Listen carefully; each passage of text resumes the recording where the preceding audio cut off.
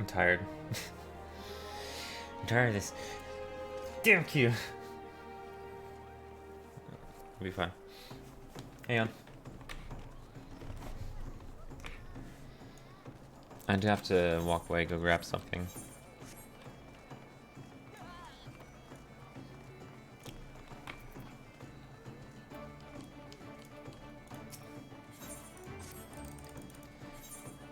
Yeah, my retainer is still under geared. Ooh, that should be expensive, question mark.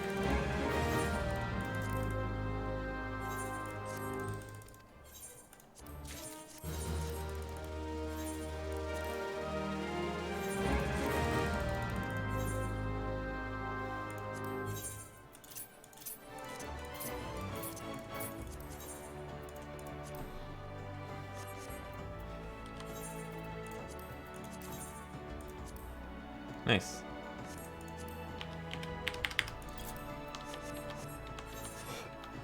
All right.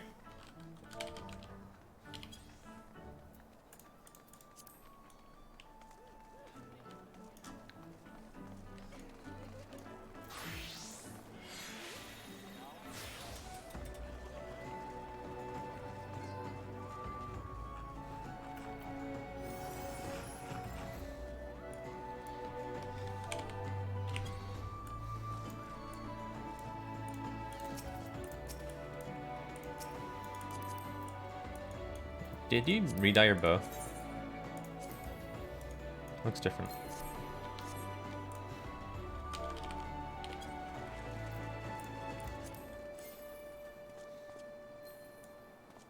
Alright, I'll be right back. 2 seconds. No food because I timed it so that I would join the game first time around. So I already ate it. It's just pizza. Don't think so? Okay. Like when people ask you when you cut your hair, you're like, no. I'll be back.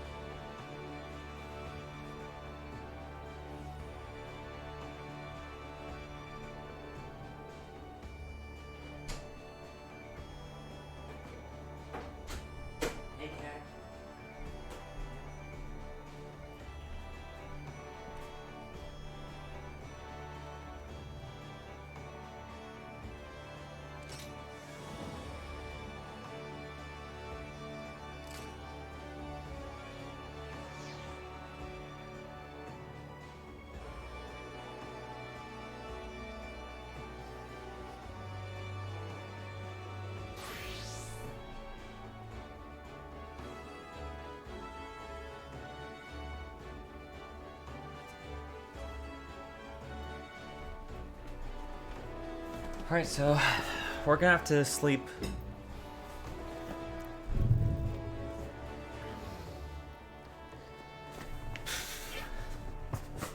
"25 minutes at a time before we hit the 30-minute logout timer to move our character around." So I heard people say they fixed a whole lot of logout methods or anti-logout methods. Surely that's not self-destructive and dangerous. Last use performance. Alright, good luck.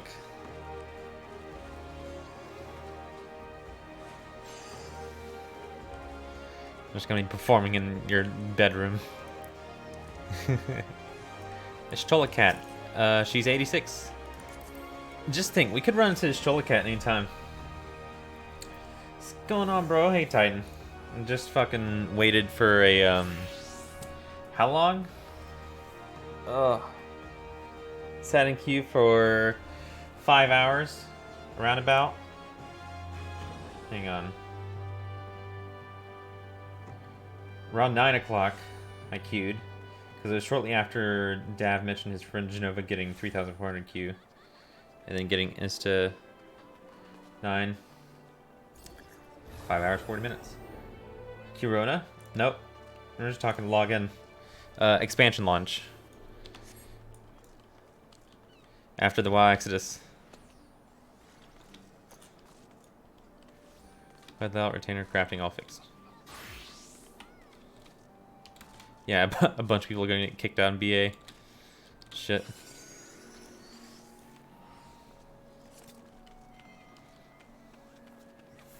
Nah, it's just a shit ton of people. And they don't have the resources to fix it. Right now. Game hasn't even launched yet, and it's still early access. Game launches tomorrow. Technically. No, yeah, I know. This ain't gonna be. This is a bad launch. It's a bad launch. And the game is fine, but yeah, this is gonna hurt them.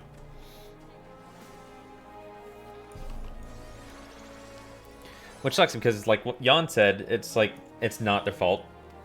Like they saw way ahead of time. It's like, yeah, this is gonna cause issues. But again, like the systems that are in place are flawed and outdated as far as logging in, and those I feel like are just an oversight. But I don't claim to be a networking engineer, so who knows? Yeah, no, it's impossible to log in the middle of the day because queue just breaks. You'll have 3,000 people in queue waiting, and then like they'll all just get let in the exact same time. So the servers are overpopulated, queue's broken, and once queues start to back up again, the server's still overpopulated, and you have to wait for people to log out. So the server's back to stable.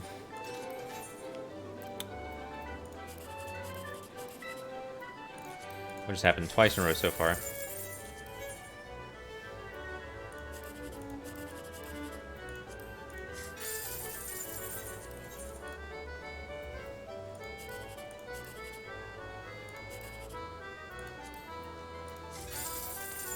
That was awful.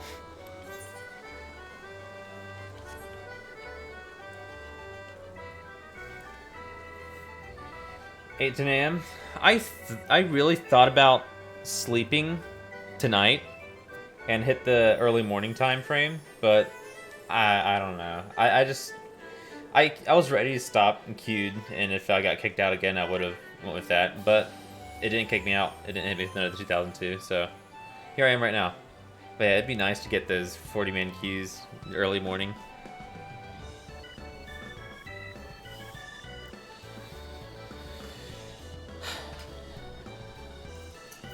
But no, it worked out tonight, so here I am.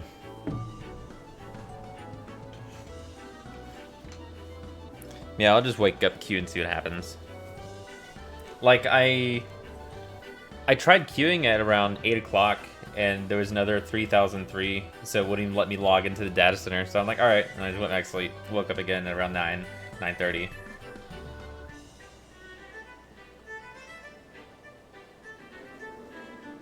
Be a morning person and get easy queues.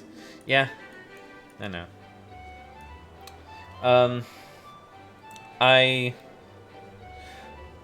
We'll see how launch goes. Maybe I could delay until morning, and I could play then.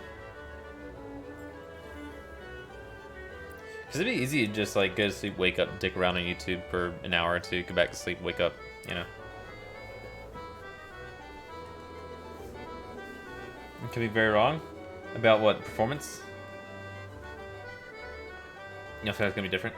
Well, I guess most everybody pre-ordered. Fucking nobody's waiting to buy the game.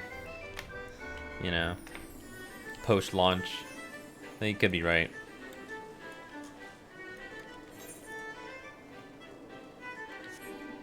But I don't know. Alright, what the fuck am I doing? Back to the moon?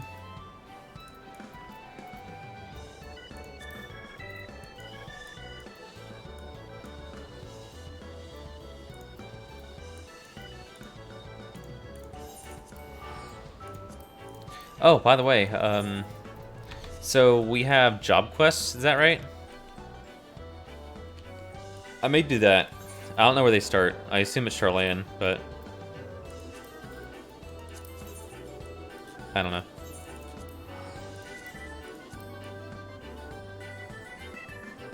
$85? Okay, I'm 86 right now. What the fuck is that?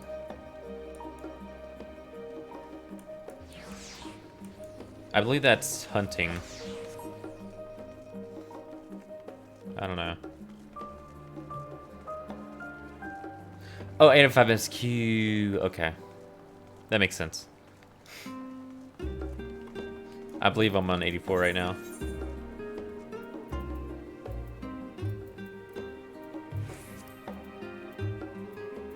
Oh, I haven't picked up the quest yet. I'm like, where the fuck is it?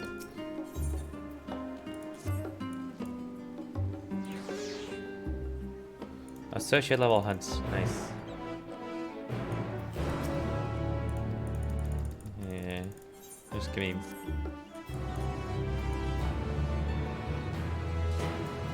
And the dock? I haven't gotten any sightseeing logs. I can do that.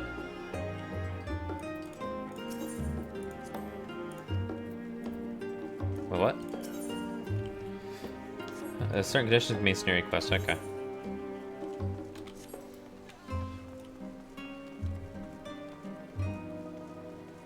Is that guy looking out right there? Oh, it looks like Kupo got DC'd fucking mid-game. Kupo. Wrong dock. Yeah, I've got like 4 to choose from. Sorry. Well, let me go over here and see what this quest is about.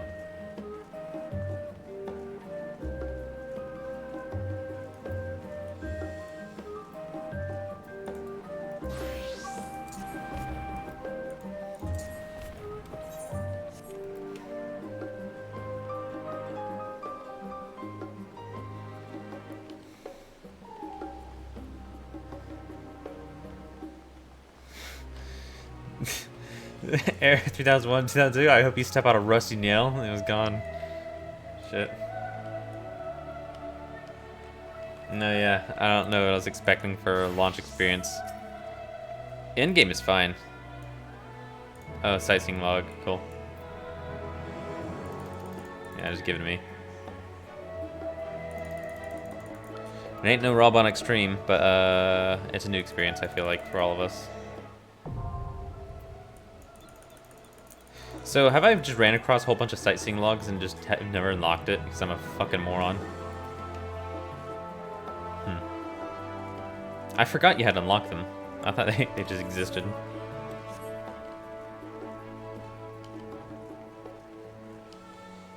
Oh well, I don't have flying, so...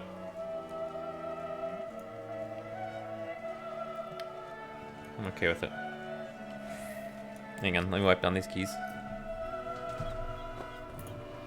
Got a little bit of pizza grease. Because, you know, I ate pizza earlier.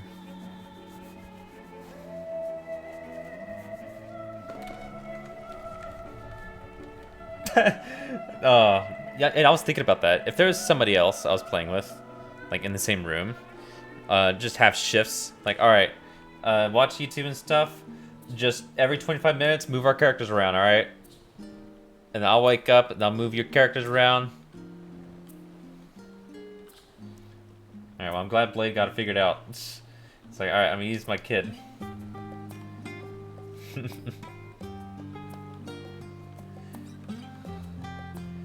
Blade, I got to bed. Happy Valley. No, no, I'm sure his wife would be fine with it.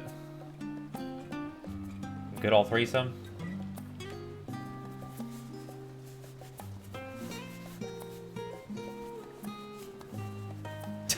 roll it past them, see what they say.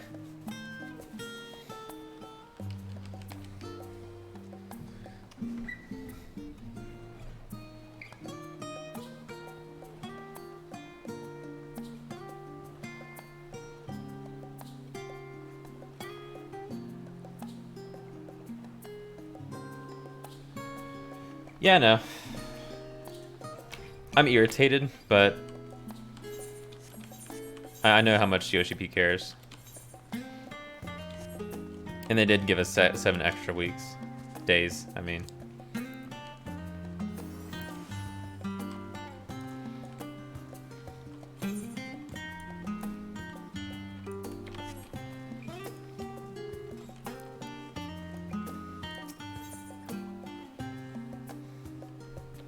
I considered just playing a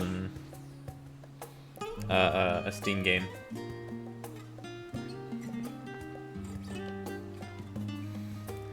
The grub hub emote. Jeez.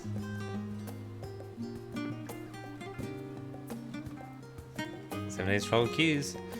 I mean, I imagine he'll keep giving us extra days the more we have issues, right? I don't think it may slow down. I don't know. We got the MSQ skippers. Cutscene skippers that are done with the game. Well, no, they just got lucky with the queue. All right, I'm gonna move on. Oh wait. Oh right, yeah. I gotta move on.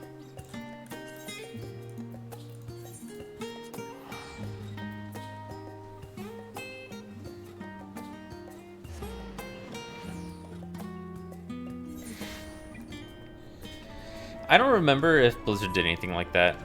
I feel like they did, but I can't remember.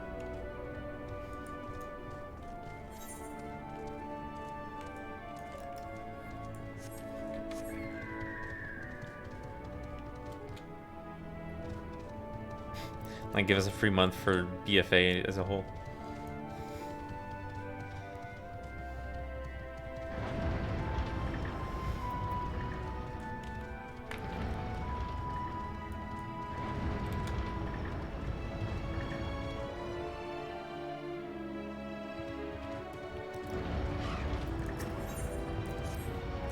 Oh, bother. Ugh. And there's Cody. I finally logged in after 5 hours, Kappa. Hey, Cody, did Blizzard ever give a free game time out for, like, server issues? Like, expansion launches? I feel like they have, but I don't remember. There's no sign of any of them. It's almost time to eat.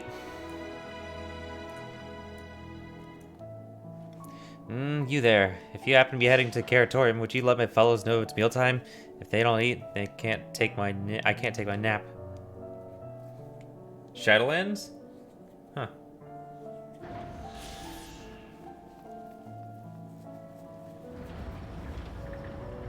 Get on free boost items as soon as possible. I think Guild Wars 2 has given out stuff too. Actually, frequently. Because I remember there being a thing where you'd log in, you would just have like free items. It's like, oh, I guess they had issues. And like people would just be kind of unaware about it. It's like, oh, cool. Thanks, Guild Wars. It's something like that. I don't remember.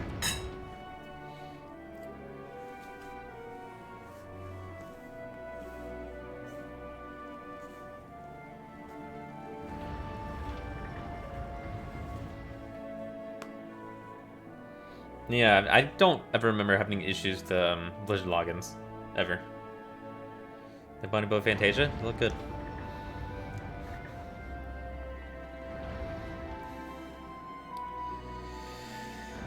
But yeah, Blizzard's had to deal with high traffic for fucking 10 years. So they've had plenty of time to work around it, where Square's kind of new to it. And this is very much new territory for them. They've only had to deal with Rob on Extreme. Tom Bandaf, sorry.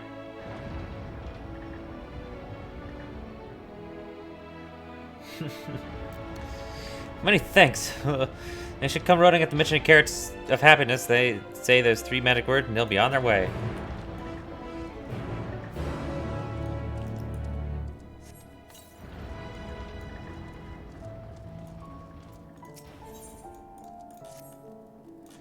Excuse me, sir. Have you by chance seen any thieves prowling about with ill-gotten iron carrots? They're crimson, tender, surprisingly heavy. Carrots, that is, not thieves. Wait, there's the evil bunnies? If you haven't seen them yet, I'm sure you will. We've been told that your adventurers are quite good at solving crimes that no one else can be bothered with. His name Thieving Way? Wonderful. I'm relying on you to solve the carrot caper. Honestly, what manner of feed would deny a Laporte their dinner? Anyway, our culprits took 4 carrots in all. Those are not easy to carry about, so I dare say they can't have gotten far.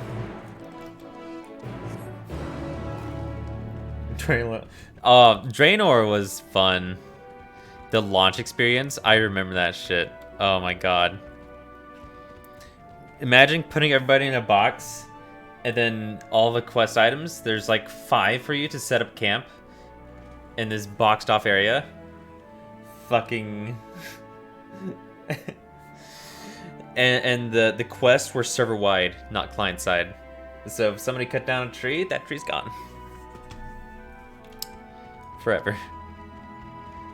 And like once you did build camp, you'd fall through the world.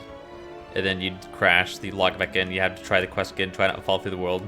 Oh, so fun. It was so...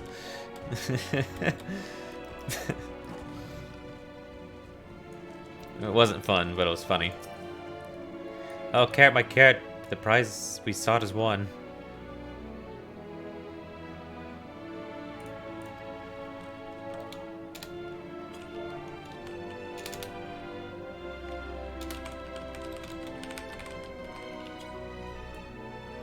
What?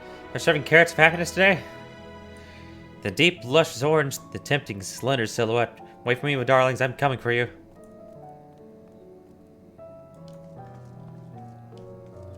Yeah, Draenor sucked for sure, but the login experience was unique.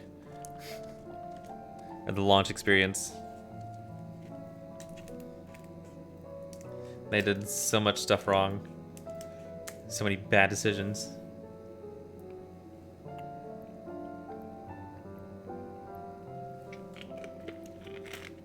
It's like they don't plan ahead. They only plan for one expansion at a time. Like, they play it too safe. Almost. They throw a bunch of shit on the wall, but then they like get ready to scrape it down. Can't have too much. So player housing, it's very small scale and fucking shitty. And so when nobody liked it, like, I guess nobody wants player housing. I don't know how they fucking operate. It certainly feels that way.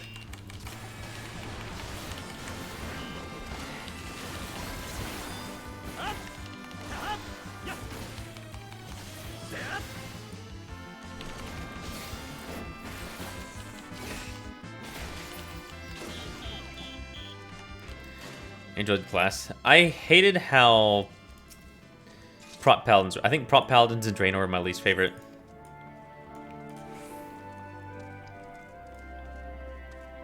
I don't remember why, but it felt real jank. I still played it. I still liked it, but it was a far cry from the paladin that I remembered.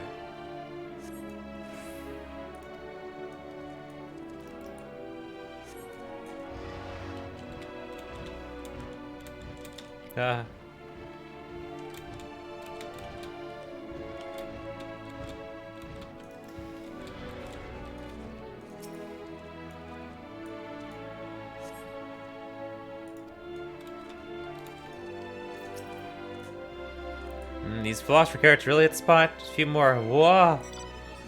What? No, I'm not stealing. These are mine. Isn't it so wrong enjoying an early dinner? The muttering Laporte stomps off and starts a place to eat in peace. You suspect this is not your carrot culprit.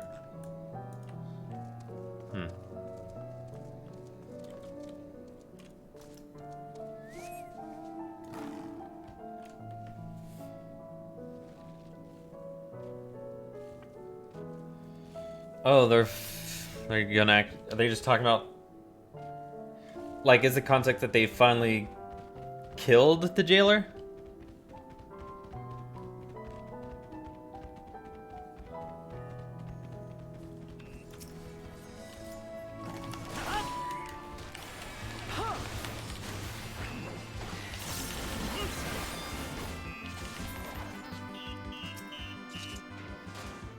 Special stock carrots. Iron carrot detected. Initiating iron carrot procuration. I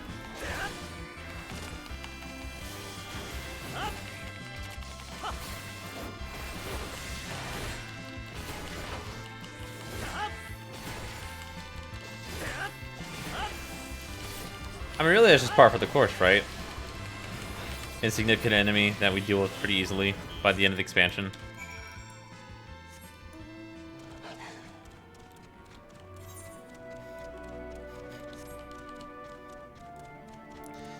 Does Nathanos come save the day? That'd be pretty epic, Kappa. Got my whiskers, a visitor from the Ethers. What do I do? What do I say? And have you brought any snacks?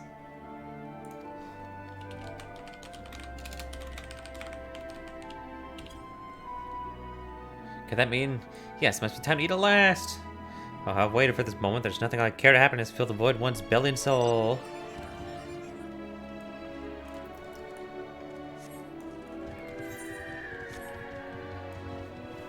No Nathanis info? I'm shocked. Danuser, what are you doing?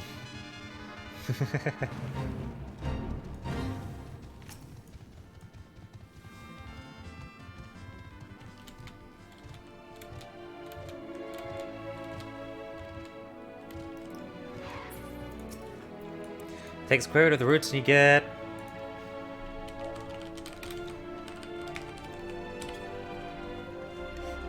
Carrot's happiness to say. My, is it that time already? Now let's work out projections of optimal carrot production based on the total population of Ethers to ensure that... No, never mind. I must make haste or I'll miss out on seconds.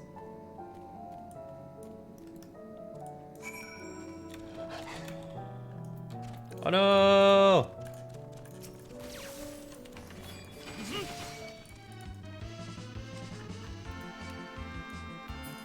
Oh, he still died. Rip. Don't release, sir.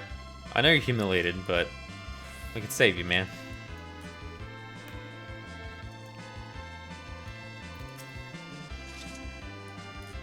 So you returned, and everyone else accounted for. Sustenance is essential for Laportes, though I suppose people are the same. In any case, we expended a lot of effort in raising a whole variety of carrots. Carrots happen to start new cultivar that are particularly comforting, though. It seems almost silly to have our workers consume so many carrots just so that we could produce more carrots.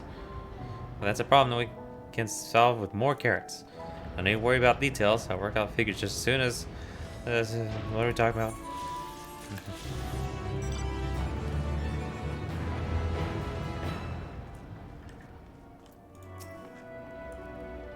You're back. Please tell me you found the carrots.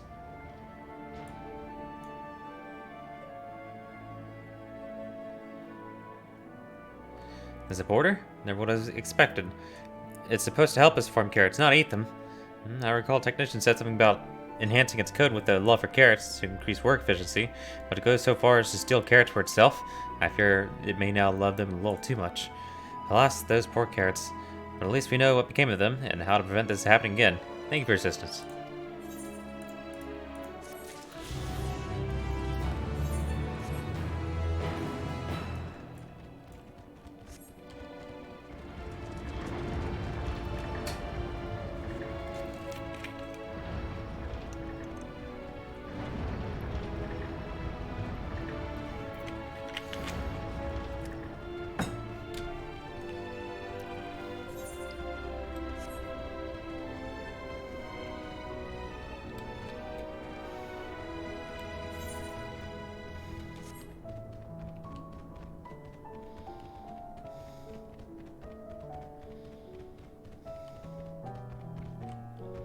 Ah, shit.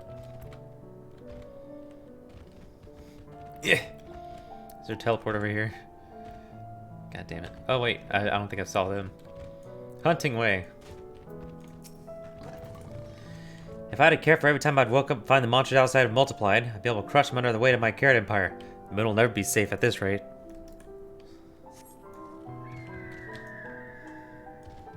Yeah, here we go.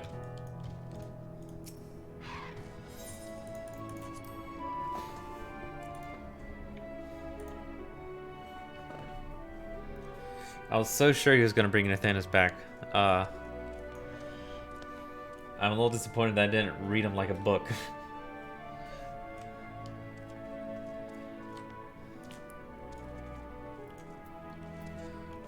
But yeah, no, I don't think anybody's shocked that nothing happened with the jailer or anything. It's just back to normal ass status quo. May not seem like it, but we've been planning this far longer than I'd care to admit. Each time we woke up, we'd have long discussed about how to save as many of you as we can. Feel like everyone had an opinion on this or that. But the one thing we all agreed upon was that the people of Ethers wouldn't take action to save themselves until it was far too late. That's why we're striving to make the moon a vibrant, magical place they'd hop at the chance to visit. Rather than waiting for the flames of oblivion to get them off their tails and force them to accept our invitation, the residential quarters may not be up to the necessary standards just yet, but there are plenty of other places worth seeing. You've already had a look around the Caratorium, but wait till you see what's waiting for you at the east end of the borough. Follow me! Time to lurk! Alright, espresso.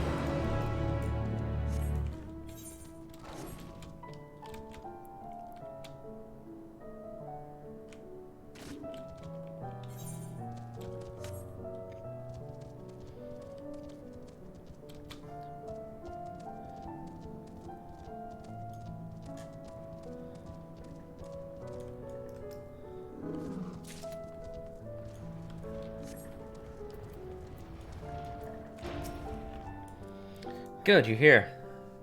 Through this door is the greatest End's Vale. It was named as such because it's the veil to end of all veils, the most beautiful forest you'll ever see. We understand the people of Aetheris enjoy taking leisurely walks through the natural spaces and the like, so I'm sure you'll enjoy it. How about we start with a nice stroll through the fountain? This way.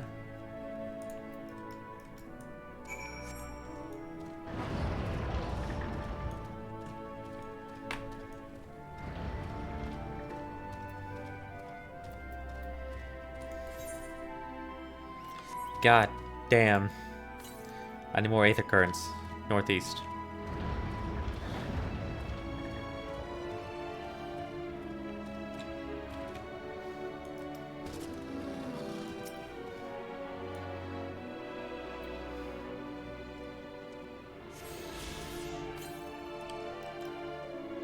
Southeast.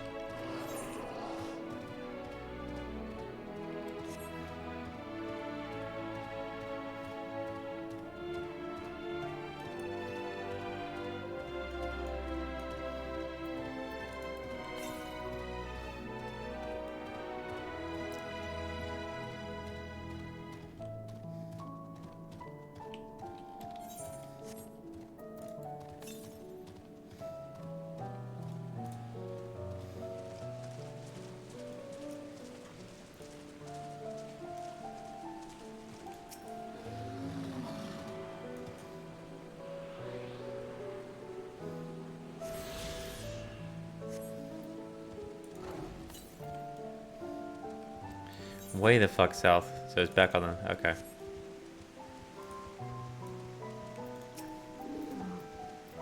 So, what did you think of the forest? Isn't it positively pleasant? Simply sublime?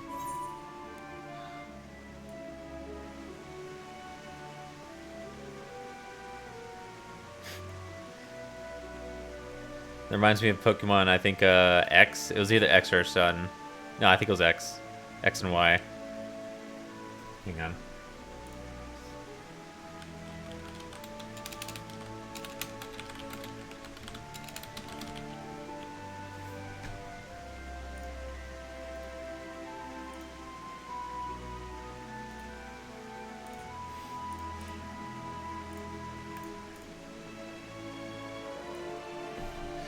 I like to burn my face in the fur around my Taurus's neck and take a big whiff of its scent.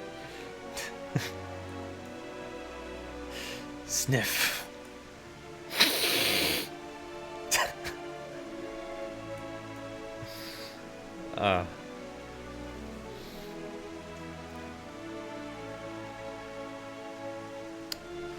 Tis as transcendent as bury your face in Chugba's plumage and take it a good long whiff. You really think so? Truly? Hearing you say that means more to me than you know. Personally, I'd say this place is the pride of the borough. Building this place was a challenge, let me tell you. Since we were born here, we've never seen trees in person before, let alone a forest.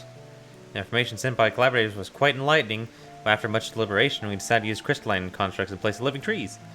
And thanks to our atmospheric circulation system, this place produces air as clean as you'd like to find in the forest of Aetheris. The fountain here behind us, powered by a rather large crystal adorning its top, plays a vital role in supplying us with fresh water. Wow. Much time and effort was spent making it the most spherical of spheres, and I dare say the unparalleled roundness speaks for itself. I enjoy nothing more than a nice long stretch and a spot of relaxation wherever I come up here. You look like you stretch yourself. Alright. The water. Oh, rip.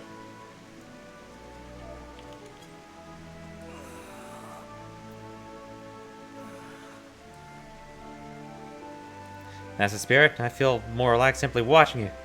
A sight worth the many years spent building this place. If it's not too much to ask, it's always been a dream of mine to take a walk through this forest with someone from Aether's. Could we maybe... Sure. You will? Oh, be still my quivering whiskers.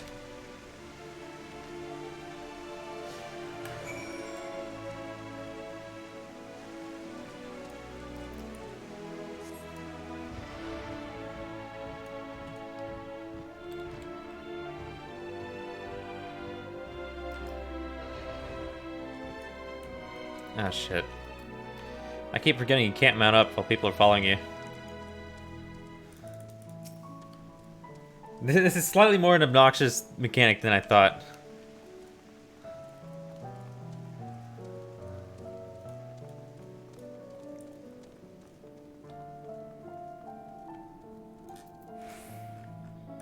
I was thinking, Angered, that I could be more helpful to you by teaching you a little about the moon and what it is we do. When we were first created, the moon's sole purpose was to hold Zodiark, and there was absolutely nothing to be found here. Eventually, Hydaelyn gave us our first task. Furnish the moon with propulsion systems capable of facilitating travel to other stars. It sounds impressive, and I suppose in some respects it is. But it was only possible thanks to all the knowledge Hydaelyn shared with us. We also had a lot of time to get it done. 6,000 years, give or take. But anyway, let's keep going.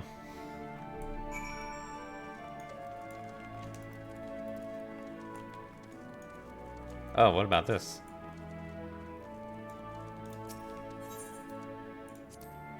And like a relaxing stroll, forget one's worries, huh?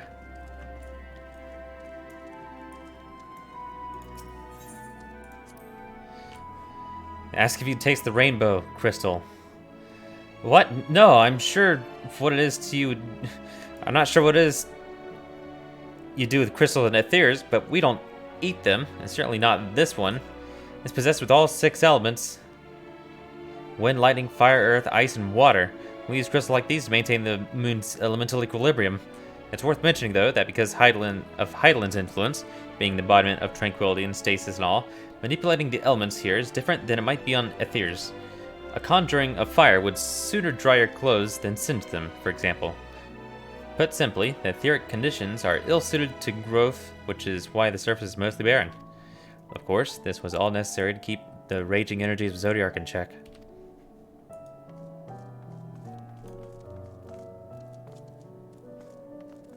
That looks so good.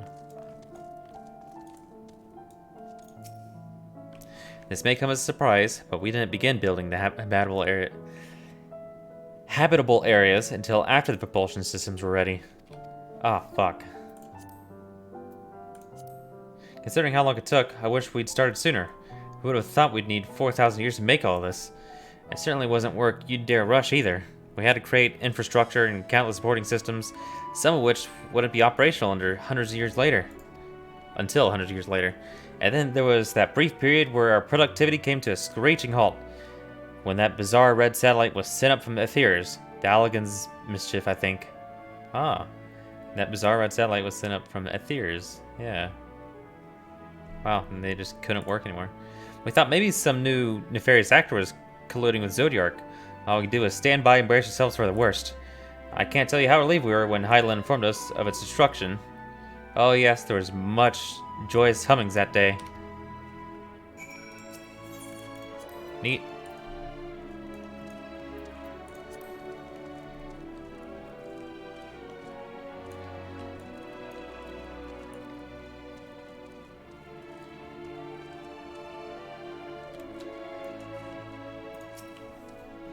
Say, do you notice anything peculiar about the treetops?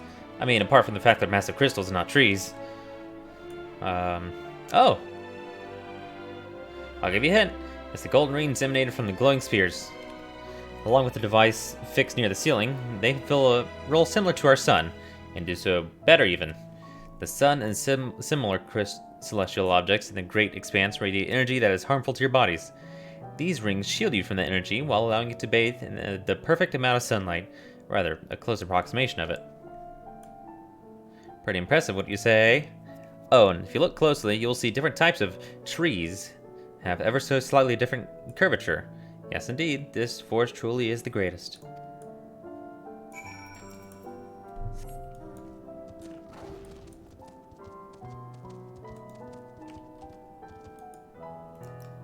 God damn it. I'll remember one day.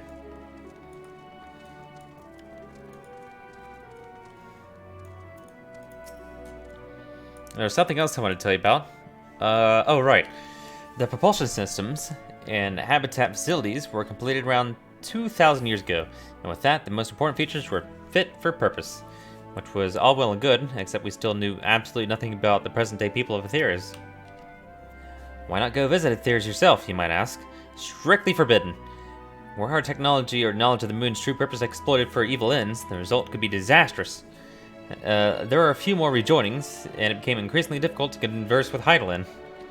Fearful we might lose the ability to communicate with her altogether, we beseeched her to find people on Aetheris we could trust to help. We were quite fortunate everything worked out as it did.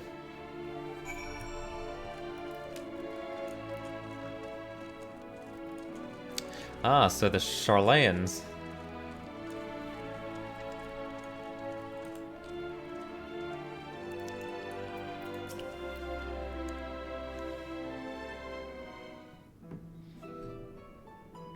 With the exception of routine inspections and maintenance, we remained asleep and waited, hopeful Heidelin would find someone who would help us.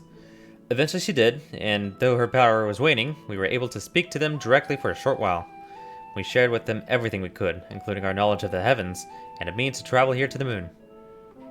They certainly didn't waste any time with what we taught them. No more than a few years after that, our collaborators found a means to convey messages and supplies to us from down below. With all the letters, books, and other resources they sent, we learned enough to start making more meaningful changes to the moon. And now you're here, hopefully enjoying yourself as much as I am. I knew you would like the greatest Innsvale, I knew it! Thank you again for coming here, by the way. I know it was just a walk through the forest, but it meant a lot to me. There you are. I take it you've already received the grand tour. A shame we missed it. Growing Way, I've been looking all over for you. Orange preparing his lies. Oh, is this about teleported to the residential area? No, never mind that. We have more pressing matters at hand. I will be calling an emergency meeting shortly, and your attendance is required. Really? I can't imagine why you'd need me there. But if you insist. We won't be away long, so you all are more than welcome to continue looking about the burrow. Now come along, Growing Way.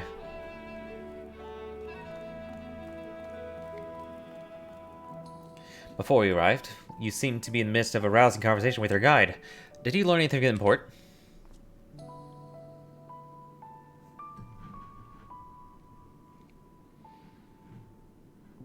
They spent 12,000 years preparing for this? With the appointed hour fast approaching, I can certainly understand their restlessness, but still. It remains to be seen if the people can be persuaded to evacuate when there are yet no signs of the final days. What's more, the technology of this place defies imagination. I doubt there are many who would readily come to terms with living in such surroundings.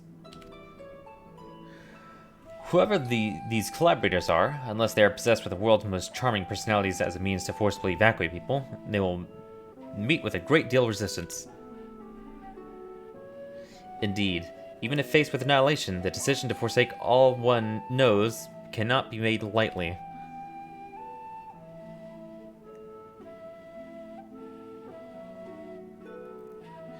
Forgive me, friends, but I must beg your leave.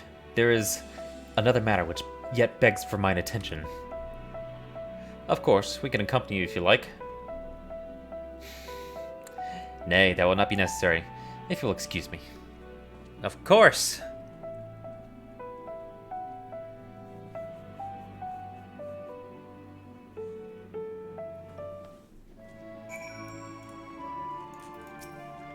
Huh? What do you suppose has suddenly tickled his fancy? He found no way to lie to us. 'Tis clear now that difficult decisions lie ahead of us. Preparation for the evacuation of Aethers is indeed crucial, but I am not yet willing to forsake our world and its reflections, and I trust I am not alone in my reticence. Thank you for finally saying that. Took a while. The final days have made brave fools of us all. Did Orange seem strange to you? More so than usual, I mean. I know he was penchant for keeping us his own counsel, but I'd be lying if I said I wasn't worried. Would you go and see if he's alright?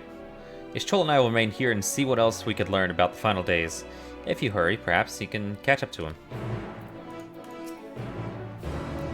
Better for only one of us to go, in case it is a delicate matter. Hopefully I'm overthinking things. Orange usually puts more effort into concealing his clandestine endeavors, and perhaps he's simply given up on trying to hide it, knowing we'll find out eventually. In any case, that he acts with good intentions is plain, so please give him the benefit of the doubt. Alright, our favorite little liar. Oh, he's... okay. Over there. Oh, right, that's gonna be way down there. I forgot.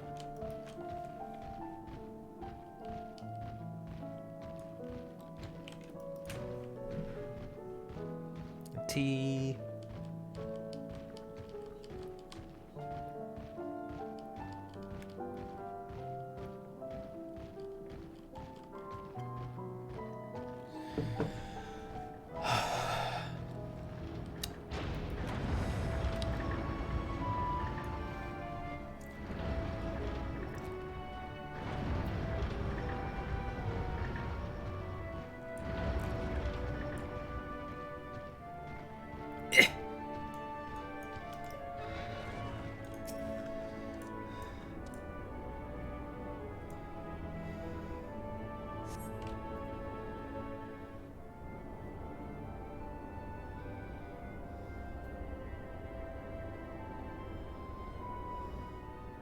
There he is.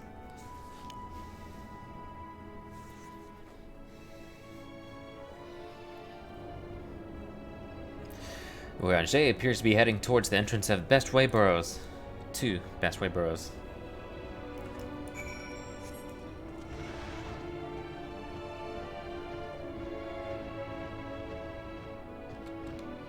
Damn.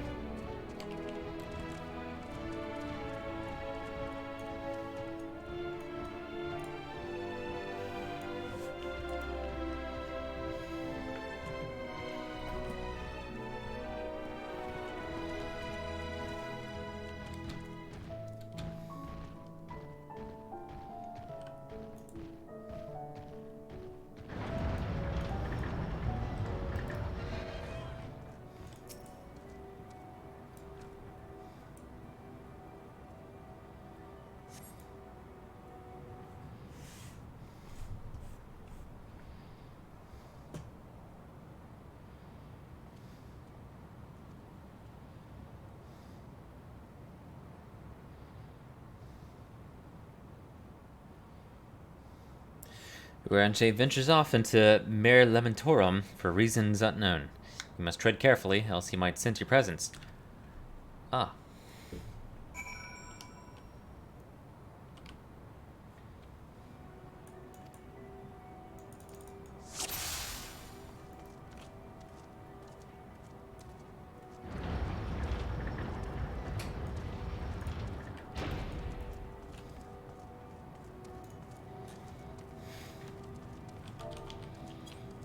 Surely he can't see me from down here.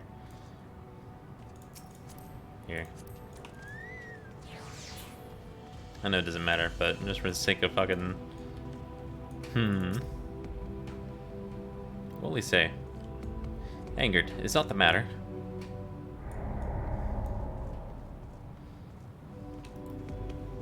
Before I decide to see what he says when it's too late. You know what? Let me see how these work. How close can I get?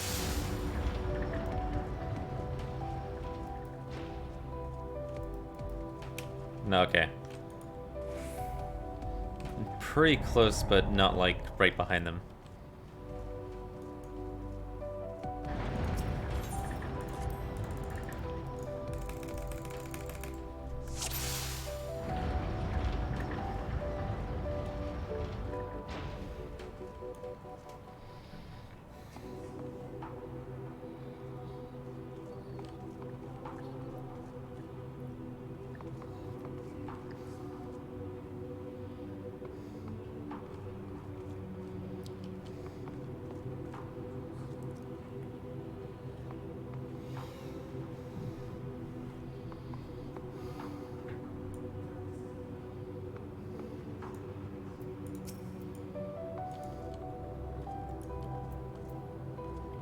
I think these follow quests are a little arbitrary. Not a fan of them.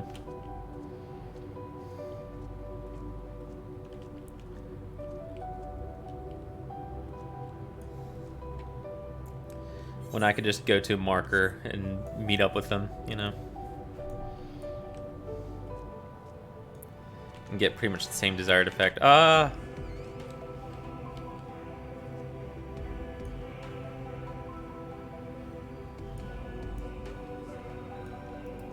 Oh, he running.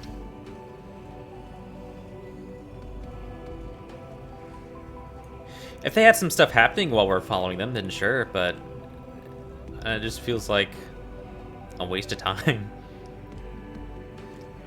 I'm just following them. All they do is get suspicious and turn around. Nothing else happens. Like have somebody jump out and mug them. I don't know.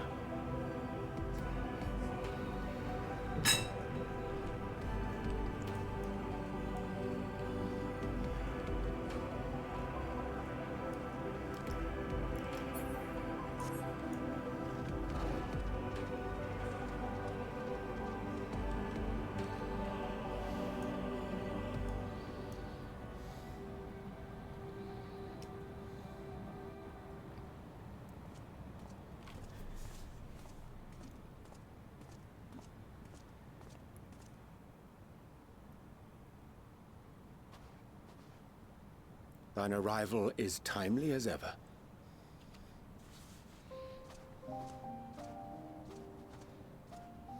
Thou didst chance to overhear my conversation with Living Way, I presume?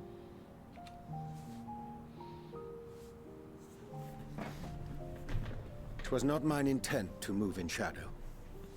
Nevertheless, I have been asked to do that and more yet again.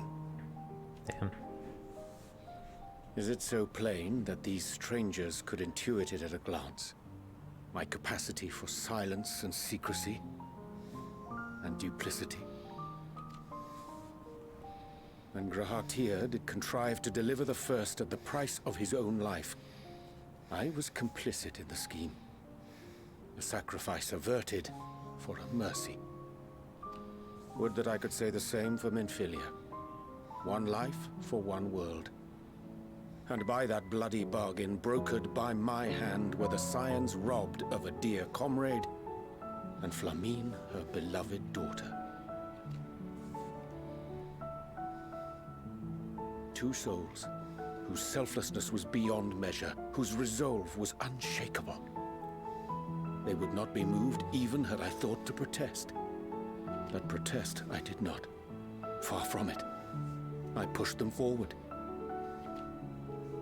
No effort did I make to seek out alternatives, ones that would not demand such terrible costs. Wow. That resignation weigheth heavy on my mind, as does the memory of another lost to mine inaction. Dearest Moonbringer, who did face death unflinching, that we might secure a means to bring low the Ascians.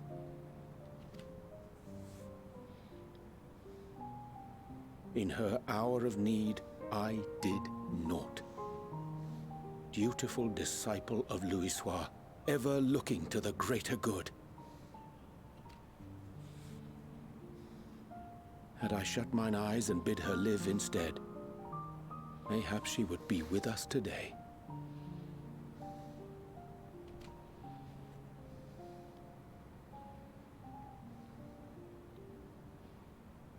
Selfish wants born of everlasting regrets. Most days I put them from my mind, but could think of naught else when asked to swallow the same bitter draught. Subterfuge and sacrifice. Mayhap the right moral choice, but one I regard with great trepidation.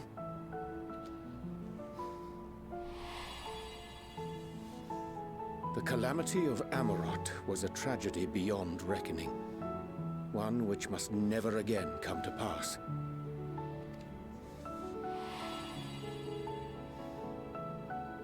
Thus must we struggle, haunted by ghosts of those we have lost, clinging to those we pray we can yet save.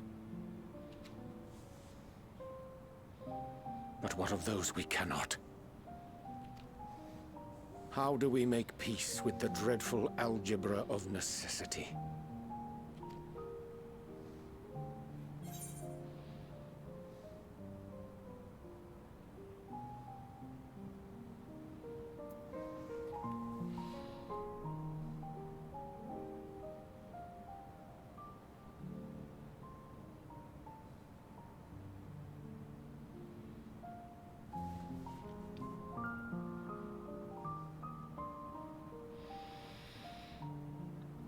Have faith in yourself and your decisions. Take heart and protect well those you can. Sage counsel indeed. Do what you can, man. It's okay. I see. Wisdom as befits a great worm. Curious that he should think thee in need of such encouragement.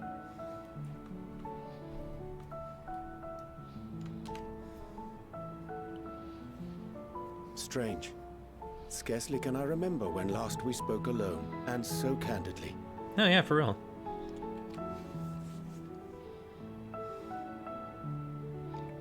I thank thee. For all my supposed skill with words, I find it difficult to express such private thoughts. As for the Loporrit's proposition, I will take time and consider how to respond. 'Twould be to our mutual benefit if we could converse more openly with our aspiring caretakers. Yeah, let's have counsel. A concern I should be glad to address on the Scion's behalf. To dispense with all pretense and bare one's heart to another is a frightening thing indeed. But we cannot move forward ere we take that bold first step. A lesson I have learned many times before. And today.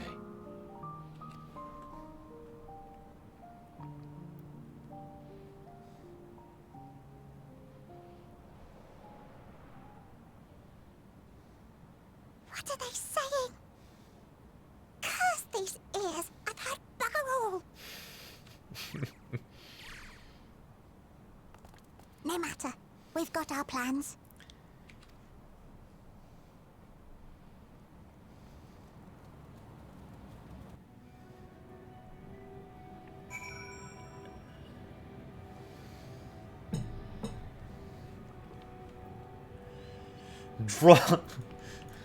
Draw 25. Hang on. Is that... Can I find that quickly, I wonder?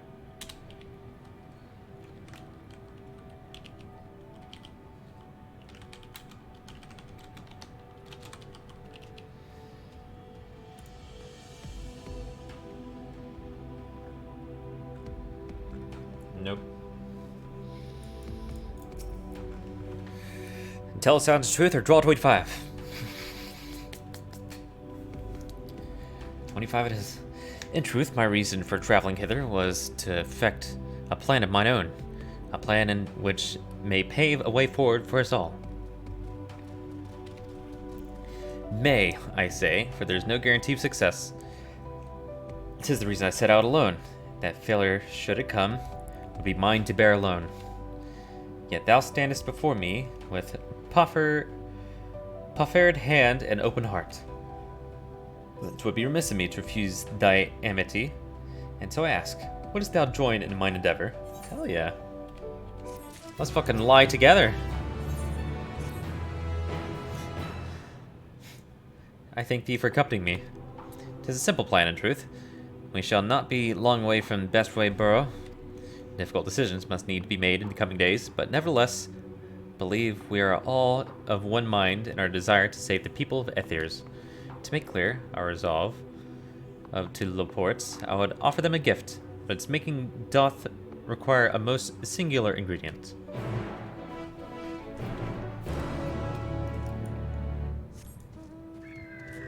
Yeah, I saw that in the sky. What the fuck is that?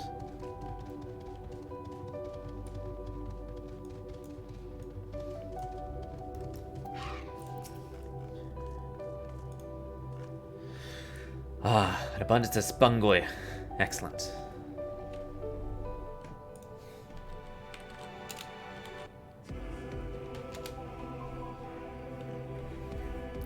I chanced to spy this aggregation when crossing Zodiark's erstwhile prison. Using a spell taught to me by the Numo, I believe these shall suffice for the gift I would fashion. The magic requireth considerable concentration, however. Might I prevail upon thee to stand watch whilst I perform the incantation?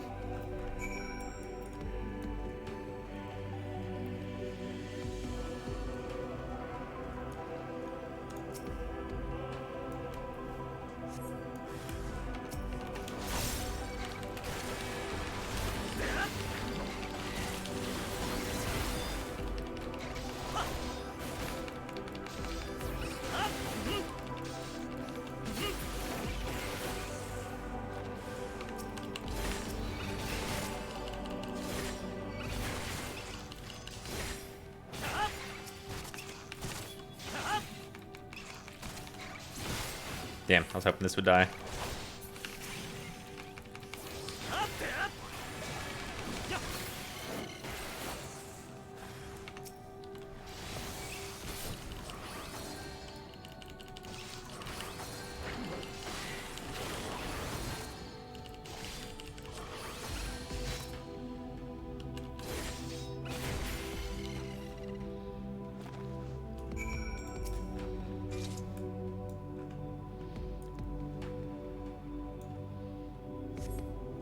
Surveying the nearby area, you see no sign of potential threats. This would be a good opportunity to see how Urianger is faring. How you doing? Urianger remains fixated on his work. Gotcha.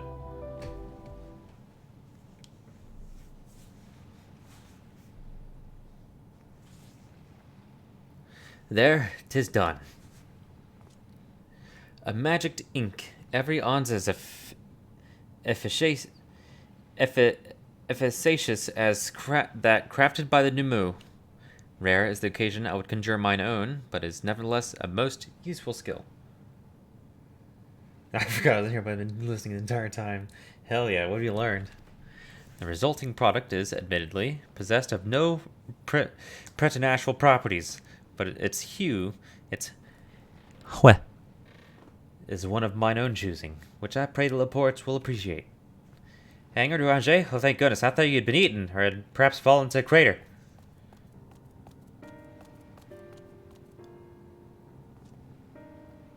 Just going for a stroll. Ishchola has been looking all over for you, Angerd. She says she needs to speak with you about something most urgent. Dire, even. She was also quite clear that she wishes to speak with Angerd alone, which means, I'm afraid, you must stay behind, Urianger. But worry not. It just so happens we need your help with an errand, delivering a package from the Watcher's Palace to Bestway Burrows. It's quite large and heavy, perhaps even too heavy for we poor Laportes, and we would be ever so grateful if you could lend us a hand. Alright, y'all are acting sus.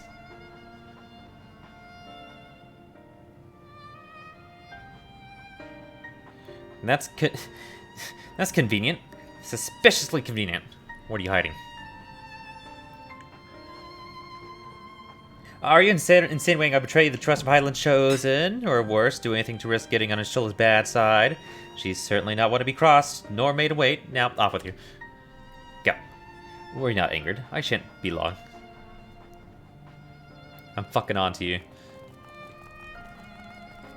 Nothing. Yeah, there's not a whole lot going on. Just some exposition stuff. Well, I mean, after stuff happened, more exposition stuff.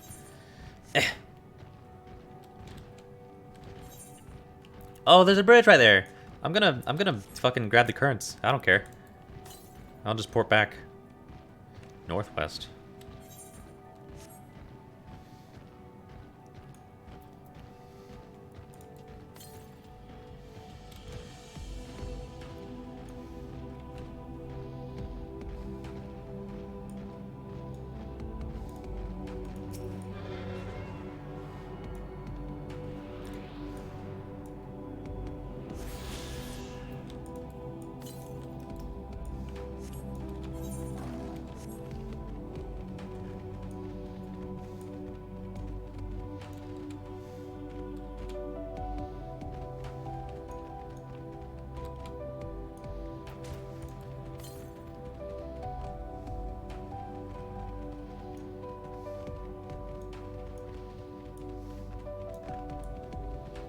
Ooh. North. Oh, it's gonna be underground, isn't it? Yeah.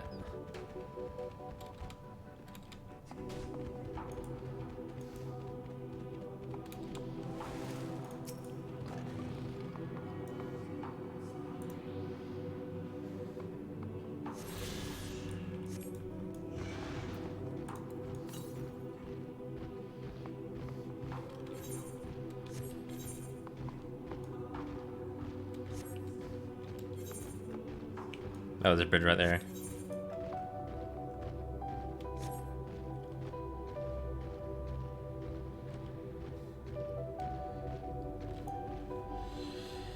Playing TFT while watching.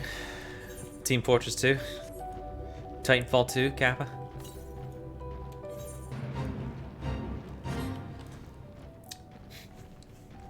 TFT. What was TFT? Team Fight Tactics? I've never heard of that.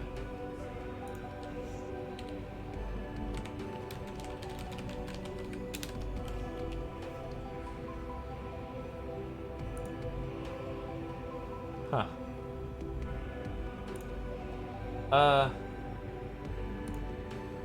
Oh, is this, oh, this is Riot, isn't it? Yeah.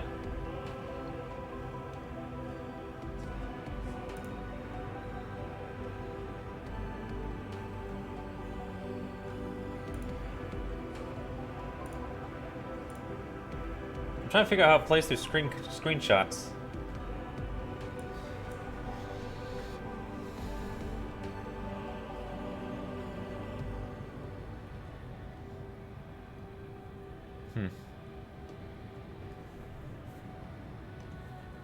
I can't figure it out.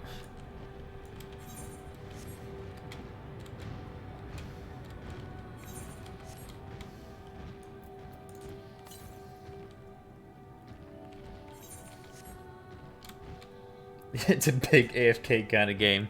Like AFK, wait for your opponents to fucking make their move kind of game. Sort of like Hearthstone.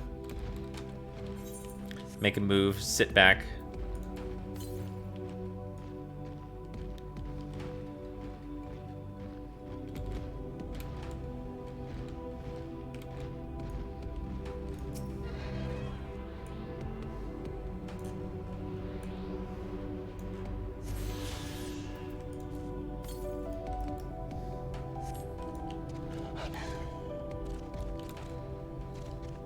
Like 7 people? Huh.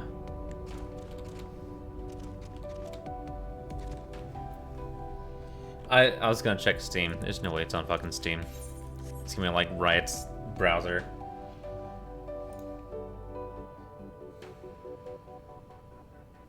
Why does it open?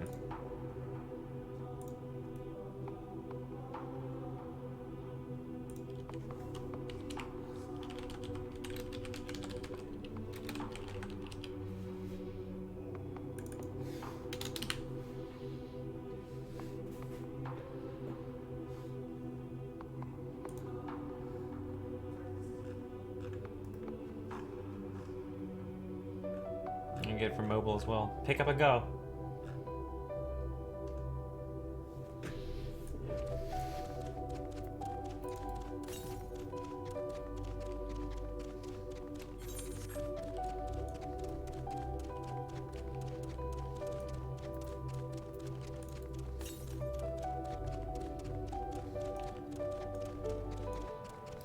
I played in bed.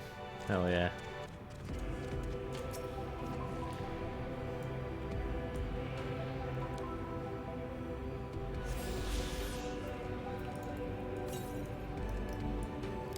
Oh. Way the fuck northwest. Is that the last one? Yeah, I'm getting it.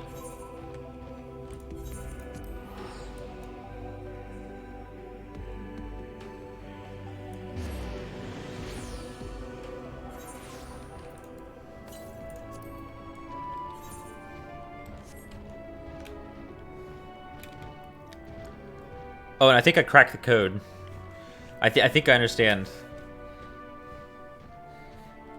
why the story in Final Fantasy XIV doesn't vibe with you. But I don't really know. It's just a fucking theory. So you have to bounce with me on this, or like bounce it back. So I think the story of Final Fantasy XIV very much uses your character as a springboard per se. I was gonna say crutch. I'm like, well, that's kind of not a pleasant word. I think it very much springboards off the character that you make to deliver the story. And if I remember right, I think the way you make characters is you're the kind of MMO player that hits randomize 4 times, and you're like, yeah, that looks good.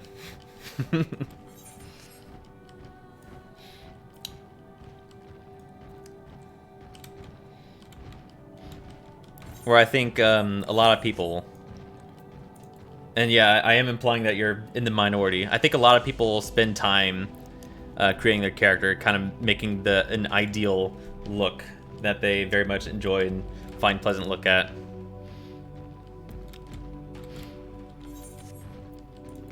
I think that may be a big part, because there's a lot of story moments that just kind of focuses on your character and like what your character says. I think that's a big part of it.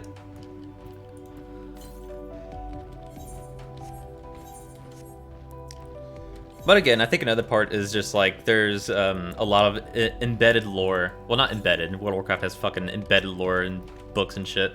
But I think there's a lot of stuff to keep track of to kind of get a general understanding of what's going on in the world.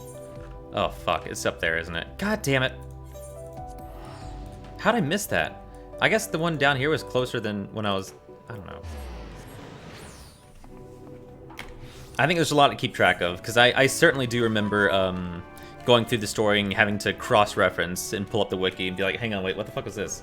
Like, Dalamud is the thing that happened in 1.0, or at the end of 1.0, and I was fucking 2 expansions in, I'm like, what the fuck was Dalamud? Like, I didn't know what it was, so I looked it up and I read the wiki. I'm like, oh, okay. It was a Allegan constructed moon that wasn't a moon. It was a fucking holding cell for Bahamut. Anyway, there's shit like that. There could be a multitude of reasons. I know, something crossed my mind earlier today.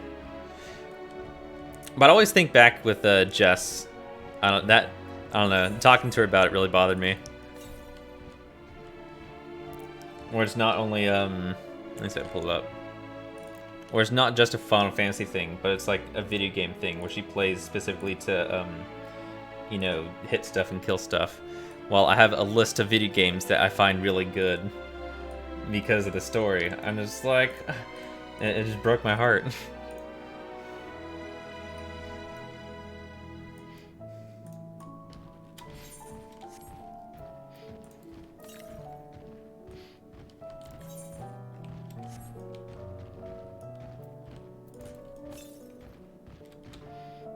But no, yeah, if you're already in Shadowbringers, telling you to restart from ARR is a tall fucking order.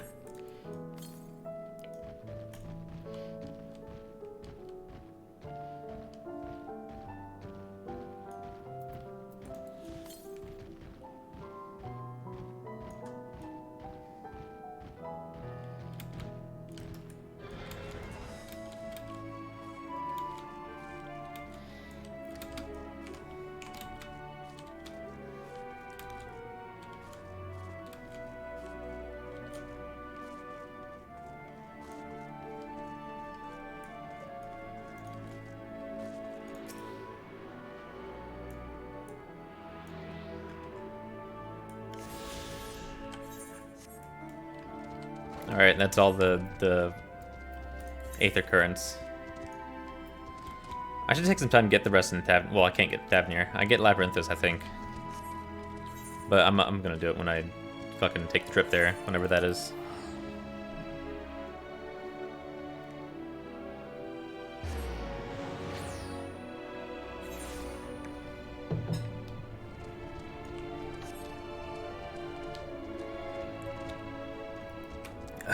But yeah, Crystal Tower's gonna hit a whole lot differently knowing what we know about Fandaniel. God. We're gonna get to Mon and just be like, we all know. We know.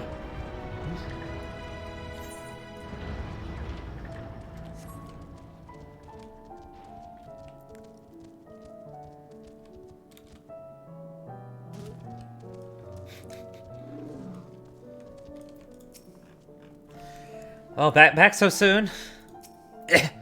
Everything alright with Orangé then? That's relief. What the fuck is going on?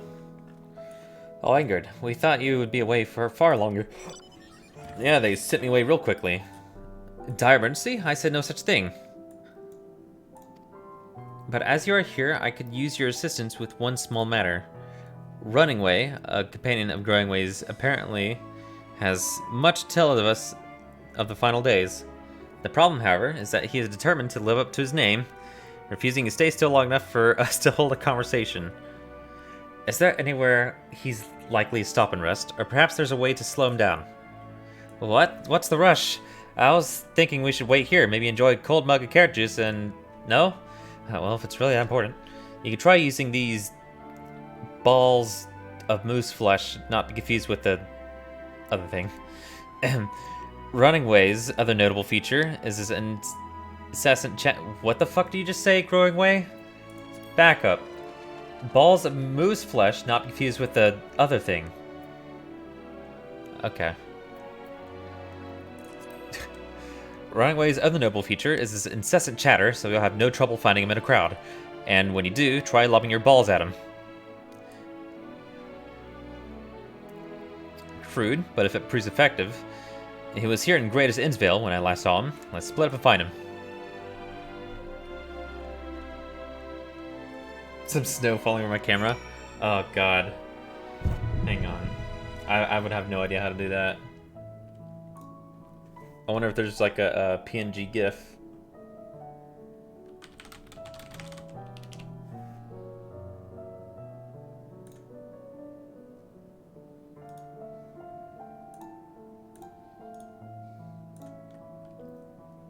Let's see. I can probably do it real quick. Hang on.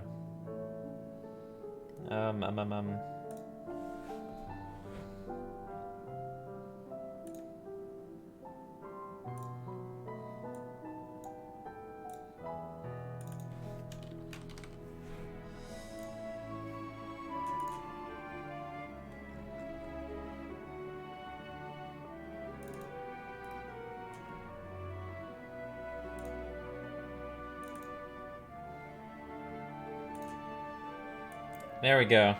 Got it. Perfect.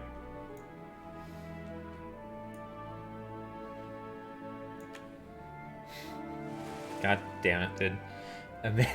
Amazing.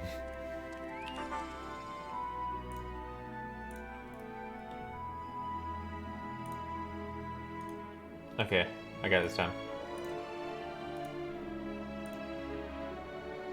Oh god damn it, this is looped poorly.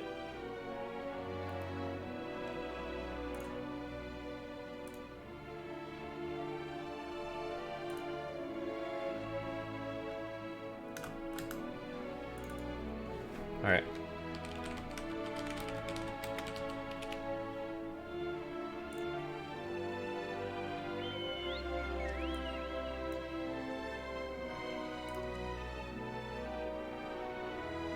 That looks bad too.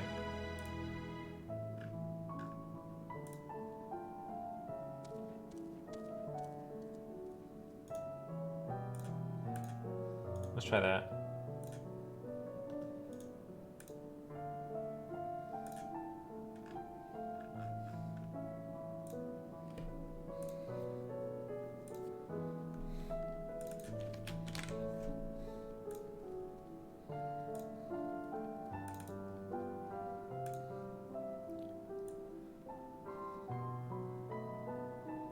How's that?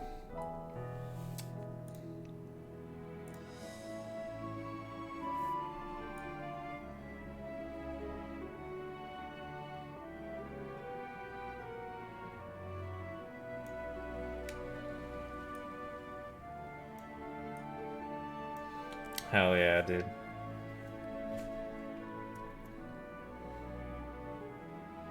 I can't wait to have an emotional breakdown with the snow over me.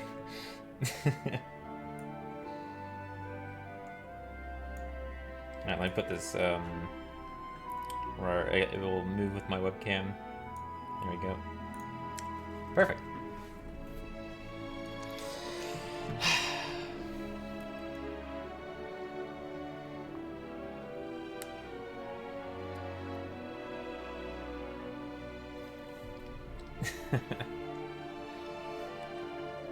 Okay.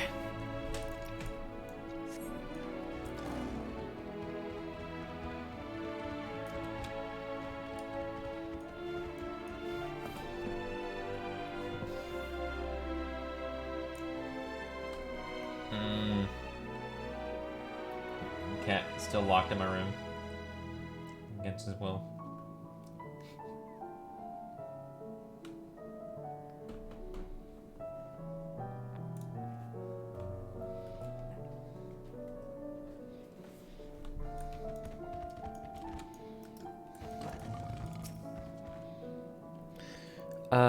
Okay, search surroundings for running away.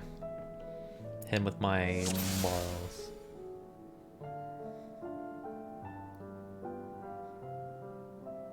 Oh. Running away?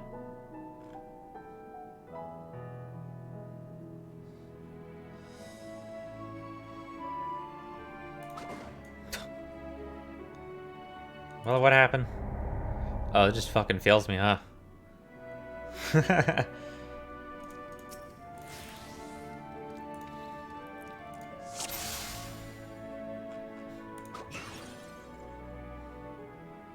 Oh, that's smarts. That was meant to be a joke. It isn't funny. Oh, I got him.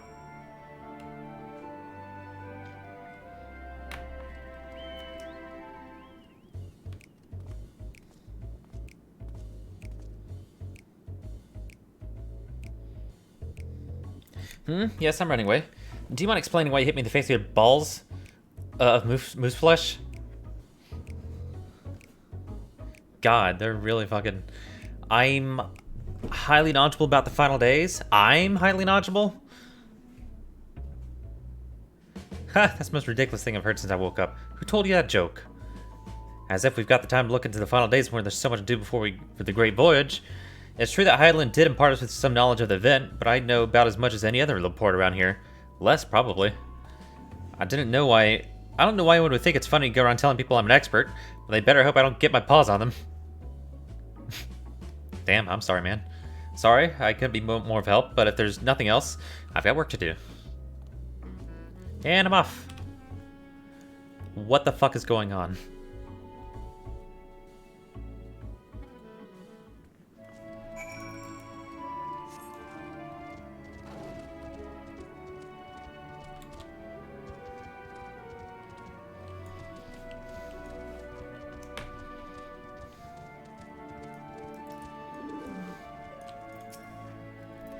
Oh no, you caught him? I mean, well done, you.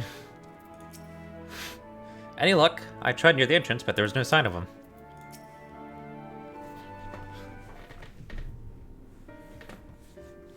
I couldn't find neither hide nor hair of him. How did you fare? Found him, he said he didn't know shit. So he knows no more than the others. Care to explain yourself, growing way? Well, you see, I misremembered. Yes, that's it. I misremembered. Terribly sorry about that. Afraid I'm drawing a blank, though. Try as I might, I can't remember who I was thinking of. On an unrelated note, what of Urianger? I assume you spoke with him earlier, but did he say when he'll be returning? On his way to the Watcher's Palace with Livingway.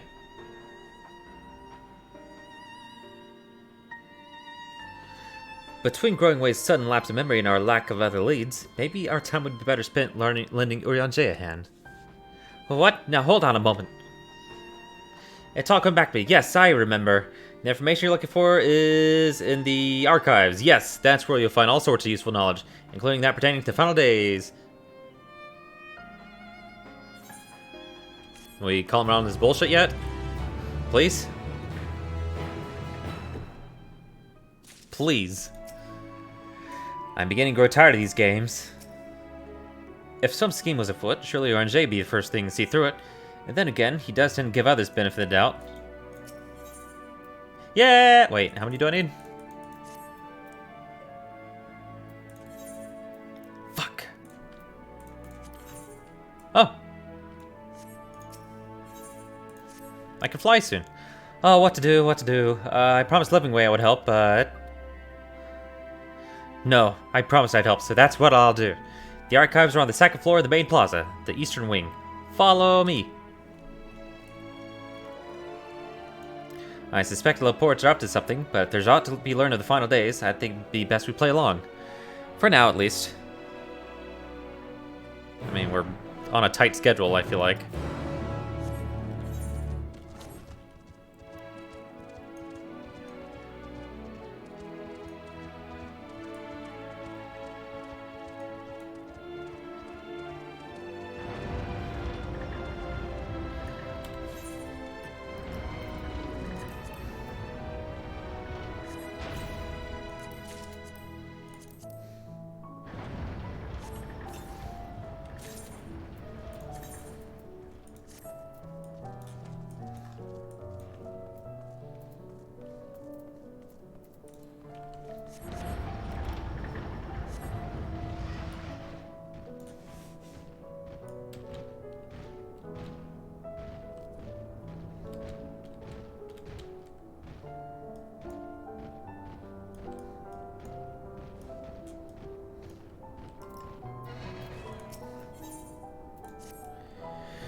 Hail, person. Yes, you. Do you have a moment? A moment?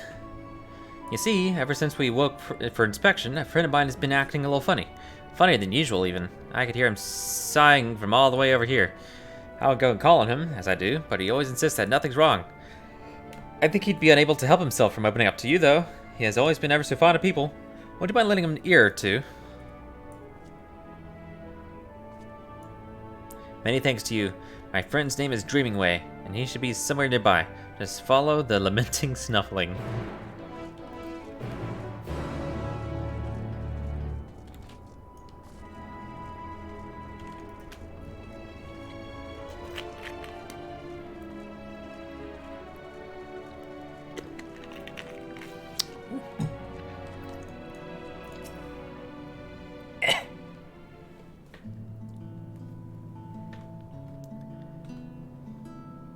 Oh, I heard it. I finally caught it. That Undertale thing.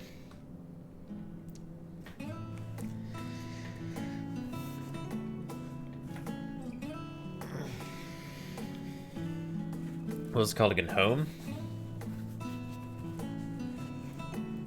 You have to catch it at, like, the very beginning. Stay focused, Dreamway. Sure, you're no working way, but... Oh.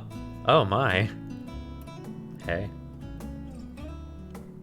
You're not a Laporte. Am I dreaming? Is the day finally here? Am I truly talking with a visitor from Aetheris? Well, whatever could I do to help you with, kind sir? I think I should be asking you that very same question. How did you know? In any case, I couldn't bother an honored guest with my silly troubles. Well, I'm bothering you. If you insist, perhaps I could share a nibble of what's on my mind. But first, may I ask your name? Angered Pally. A truly spectacular name. I'm sure it speaks to your character in one way or another. If only I could say the same for mine. Perhaps it was a mistake to choose Dream from that tome of words. For try as I might, I have no such thing. And seeing everyone else live up to their names since our awakening has only made me more aware of it. The people of Theris, on the other paw, seem to dream a great deal. Have you any advice for me? Well, what do you love to do?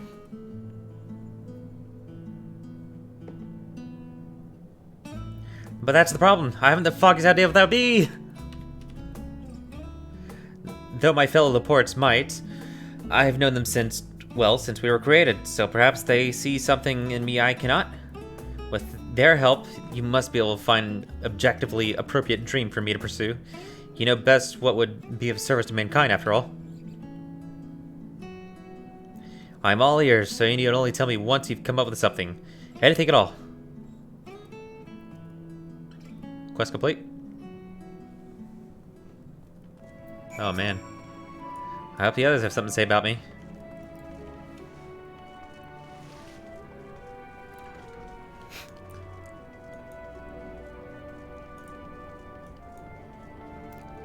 And they're like, oh, that prick over there? He's no sluggard, I can tell you that. Always happy to lend a paw when there's work to be done. Compared to some other of the others, well, let's just say he's a great help.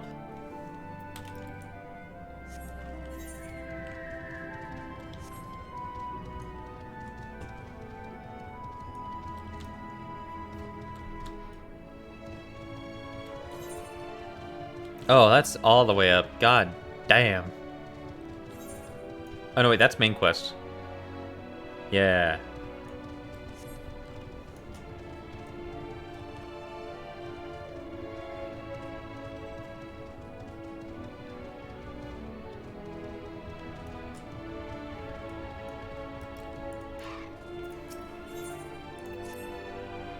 I hear you have a penchant for an excitement adventure, is that correct? Then I assume in your travels you have doubtless heard tales of the Alligans. Yes, and nearly everything wrong with the world seems to be their fault. Honestly. Shit. I thought as much. I asked because I have plans to survey an Allagan relic not far from here. The weapons guarding it, however, make it too dangerous for me to go alone. I trust you see where this is going. So are you interested in a little adventure? Yeah, sure. Much obliged. Now let's be off. No time to waste. Alright, I'll be wasting time. You want to know about Dreamingway? I can't say I know him terribly well. He's always rushing off to new tasks just as soon as he finishes the old one. I've always thought him a good sort, though.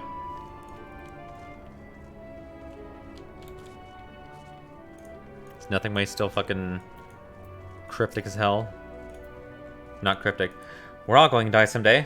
So what if it happens a little sooner? Fucking morbid.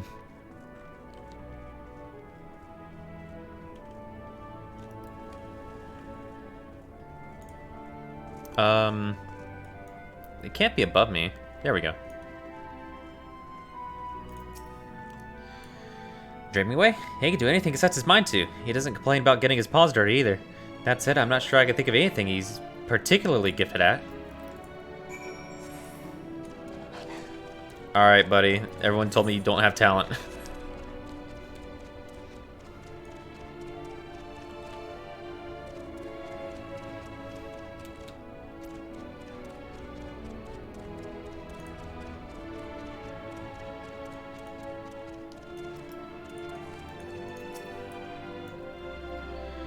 Did they have a lot of interest to share? Please say they did. That's more or less what I expected, I suppose. Nice enough, but in no way gifted. Perhaps I was never meant to dream. Well, it's never too late to dream. You really think so? Goodness, people are truly as kind as they say. In that case, I promise not to give up until we found my dream, even if it's the last thing I do. Huh. Got that. That got grim. Let's exhaust what other options before we go for anything potentially lethal, shall we?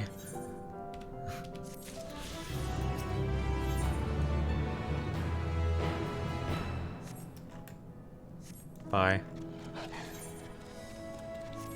Alright, what am I doing? Oh god. Oh god. Okay. Shit. Way the fuck over there, huh?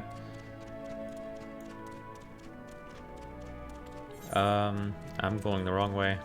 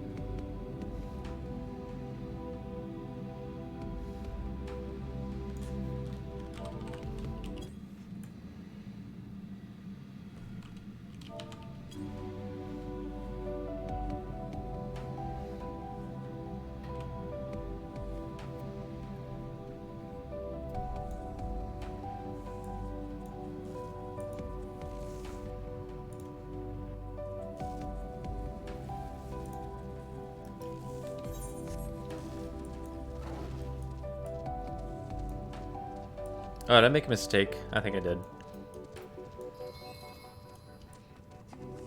I don't believe I can get over there. Damn. Oh, that's unfortunate. Monumental waste of time. Rip. I should have looked a little closer.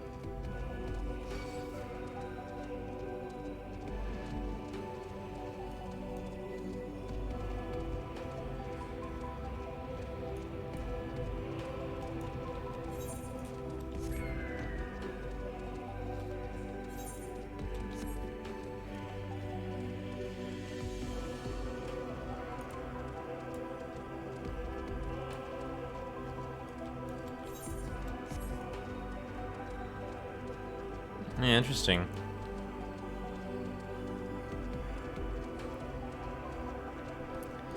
What are Allegan stuff's doing here? Heimdall's last sight.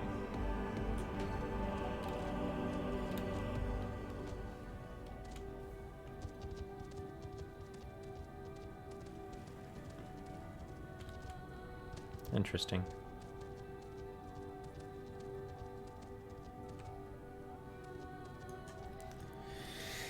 This is only level 83! Holy shit, dude.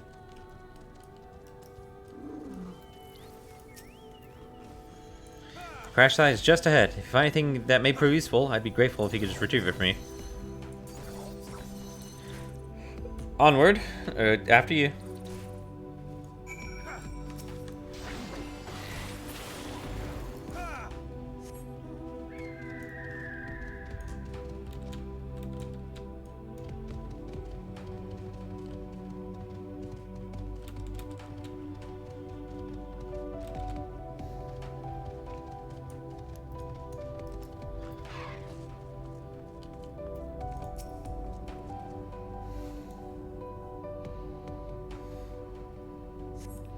The apparatus is offline, but appears to be transportable. You place it in an ambiguously sized bag.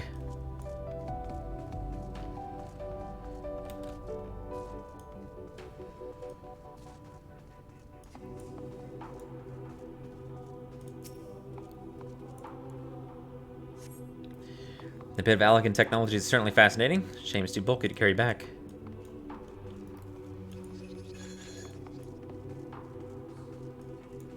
Alright, what else?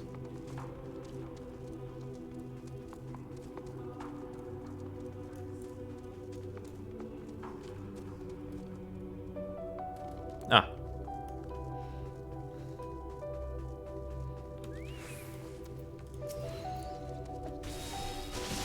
Ow.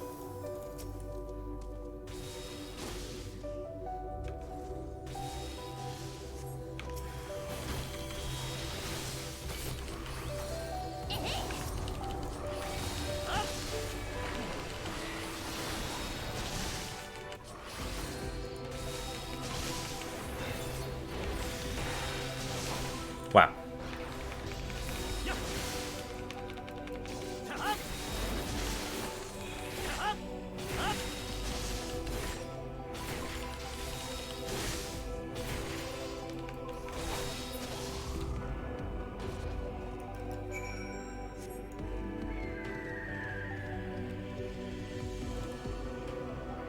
Fair skies. Oh well. I guess it's not wrong. We're in space though. Where's the planet? There it is. There it is. Or I guess it'd be star.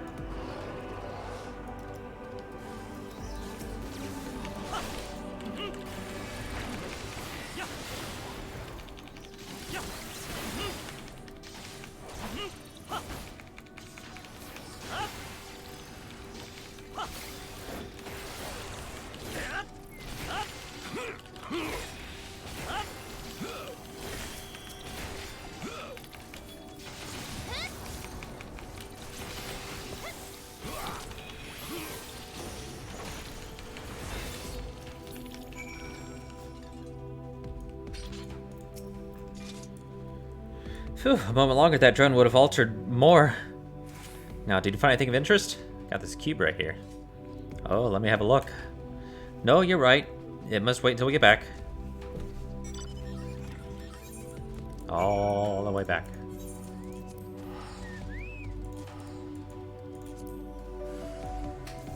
Slice? Oh.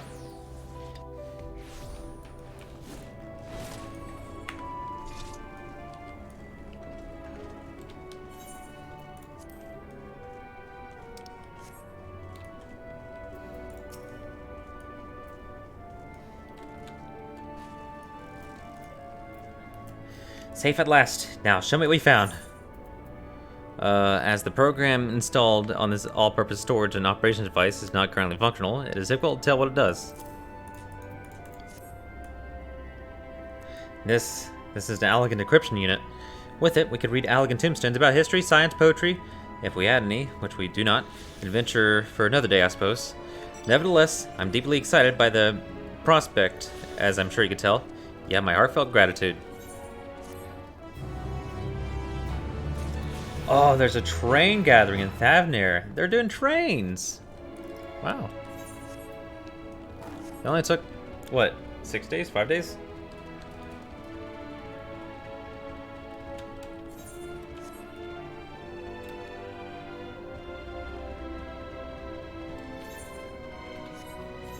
Alright, now I can get flying eventually.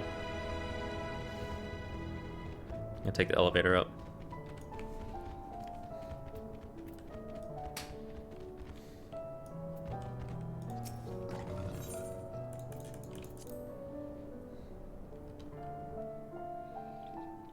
It's snowing.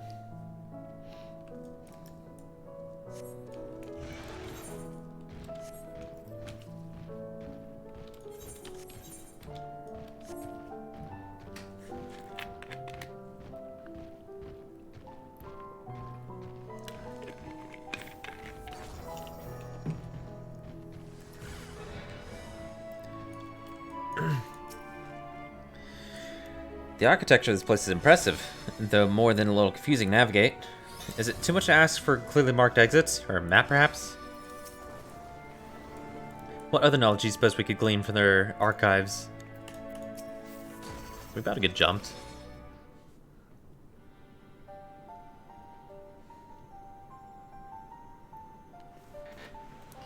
The archives are right through this door, but it seems to be locked. I guess we'll just have to go find whoever has the key. Growing way? Enough. If you have aught else to tell us of the final days, you need only say so. We could ill afford to be wasting time here, as you well know. Did you yourselves not tell us we must act quickly? Yes. Yes, we did. But the moon was to be a perfect paradise for the people of Epheres, and we're running out of time to make everything ready for their arrival. We hoped you'd see the wonders we had to offer, but you found nothing but flaws and faults in our work. Only one of you saw our potential, so you others must be kept here. Ah, so that's the Living Ways game. Run us about in circles and failing that, lock us away so we can't put the plan at risk. Everyone except Orion J. Wow, really? He understands what's at stake, what must be done. I fear you've misjudged us, Growing Way. Never have we decried the notion of using the moon as a means of escape. That said, my heart breaks at the thought of abandoning Aether's and her reflections to their doom. If there's a way to avert the final days, I wish to find it. We all do. We may fail, but our efforts would never be at the expense of your plans. But why would you take that risk? There's no room for ifs and maybes now. The people of Aether's will escape here to the moon. They'll be safe, and we'll finally get to see all their happy, smiling faces. I'm sorry, but we can't let you leave. We just can't. We are getting jumped. Do what you must, but try not to hurt them. I'll be back in a moment. Don't do anything rash while I'm gone.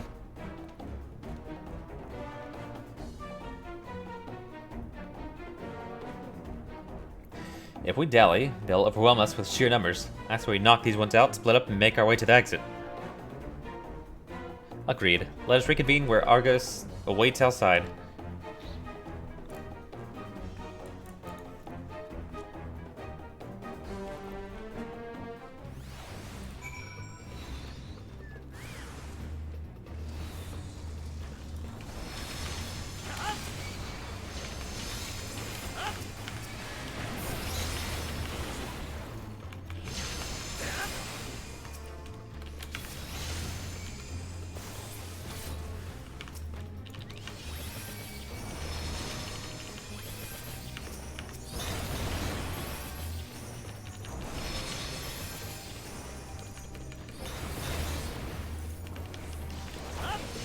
Ugh.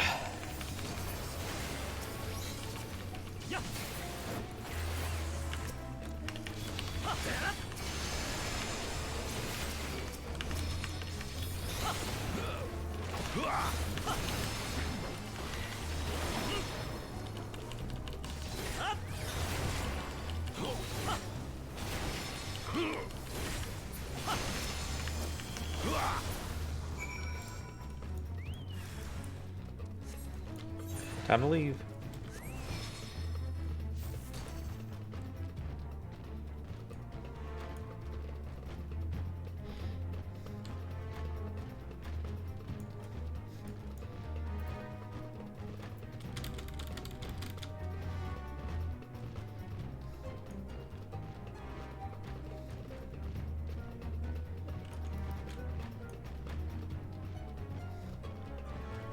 What do I get? 68. A divine fail. Cure. Healing. That I don't get.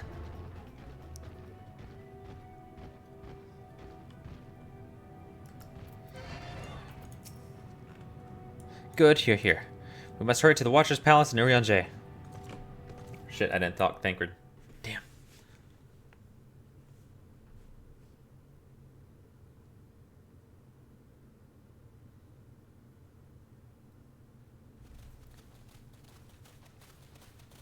And what, pray tell, do we seek at the Watcher's Palace? Oh, come off it, friend. You know why we're here. The time has come for you to return to Etheris and help your brethren prepare for their journey here and beyond. Forgive me, Living Way, but I cannot in good conscience proceed with this plan. Wow. Huh? But what about the final days? The death and the doom? Oh, we have to hurry before it's too late.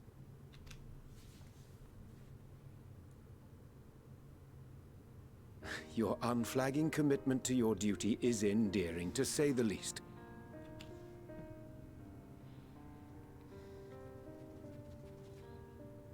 Oh, bugger!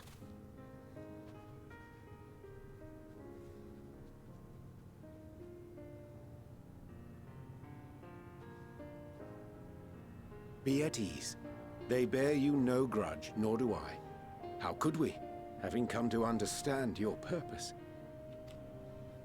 For millennia, you and yours worked tirelessly towards the singular purpose of this heavenly vessel's construction. An arduous feat by any measure. It is clear you have spared no effort. Why, your very names are a testament to your dedication.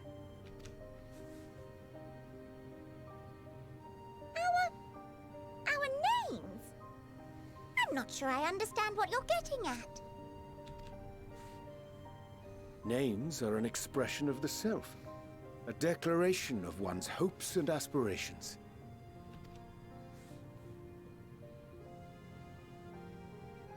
Your use of contemporary, uncomplicated nomenclature doth ensure clarity of purpose. There can be no doubt that your love for the people of Etheris is boundless and pure.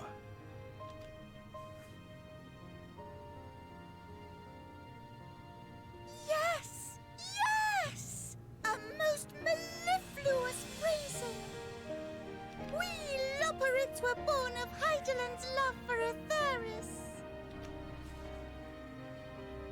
That shining, shimmering blue jewel, brightest star in the sky, brimming with life and possibilities. For as long as I can remember, I've toiled in anticipation of the day when this vessel might be needed.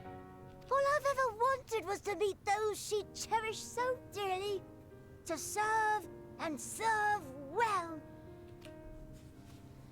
That goes for all of us, don't you see? So help us help them. Lead them here where we can keep them safe. If there's anything wrong with what we've built, we'll fix it. We'll make it right.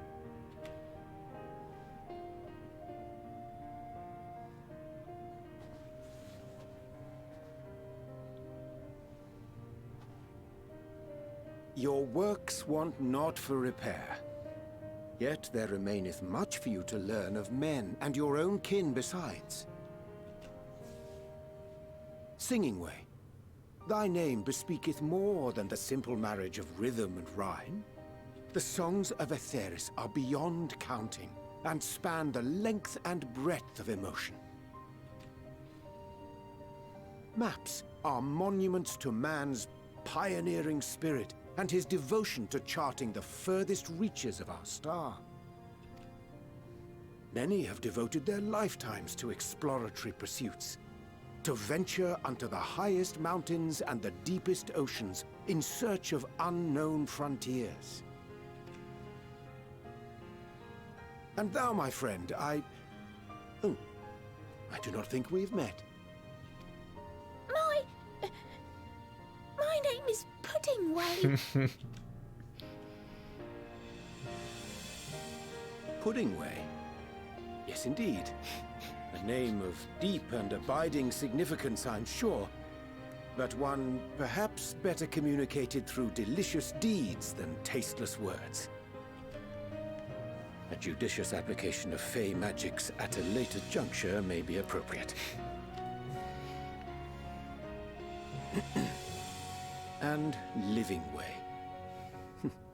'Tis no easy feat to convey the significance of thy moniker.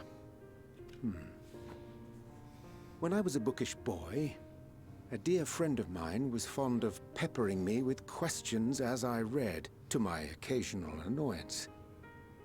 One day, I posed to her a question of mine own. What does it mean to live? After much contemplation, she proffered this answer. The anticipation of a half-read story's conclusion. The hope today's mistake may serve as tomorrow's lesson. The wish that a new acquaintance may one day call thee friend. She believed it to be all these moments and more.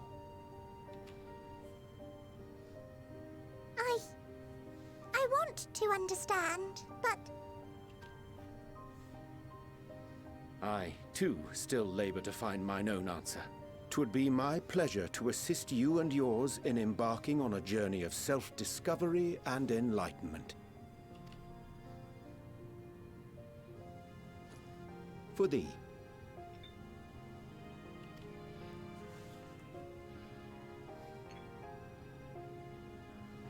Ink as blue as the waters of Aetheris. Made in haste, though I assure thee, the quality has not suffered for it. The people need not be persuaded by honeyed words. Nay, I have faith they shall do what is right in due course. Until they do, I beg your patience, friends. And with that ink, let us fill the empty pages of Living Way's compendium. An open exchange of ideas will surely afford you all a better understanding of modern man, and with it, ideas for improvements and renovations. But more importantly, it shall empower us to together find a way forward.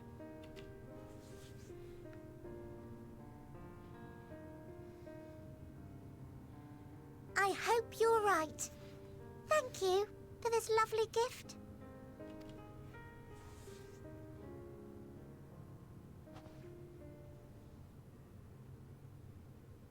There you have it.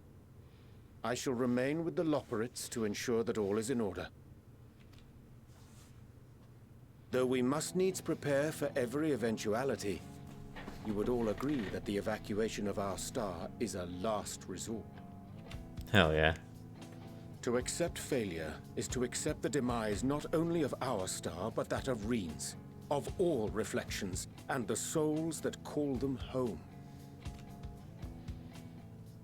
Which is why I have every faith that you shall fight to the last, that such drastic measures may prove unnecessary. Should the worst come to the worst, and I pray deeply that it won't, I'll take comfort in knowing preparations were made under your watchful eye. Aye, thou mayest be assured that if calamity cometh, not a soul will be left behind, if being the operative term. We're gonna save the world. Ah.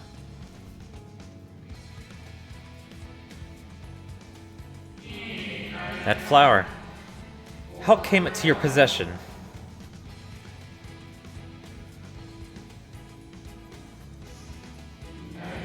How very like her. Guided by its light, you may come to know her true intentions. Intentions which remain a mystery even to us.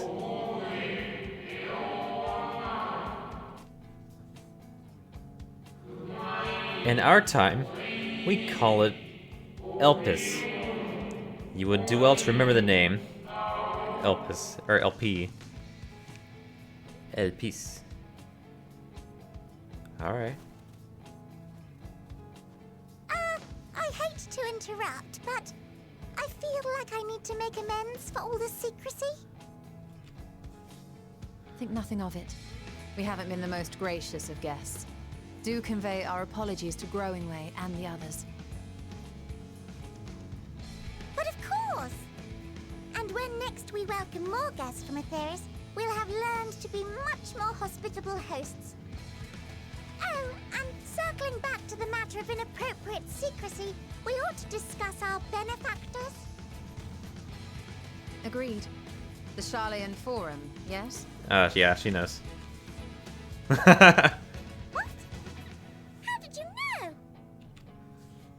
The more I heard, the more obvious it became. The forum's aims align closely with those of your anonymous patrons.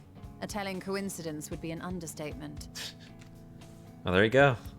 Though had we not taken it upon ourselves to peruse certain restricted tones in Labyrinthos, we might still be unaware of their plans. But let us continue this discussion upon our return. I dare say we have kept Alphino and the others waiting long enough.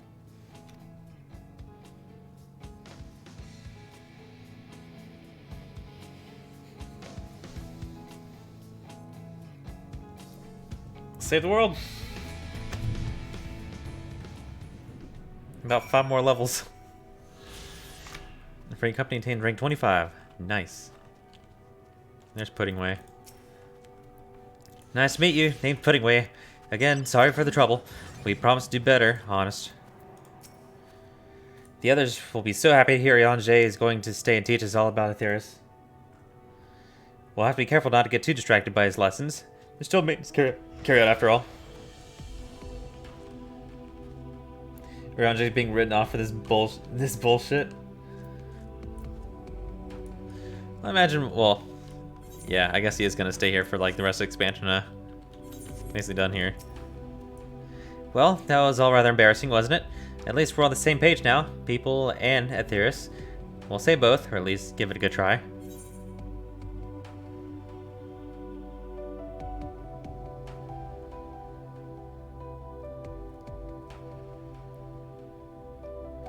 Tell Growingway I look forward to our next walk together.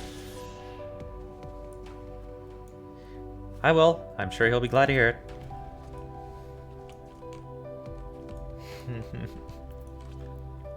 I do like...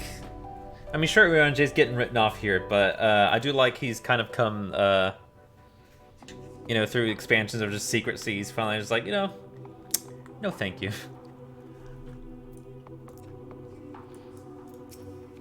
And they at least addressed it. There's little I can do to help stop the final days, but should you need to know the star traversal, look no further. Such knowledge I can offer in abundance, so do not hesitate if you find yourself wanting. Oh, Watch is still there. The Laportes think so highly of the people of Aetheris, yet it seems this evacuation plan is the only way they know to express their adoration. If we had been more clear in our intentions from the start, mayhap we could have avoided this wrinkle. Something to keep in mind in the future. Yeah. A declaration of hopes and aspirations. I hadn't thought of that way before. The Laportes may be in good hands now, but that doesn't change the fact that their plan is a last resort I'd rather not employ. Let's see it doesn't come to that. For the first, and all other reflections. I chanced to spy you crossing a chasm, and I feared something was amiss. But all is well, and more importantly, I have been given the opportunity to behold a wonderful sight. Keep the Elpis close, and its light will be your guide.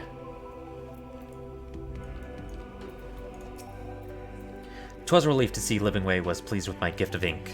To serve, and serve well. Though their knowledge may be lacking, their boundless love is a blessing without peer. It will be no easy task to prepare them for what must needs be done, but gladly do I embrace this duty, even if it doth necessitate that we part ways for a time. Forgive me for my absence, but I have the utmost faith in you, and all our fellow scions. When next I return to Aetheris, I pray I find you all in good health and good spirits. I can fly now. Yeah.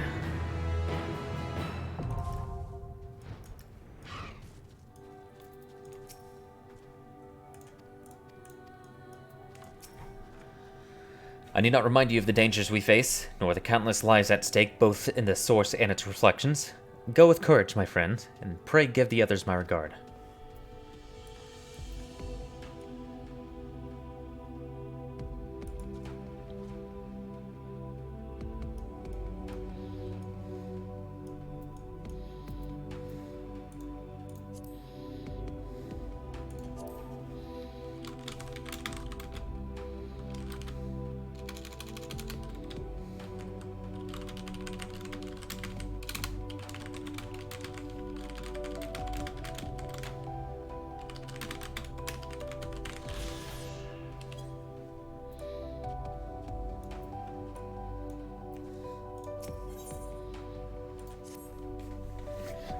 With Laporte and Urianger's capable hands, we needn't worry about affairs here in our absence.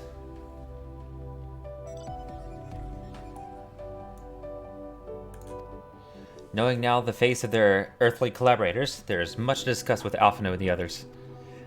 Let us return to the Tower of Babel. Our battle for the star will soon begin in earnest, and we must be prepared. Alright, what quest am I on? What level? 84.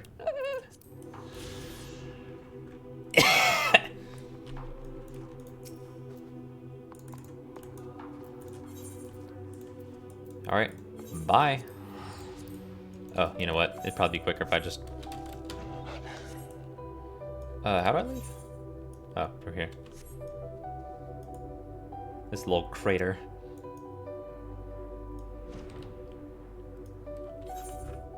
Actually, I'm gonna discover the rest of the world.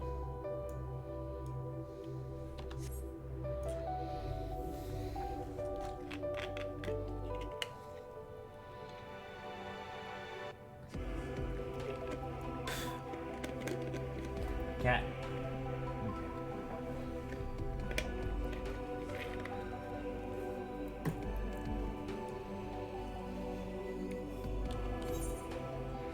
Oh god, I still have way up there.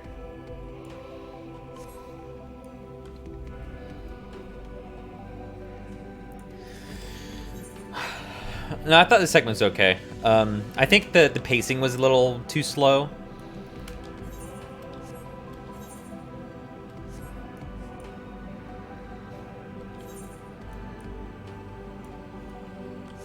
Like, especially with the end of days and kind of nobody raising awareness to it. It's like, all right, well, we'll just go on this tour.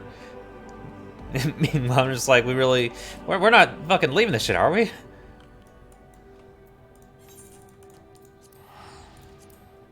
But that was really my only gripe with it. I don't mind Uranger being written off. You know, I feel like he's resolved, I feel like. Ready to die.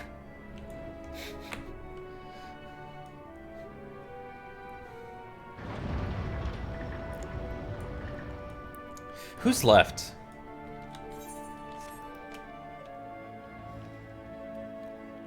That's everybody. Well, actually, Uranger still has to talk to Moonbritta's parents, I just realized. They're still hanging out in Thavnir. Hanset Hall, I think it was.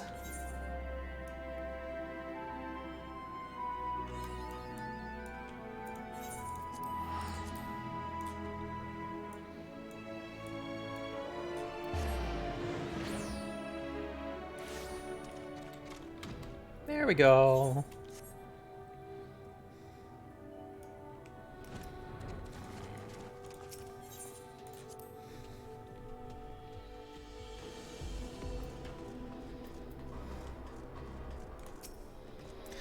I had forgotten how cold it was here in Garlemald, a testament to Laporte's ingenuity that I felt no such discomfort on the moon.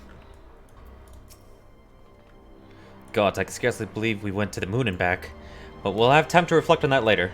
Right now, we need to head back to Camp Broken Glass and deliver a thoroughly detailed report to Lucia. I'd like very much to know how everyone is getting on here as well. They'd only just begun to treat the tempered prisoners when we left. I share your curiosity, but warning our allies of the final days is of greater importance. I speak not only of the contingent, of course. The heads of state of every nation must know what we have learned. We know not when or where or in what manner the final days will begin to manifest, and so we must see that everyone is prepared. Agreed. Though we may wish to stress the importance of discretion, lest the public be sent into a panic. Oh, so we're as good as Charlians now. Not that anyone in position of responsibility should need to be told as much, but it bears repeating. Anyway, first things first, to Camp Broken Glass.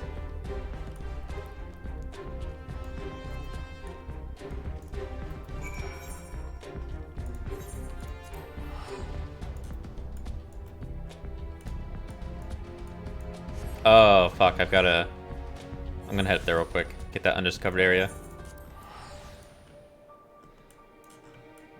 The pipe. I've got the ticket to spare.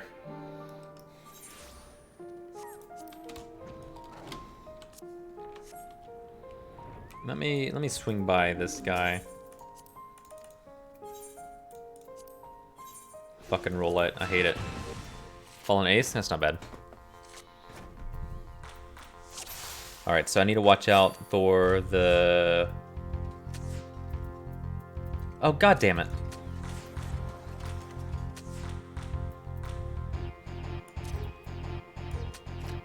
Yeah, it's gonna get taken. Maybe. Protect it. No, still not safe. No, it's fine. Oh, fuck, it's not fine. There we go, we're good. Saved. Alright, just one.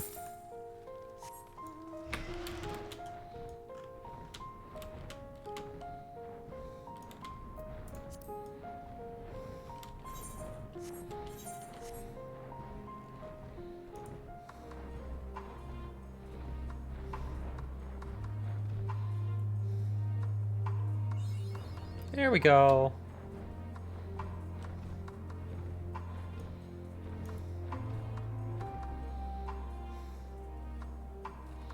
I wonder how many lookout points I've missed out on. Anyway.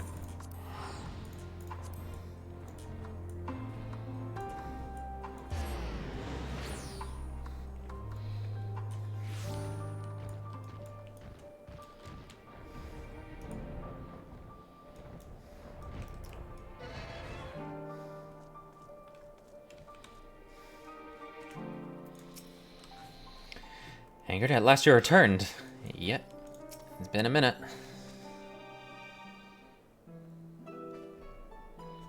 It's good to see you all again. No worse for your lunar adventure, I hope. We've done what we can for now, and believe me, we intend to tell you all about it. But before we do, might you tell us what become of Garlemald in our absence?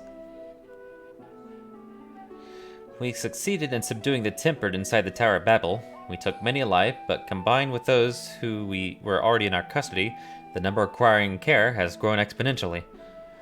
The inclement conditions here have made it difficult, if not impossible, to treat them all here, and so we have petitioned the aid of the allied nations.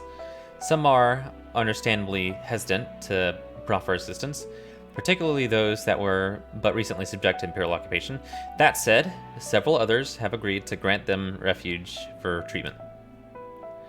With the assistance of your fellow scions, we endeavor to see them safely transported and subsequently cured of their tempering. Will all the tempered be relocated? Not all, no. We have sufficient shelter to attend to those whose treatment has begun, and enough healers have volunteered to remain until their patients have recovered. Iulus is one such patient, though he is not yet fit to receive visitors. Truth be told, it was a miracle he and those in the company were not harmed in the chaos. If not for Alphino and Alize's timely assistance, I dare say none of them will be with us today.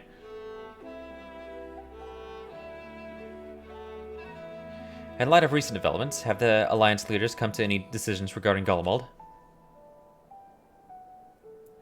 Given the tremendous ramifications of what has happened here, it will take time to determine what must be done. In the meantime, they intend to work with the Eastern Alliance to keep a close watch over the provinces. We have other news to share. Shortly after Anima was defeated, we received reports that each and every tower has vanished. Nice. For Mercy, the process was apparently not quite as violent as that you experienced in Thavnair. Those who were trapped within them have been rescued and are receiving treatment. To hasten this endeavor, these tribes have received instruction in the magics needed to cure tempering. Oh wow. Master Matoya is no doubt thrilled the Mother Porksy affords her so many visitors. Yes, and we are grateful for her ongoing efforts, as well as those of our comrades near and far. As for the contingent, several of our members have been granted leave to return to their homelands after the transfer of Tempered has been completed. Lucia and I will remain, along with a small force to continue offering aid to those here in Garlemald. The Empire may be no more, but there are yet those who call these lands home. I believe that accounts for recent events here. So, what of the moon and the Telephoroi? Well, Where do I start?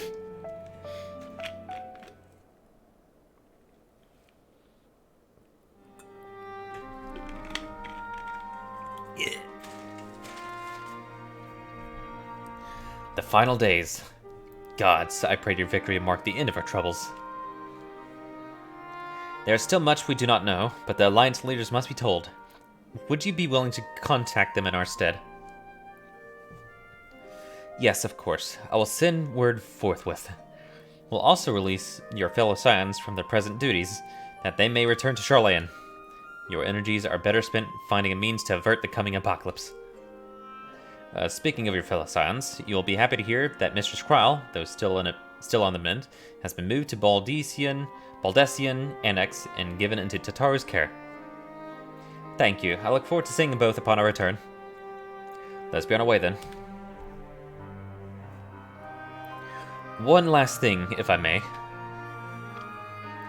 After your confrontation with the Zodiarch, you said Xenos took his leave, and in all likelihood, he has returned here to Garlemald. I have a mind to dispatch scouts to try and ascertain his whereabouts, but first wish to ask if you believe there is merit in doing so.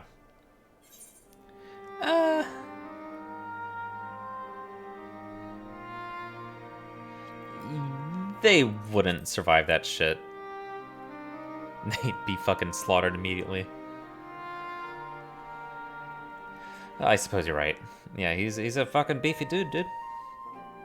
To dispatch good soldiers in pursuit of such a beast would be to send them to their deaths. Pray for good I entertain the notion. While on the subject of Xenos, the 10th Legion has made an official proclamation. They denounce the Crown Prince and condemn his role in the Empire's downfall. Nice. His very title has become a source of shame among the former subjects, and has continued to serves only to hinder relations with foreign nations. And its continued use serves to only hinder... Okay, yeah. For this reason, he has been declared as Xenos Viator Galvus, outcast and enemy of Garlemald. Nice. Fandaniel is no more, and now his own people turn against him. It seems he's not, but his bloodlust keeps him company.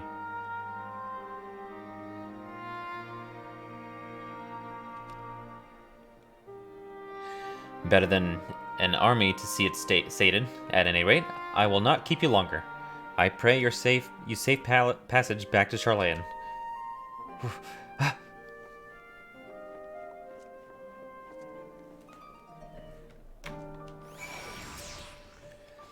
Once my countrymen have recovered, it falls to me to tell them what's become of Xenos and the Empire. I realize there's no kindness in withholding the truth, but it will wound them. Your findings will be relayed to the Alliance leaders word for word, and should we spy anything out of the ordinary here in Garlemald, all shall be informed at once. Hey, you got the same hair I do.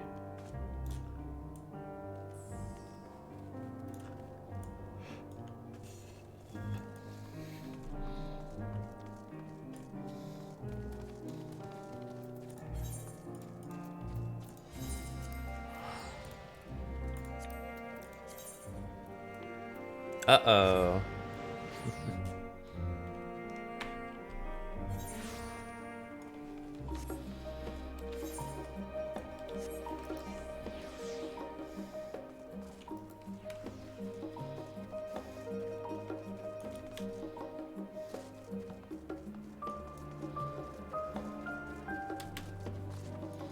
Peace. The flower name. Oh, it's good to see you. And free from chilblains, I take it. You'll be pleased to know everything's been kept in order since you've been away. I even brought a few useful knickknacks with me from back home. But no sooner had they arrived than I received word of Krile in poor health. And you on the moon! If you meant to give me a fright, you've succeeded. Yeah, by the way. Oh, right. I have armor.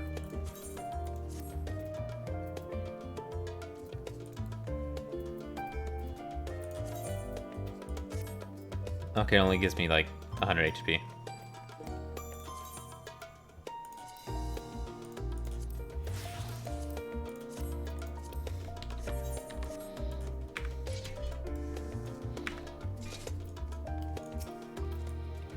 Welcome back, Ingrid. We were so terribly worried about you. Though it is plain I have caused my own fair share of worry, and for that, I apologize. Heidlin called to me that day when you entered the Tower of Babel. Her pleas were faint but desperate, and I knew at once she required a vessel to carry out her will. What came after feels like a dream barely remembered, my body flowing through the life stream toward Gullermold. When I regained consciousness, I was all aches and frostbite, exhausted of aether. So exhausted, in fact, I could only laugh, for it was in that moment I understood Raha's weariness from the Tower's Alt. Would that I could laugh at a time like this. Period. And though we prevented Zodiark from being unleashed upon the world, I'm curious to know what else took place there on the moon. Well. Perhaps we should wait for the others to join before you give your account. Let us reconvene in the main hall once they've arrived. Yeah, we need a big powwow. For a blessing, I've recovered enough to get out of bed. Even if I hadn't, I could not well miss you recount your exploits on the moon. Yeah. Yeah. I'll keep the armor on.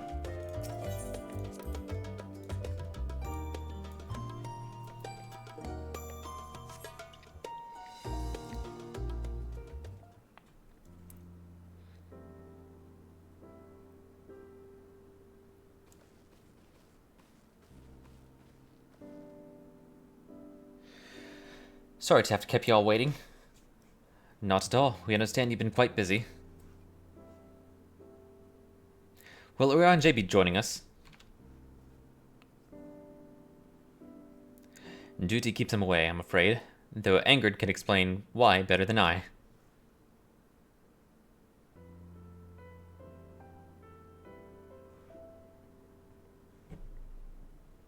He's kicking it with the buns.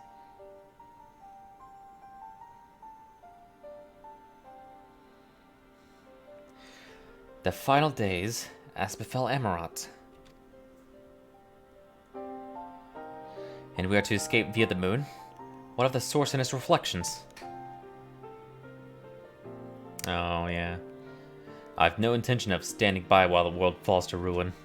So, how do we stop this? Unfortunately, we have no answers at present. We don't even have a lead, honestly. If the celestial currents have grown stagnant, as was the case in time of Amarot, the solution would be to alter the flow of aether throughout the entirety of the star. Yeah, okay, I guess we do have a lead, kinda. The ancients accomplished this by summoning Zodiark, sacrificing half the star's population in the doing. But it should go without saying that such a sacrifice cannot be repeated. Which leaves us with the daunting task of identifying the underlying catalyst for the final days. A feat which even the Amarotians could not accomplish. Unfortunately, we found no clues in Mer Lavatorium. There's still much we do not know about the catastrophe itself, let alone what may have caused it. The final days were marked by the corruption of the Amarotians' creation magics, but we command no such power, which invites the question, what havoc is in store for us? If we knew that much, perhaps we could draw some parallel with the events of the past, and thereby form some semblance of a plan. Perhaps we should start with the Forum then. Having worked with the Laportes in secret all this time, there's surely more they could tell us. Forgive the interruption, but I have urgent news. The Forum is holding a public assembly in the plaza outside. Some sort of announcement. Oh, what is Father up to now? There's only one way to find out.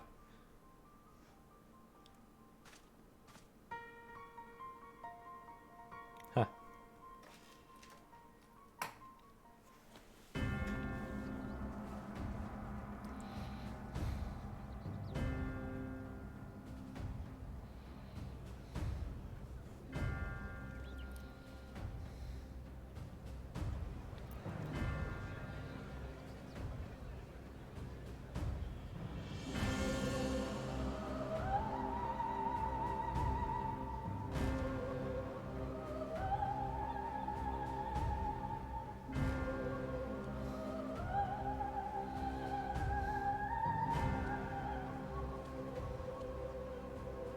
Order! Order, I say!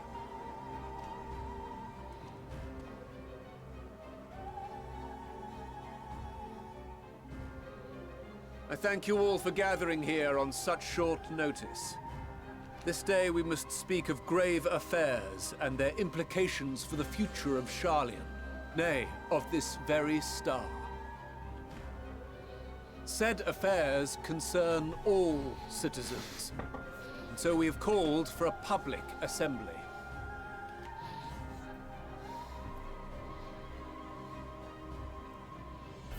You may have heard rumors of the Talopheroi and the havoc these madmen wreak abroad. Under normal circumstances, we would pay little heed to petty disturbances outside our borders. The final days, however, are another matter altogether. For we dare not ignore these prophetic words of Eld. The Endbearers will come, ushering chaos and calamity. The final days descend and devour the very star. I've never heard this prophecy. Is it true? Will all that really happen? Calm yourselves. The time has come to speak of the Forum's most sacred duties. But first...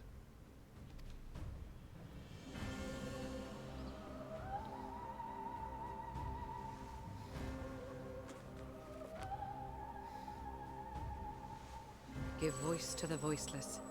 Let bindings be unbound. By unanimous decree, I declare the enchantment broken. Now they can talk about it.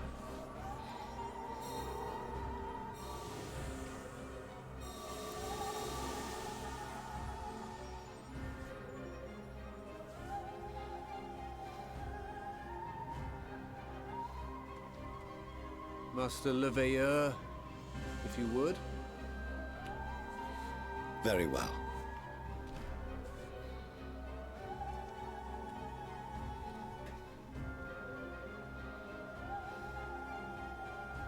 "270 years ago, our forebears began an expedition in the Dravanian hinterlands, in search of a route to access the ethereal sea. This much is public knowledge. Their findings, however, would become the Forum's most closely guarded secret.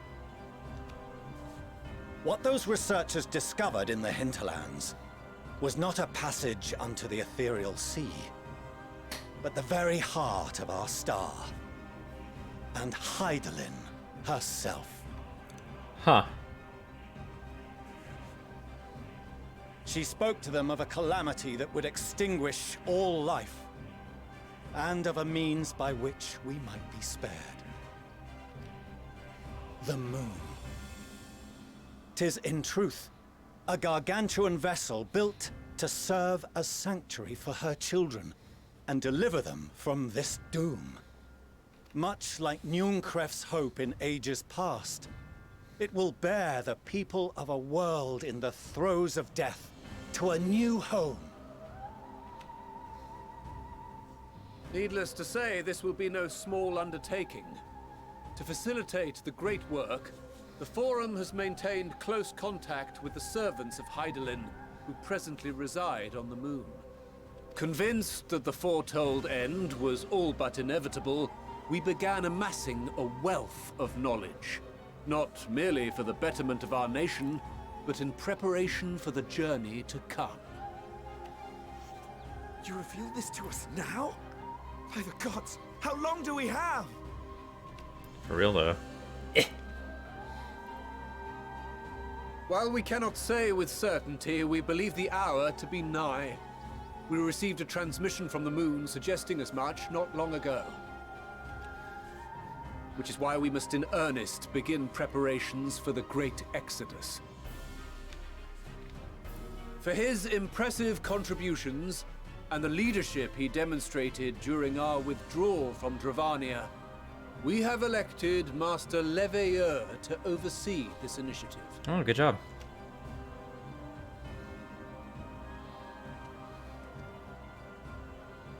Fellow scribes and scholars, my countrymen, We face a threat of unprecedented scale. We must challenge the trials before us with composure and conviction if we are to find salvation. The wisdom of Sharlayan has ever been a shining beacon in the darkness, and so it shall continue to be. It is our solemn charge to see our heritage preserved for future generations. For those who will come after, we will brave a new frontier.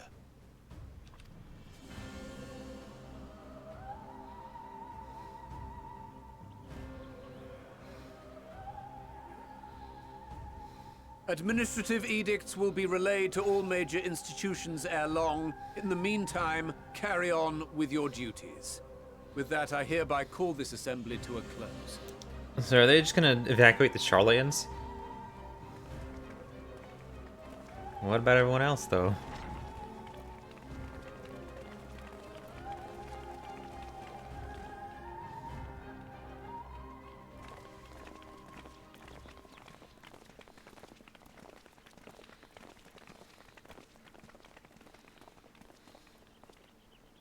Do you remember what Mother told us when we visited home? That it wasn't until after we were born that Father seemed to lose himself in his work. If that great work of his was the evacuation of this star, then... Yes. It wasn't for his benefit.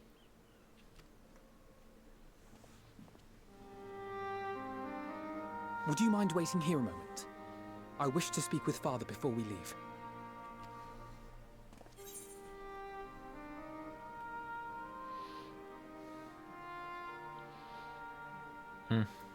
Keep it civil, huh?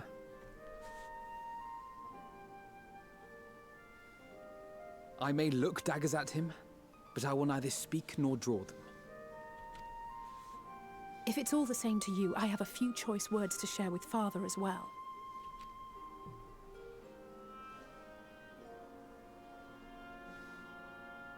Oh, and he's still there.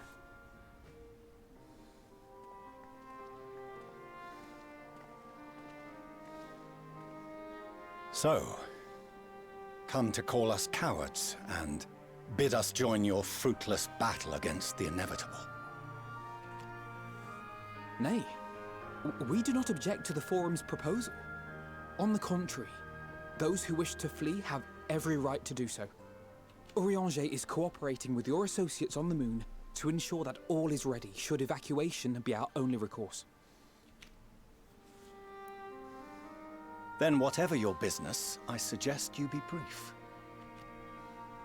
Though we cannot boast the boundless wisdom of Sharlayan, we have first-hand knowledge of foreign cultures and have conversed with no small number of peoples.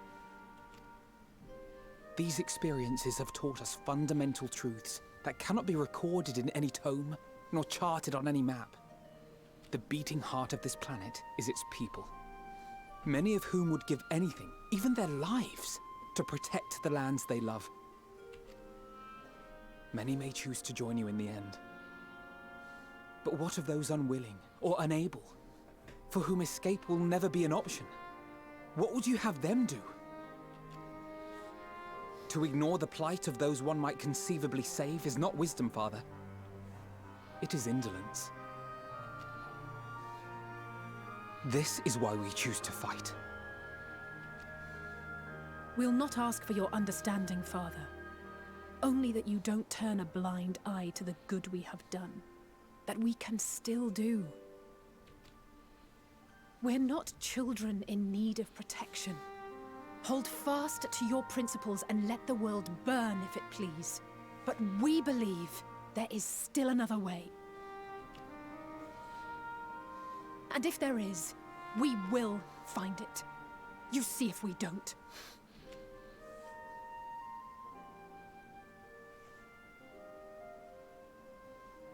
Do as you will. Just stay out of our way.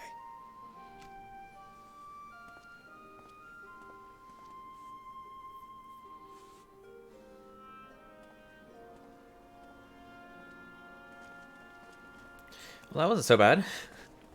Were he not so consumed with self-righteousness, he might tell you how proud he is of you both. Bold words call for bold action. And there'll be no turning to your father should plans go awry. As if I ever would. So long as there are those who wish to stay and fight for this star, we have to do what we can to help them.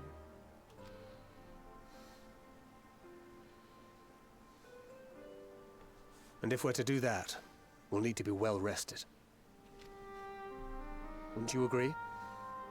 Having triumphed over what we once thought to be the source of all evil, I can think of no one in greater need of at least a dozen winks.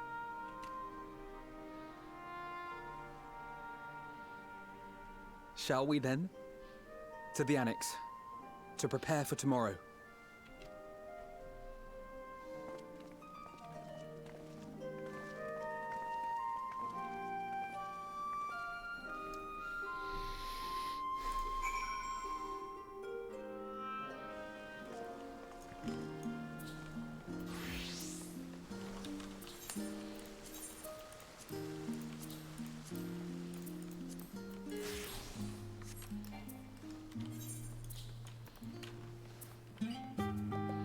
What a short distance.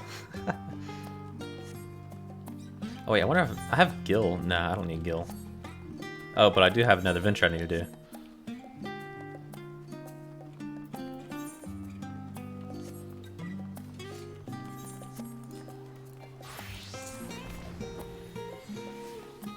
Here it is.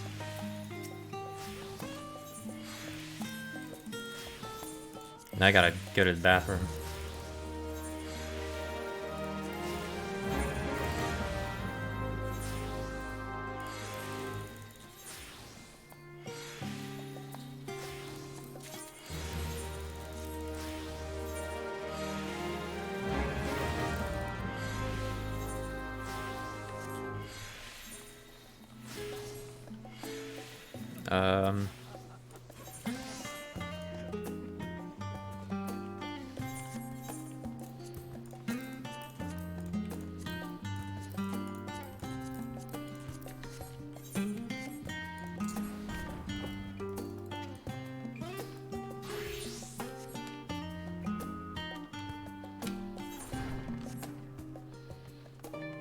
Alright, I'll be 2 seconds.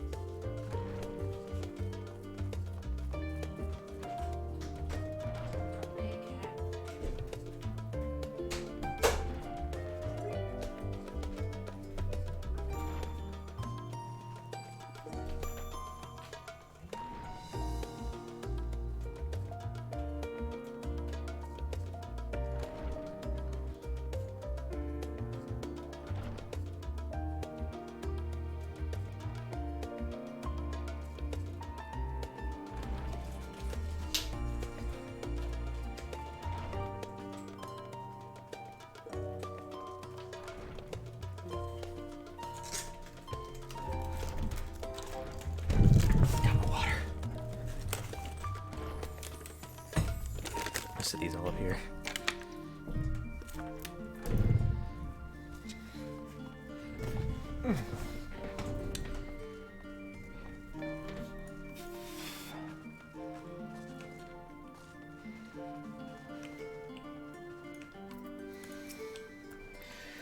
Krall tells me the Forum made a rather momentous announcement, so there's to be a great exodus, is there?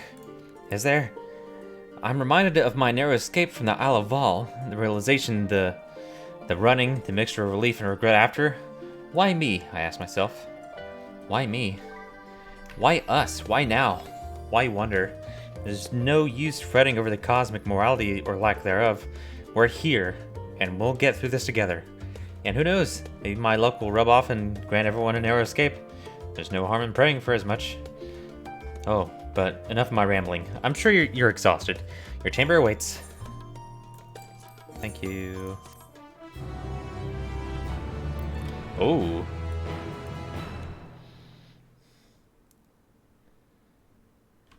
And that Reaper weapon from the Palace of the Dead. Moon.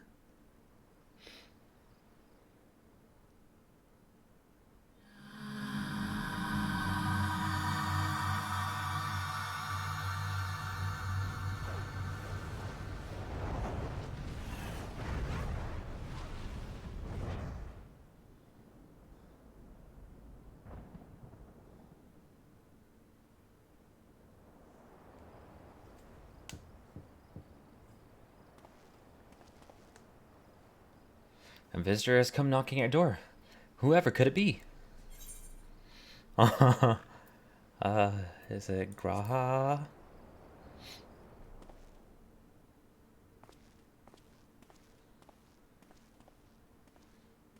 It's just Heidelin. It is! Oh, apologies. I didn't mean to... If you could spare a moment before bed. Thank you. I fear this may be the last quiet night we have to talk for quite some time. I missed you at the moon, man.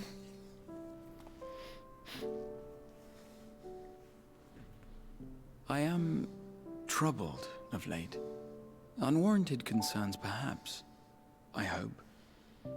Nevertheless, I feel compelled to share them with you. I have to listen to all of them eventually. Though you have bested your enemies thus far, Xenos and even Zodiac, your victories have come at a considerable cost to yourself. No one is without their limits, and you are no exception. I worry the added weight of the final days will prove more than you can bear. It is surely too much for any one man. But you needn't bear it alone. Let me share your burden. My, carrying capacity pales in comparison to yours, but I could still help. Shoulder the occasional satchel from your ever-growing mountain of, baggage. You have already done so much to help relieve me of mine own encumbrances. 'Tis only fair that I repay you in kind. Of course, it needn't be only troubles we share. Moments of joy may seem few and far between now, but there will come a time when we look back fondly on this journey. The inquiry at the Forum, our march through the snows of Garlemald, our impromptu dinner in this very room. All of it. And that is to say nothing of the journeys yet to come. To the ends of the world and beyond.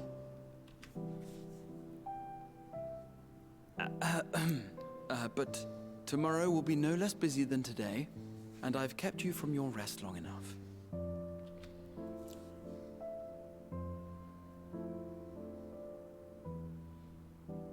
Sleep well, my friend.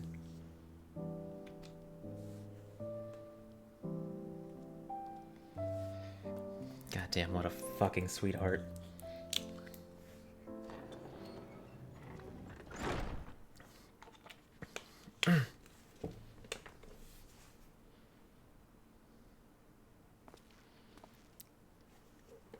see, this is level 84.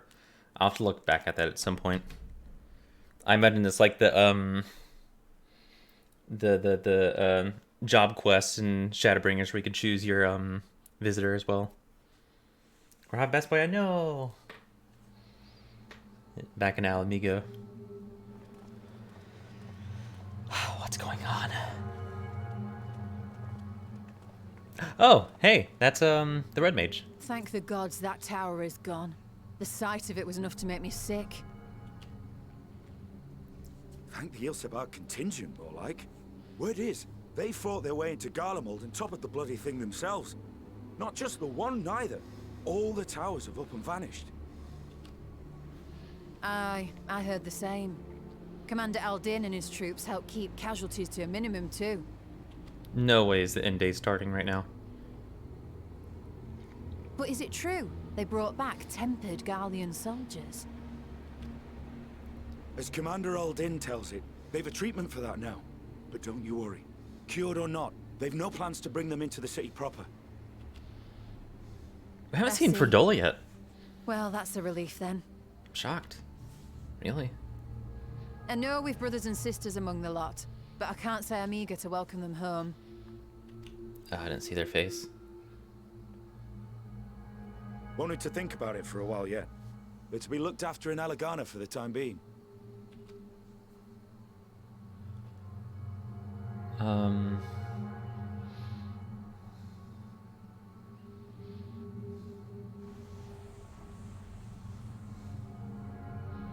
Oh boy.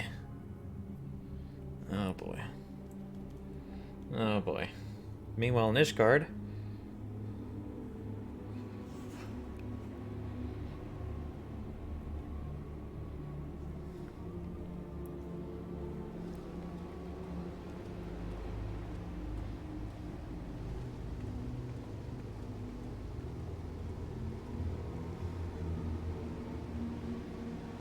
Oh, hey.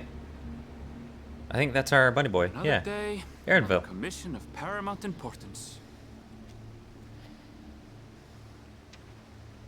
Well, what have we here?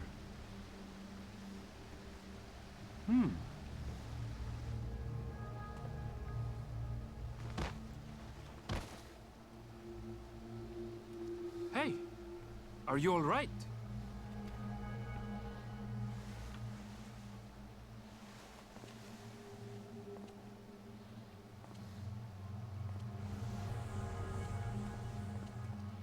Was that? No. The shadows play tricks, nothing more.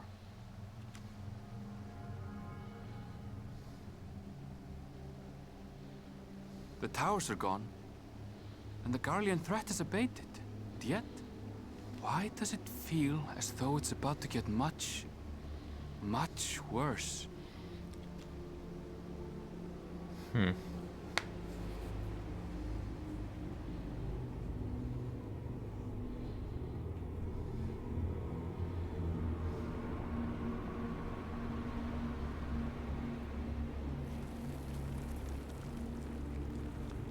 Oof. Thavnir.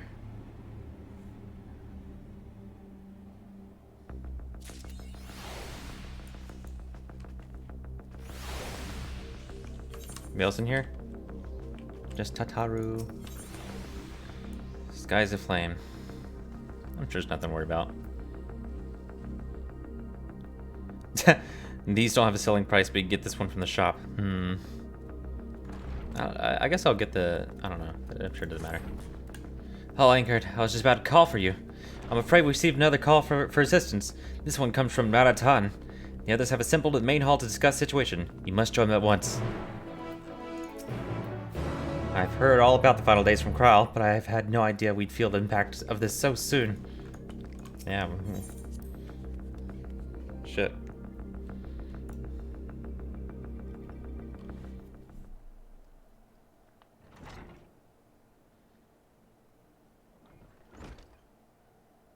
Hi, yep, just me. Ah, there you are.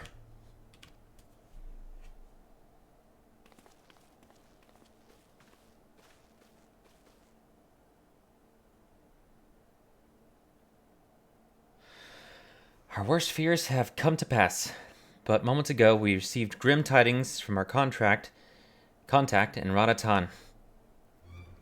Vile beasts have appeared as if out of nowhere, claiming one victim after the next. What's more, they say the very skies burns above them.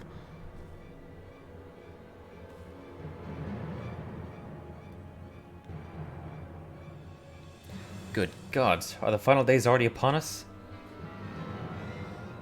It would appear so. Sadly, that is all the information we have at present. No doubt the people of Radatan are busy fighting for their lives. Shit. Then we must go at once. They need our help.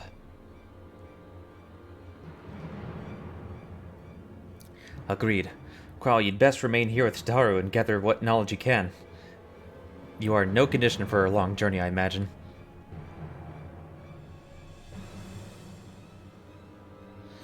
Very well. Similar phenomena may have been observed elsewhere, and if so, we must know about it at once.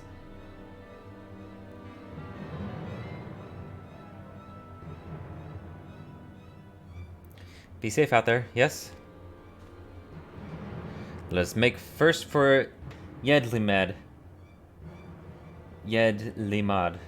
We must prepare ourselves for what may lie ahead.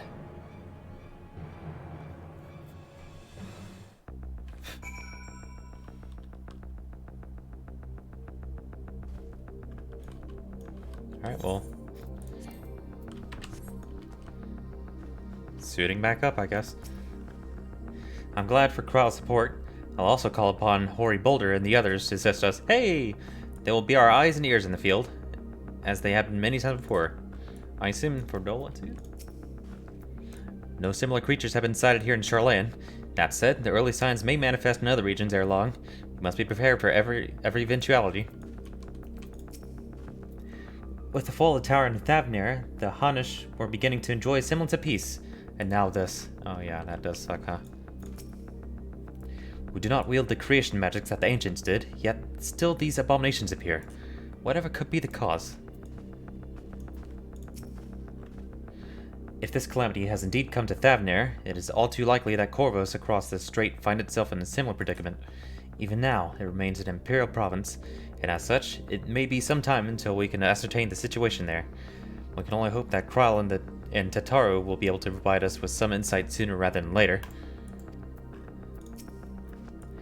If the might of Vritra is not enough to hold these fiends at bay, Radatan is in dire straits indeed.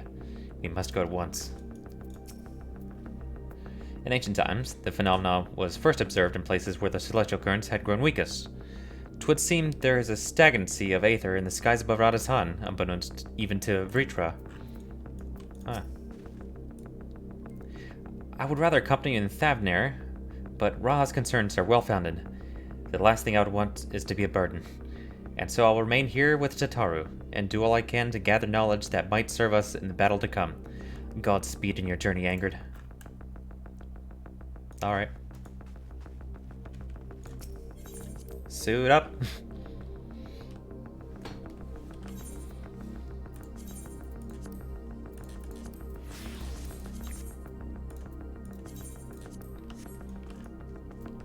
Hang on. Okay, yeah, we're good. Oh, where am I going? Yedlimad. I still need flying.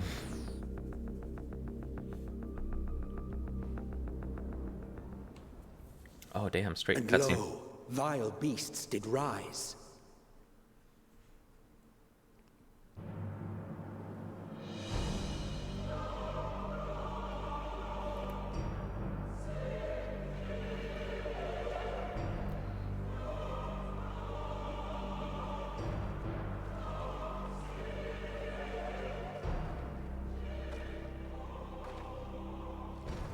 Leaving naught in their wake but blood and ash.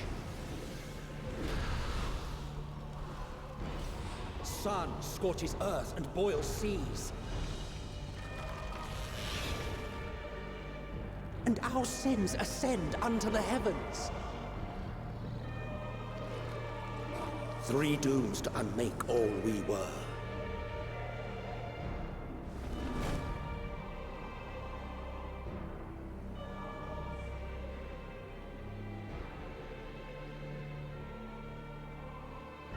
sky burns. The final days are truly upon us. My friends, I trust you have heard the news. We have. What can you tell us of the situation, Your Excellency?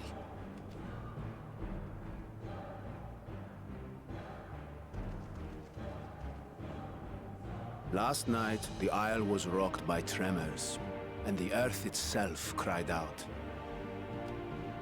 The noise. Aloft, the heavens began to burn. From all about, unholy beasts, the likes of which we had never seen, came forth in fury and rage. No. To say they came forth would be inexact. The people of Radzat-Han themselves transformed into these baleful fiends.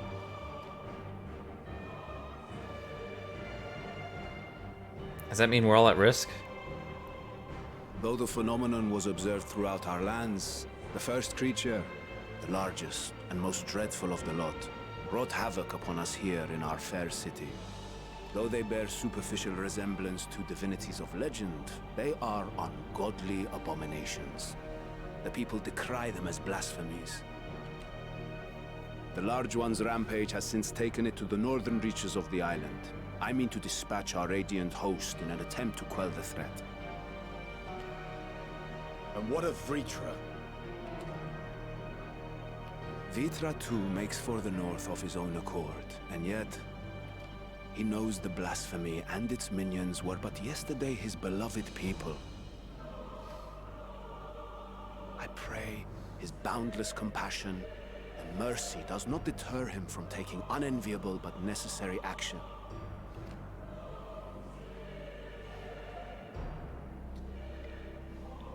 Understood. I ask that you allow us to aid you in quelling this threat. This is Sin Eaters all over again. You would risk your lives to help us yet again? I have no words to express my gratitude. Our regiments approach the north from several directions, with a number of units set to depart from the docks of Yedlimar. They will make landfall in an area of dense jungle, where one can expect to encounter dangers even beyond the fell beasts we hunt. I leave you to your preparation. You will find me at the docks when you are ready to depart.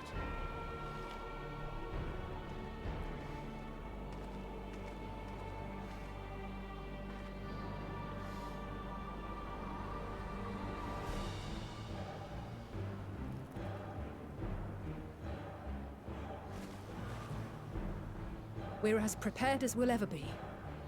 Let's go.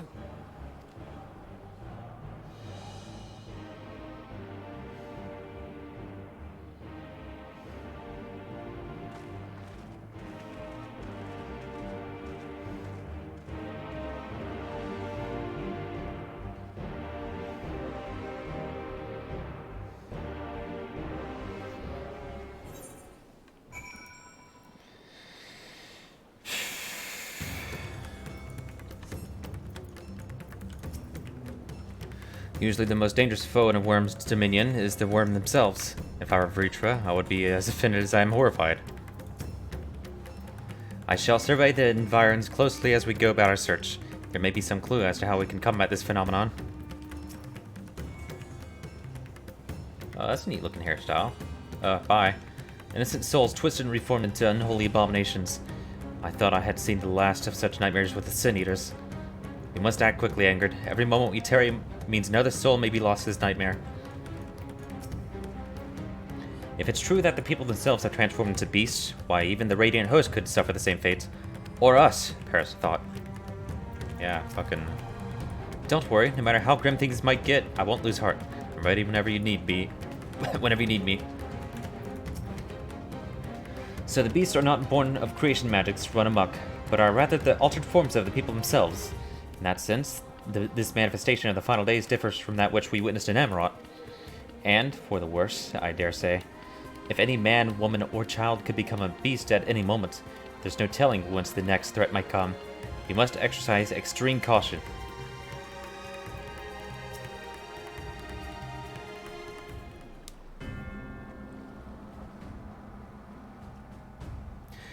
Everyone has assembled, yes?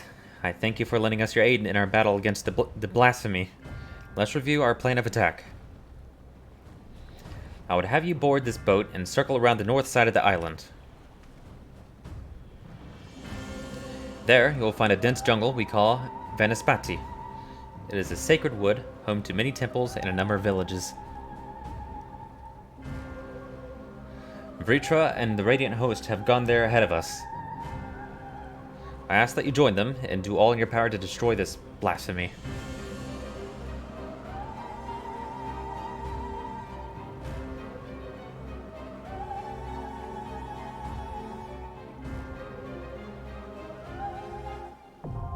Oh! Dungeon. Cool.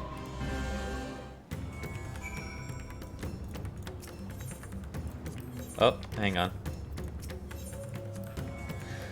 Oh, I guess they have nothing else to say. Okay. I pray we are not too late to spare the settlements within Vanaspati the fate that has befallen our city. Once we meet the Vritra and the Radiant Host, they should be able to tell us more of the present situation. They say we should evacuate to the ward, but would it even protect us from this? Is he on asleep? No, he's still active.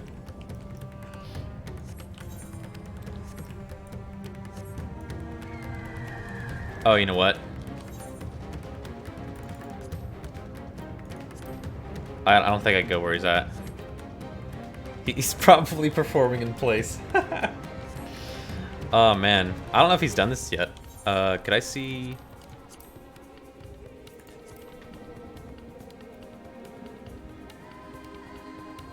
No, I guess not. He's still 86.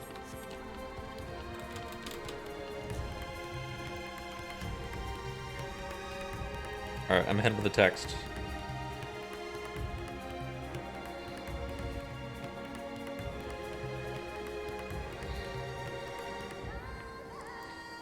Stop performing dungeon time.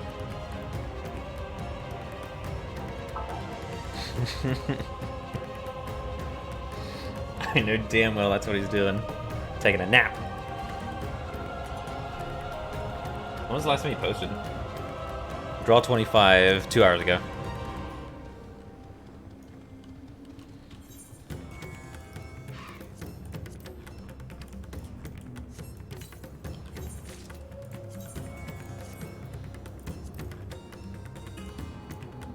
Neat. I can't put the goggles on? Weird. Huh. Huh. Odd. Not that it matters to me. I'm taking not even there yet. That's fine.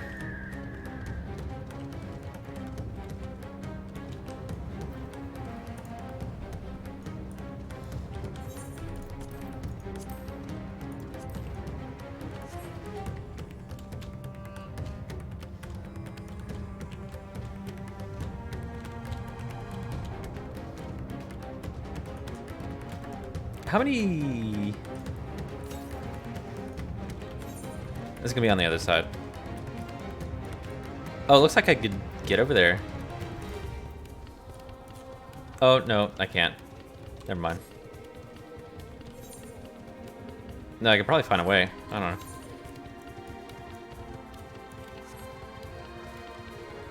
Oh, jeez. Scary.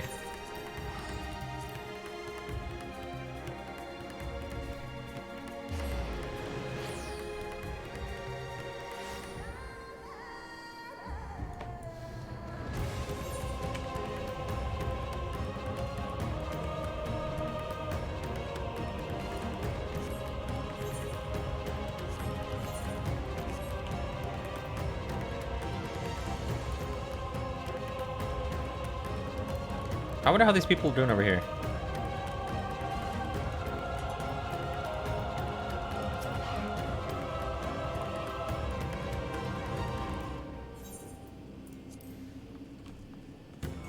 Hey, know what's going on outside? I hear the situation outside is most grave, but I cannot afford to worry or fear. People need my medicine. I must deliver as much as I can as soon as I'm able. It looks like they are. Damn. I mean, I imagine we'll be heading over here eventually. Let me see. No one else I can really talk to.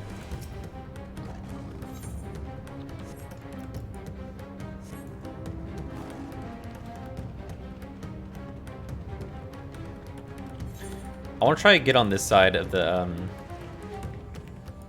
island. Try to get more aether currents, so I don't have to worry about it later. And then I'm gonna blow up Jan's phone.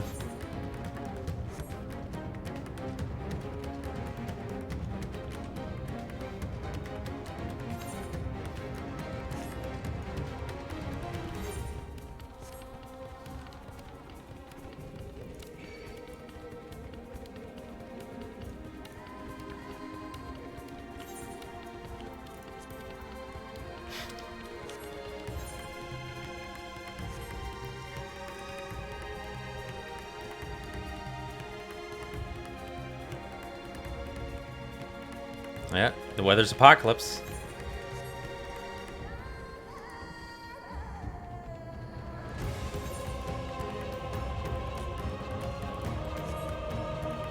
Uh-oh. Going to sleep? Oh, well.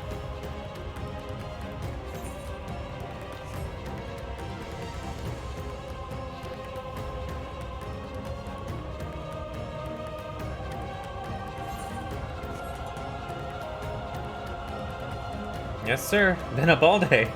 Alright, well, may your logins be short and quick next time you try to log in while errands run. Alright, I understand.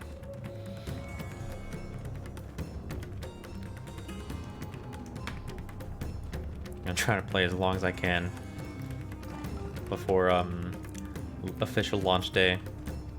There's no telling how much worse it's gonna get.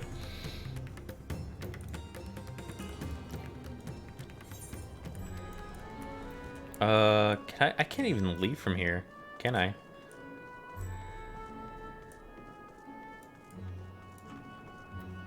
Yeah, no. Still apocalypse.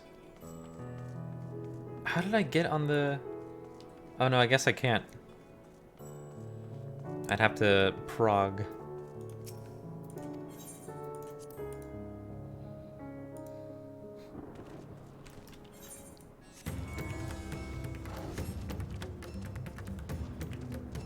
Yay, discovered. Discovered location. I could probably get the other one too. Just scrape the outsides. Damn. I'll have to touch that later. Alright, let's blow up a phone.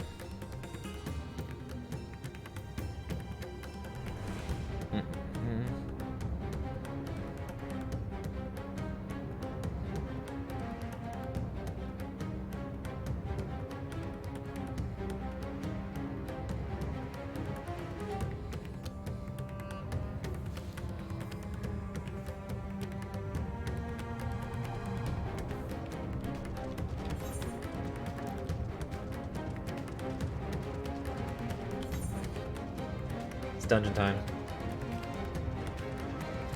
I saw you on Bard, I'm like, wonder what he's doing. And then I realized, like, oh, he's fucking performing. Well, it worked, you're still online. Okay.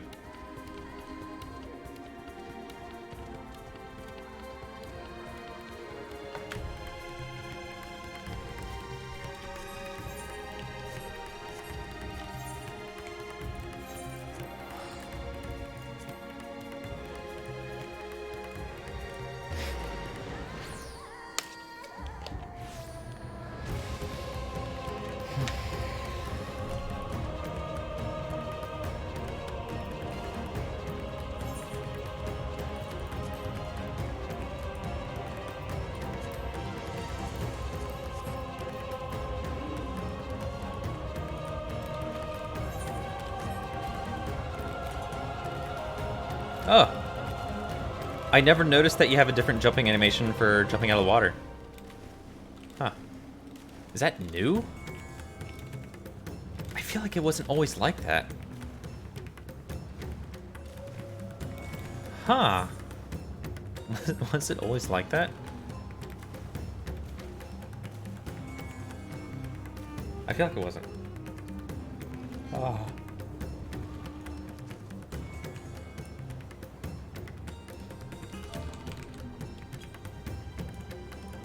Oops.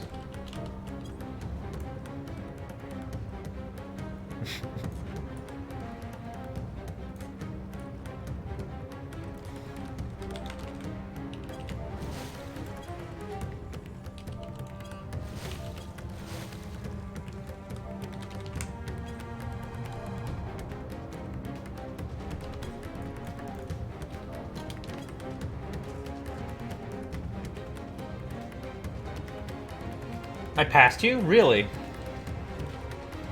Really? Yeah, the dungeon was a lot closer than I thought.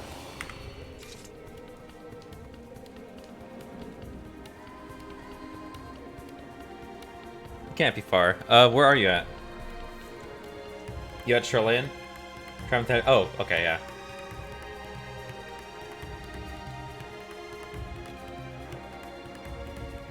You're not very far at all.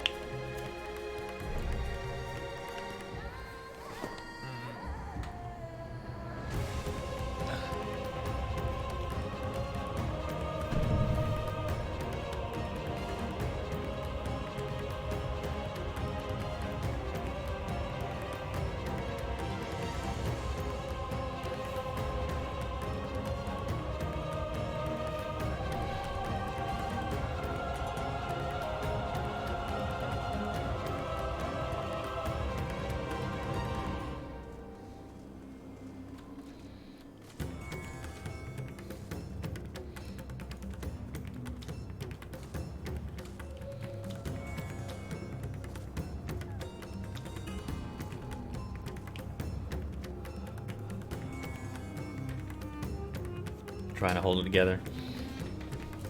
Fine so far.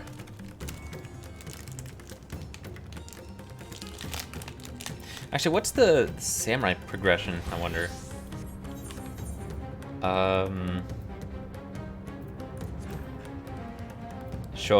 Fucking Shohatsu. I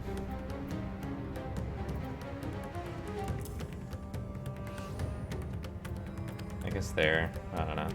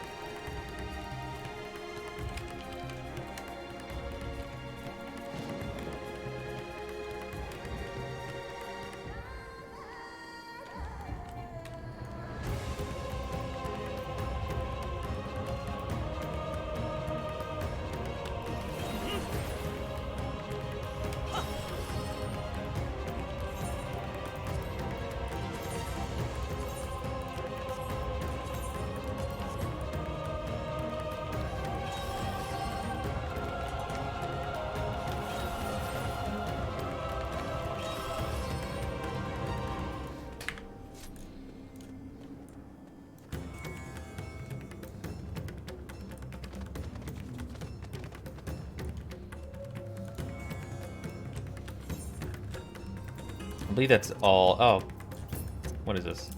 Okay, yeah, right. That transforms. Got it. Got it. Got it.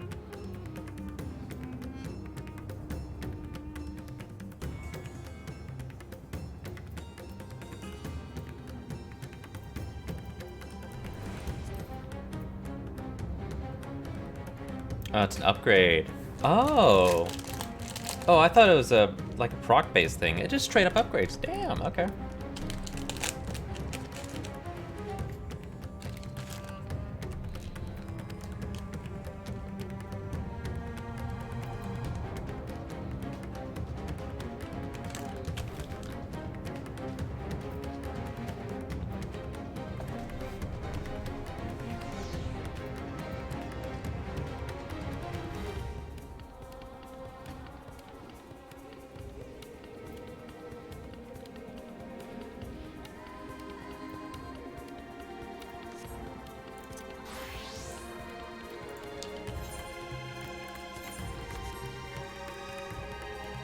Pick Raha? Yeah, oh yeah, pick Raha.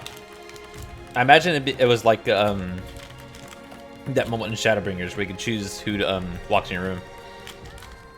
I saw Stinian on there. I was kind of wondering. I'm like, what was Stinian talking about?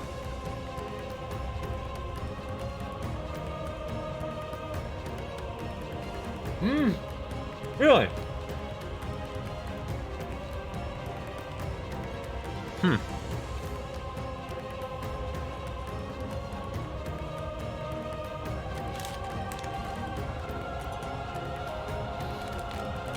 Now, I like that he talked to you about bearing the burden alone is too much for one man. Meanwhile, what he did in fucking Shadowbringers in Estinian was the best. Interesting. I'll have to watch them all at some point.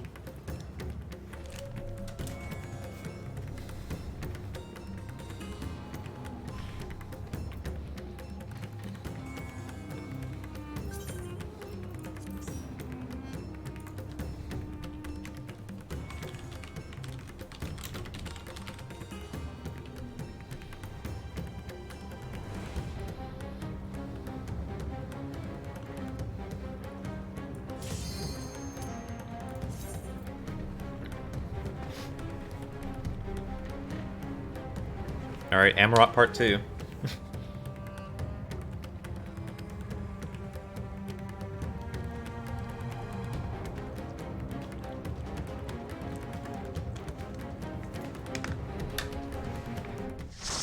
This escalated quick. Yeah, no. Not fast.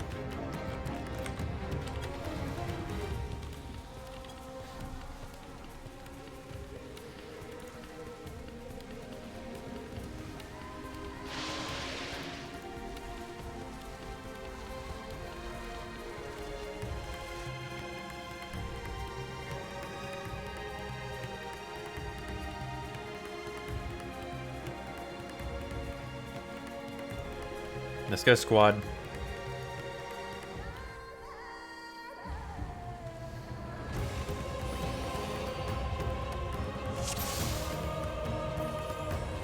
Cats. Wait, is that... That's an Elizin. Oh, shit. Look at that. The rare and elusive. God, save us. Oh, no. Holy shit.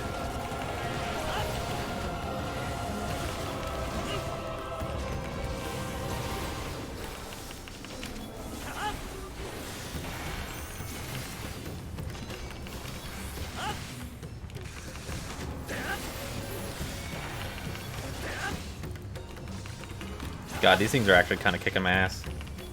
Oh, also meters were updated.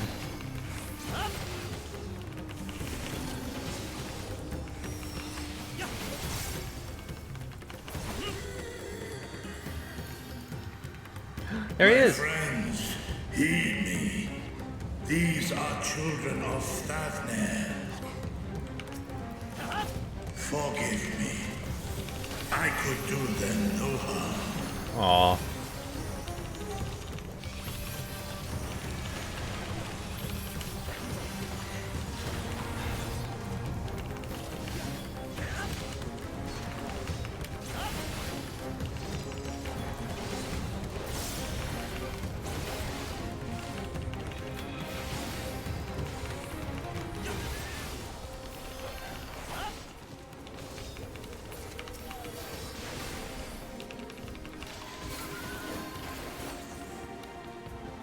If this is the only way,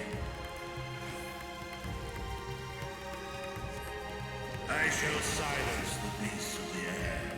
Pray continue onward.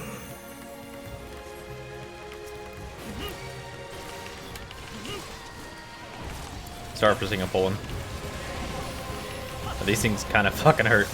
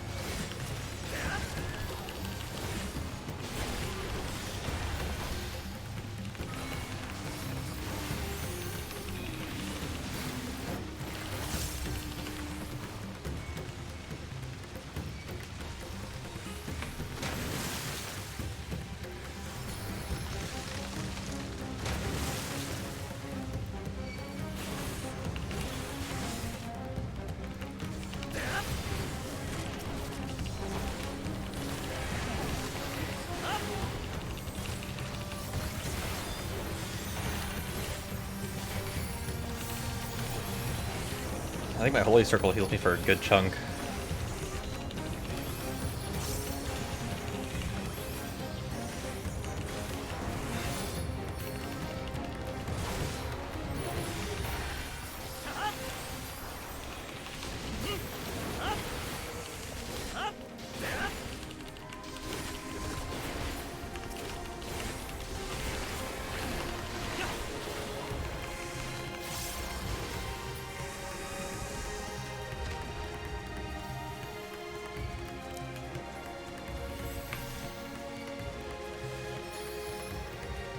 Boss time.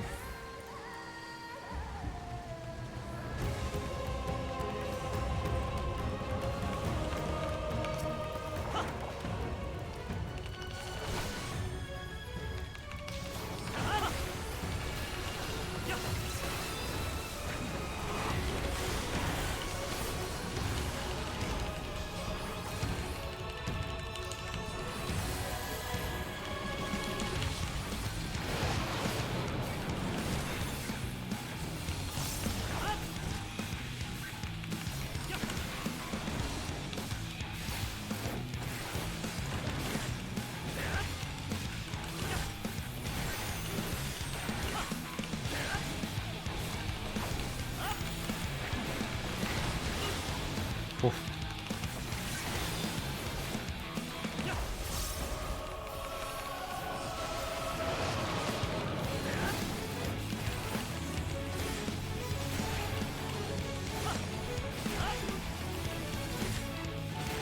Okay, so the mouth that isn't moving.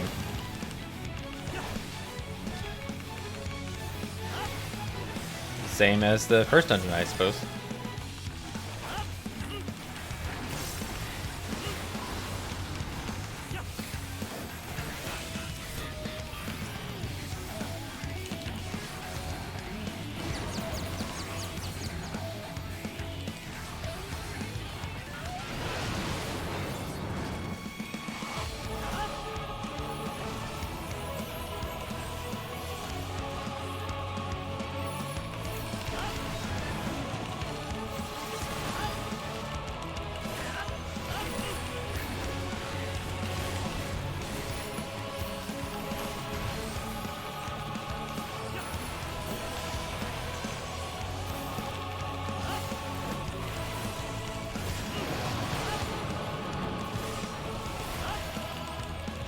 What is right? So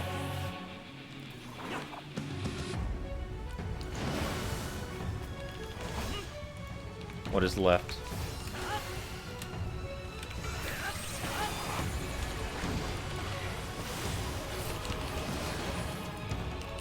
Uh-oh.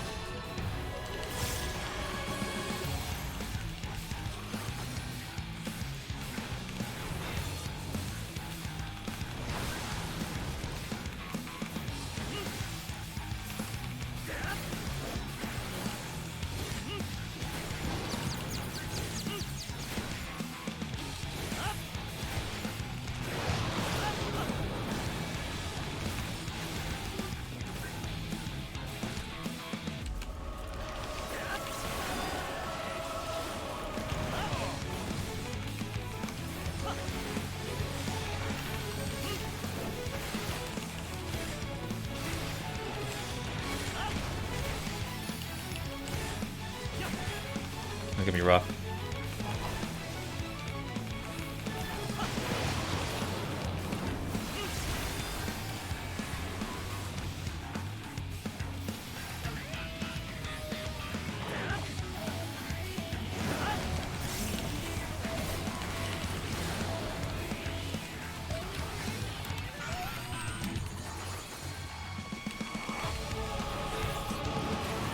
Another early fighter. I could have squeezed one more global in. Two more. Alright, eye level. I didn't even look. 536. What is this vile presence I sense? The horde draweth near. Be on your guard.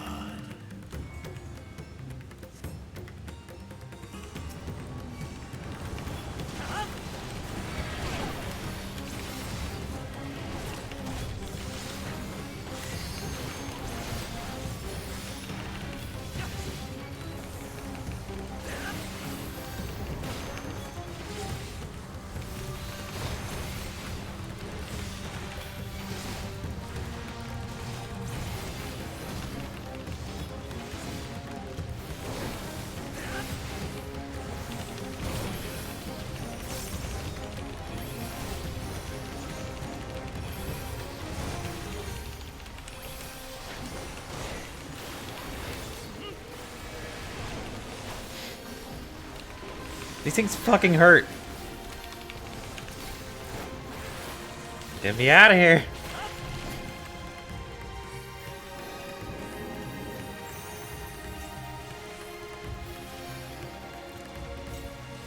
I just need to sit there and clemency myself too, huh?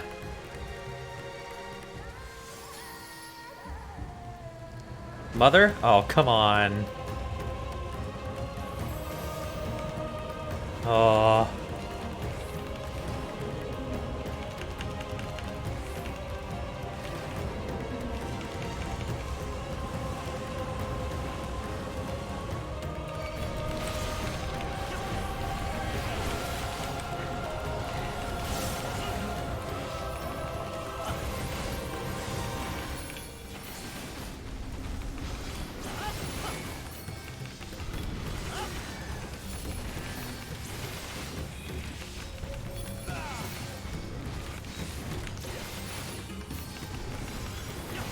Oh, sorry. I could have faced him away, huh?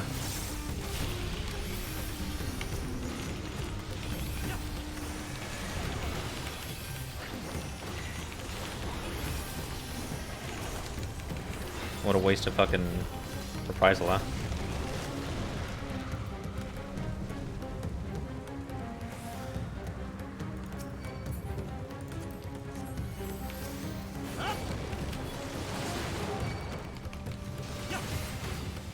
I'm gonna try.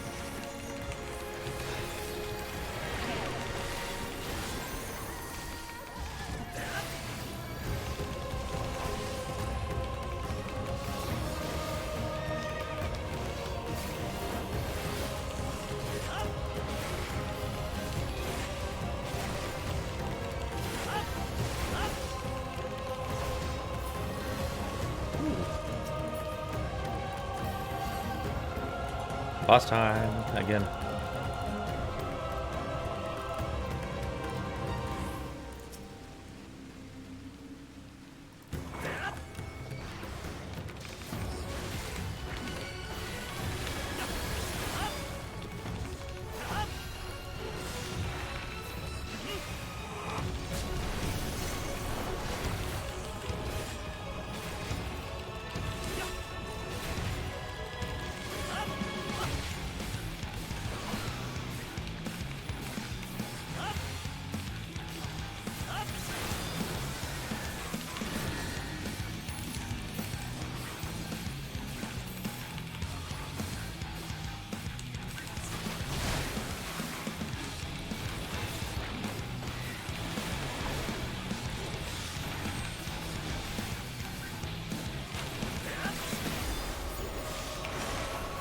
That wasn't bad.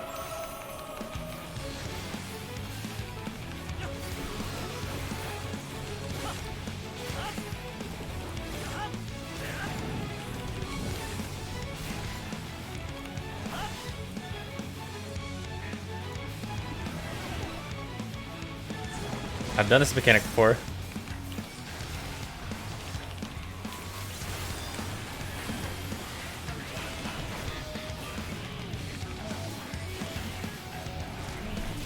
Oh god. I'm gonna wipe.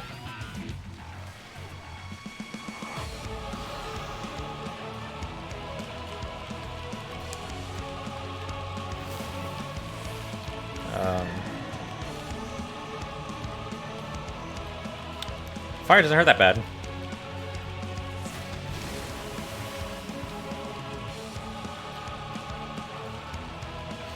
I assume you got into the, oh yeah, I died to that anyway. I don't even have Hollow Ground up. I assume you didn't get in the bubble in time.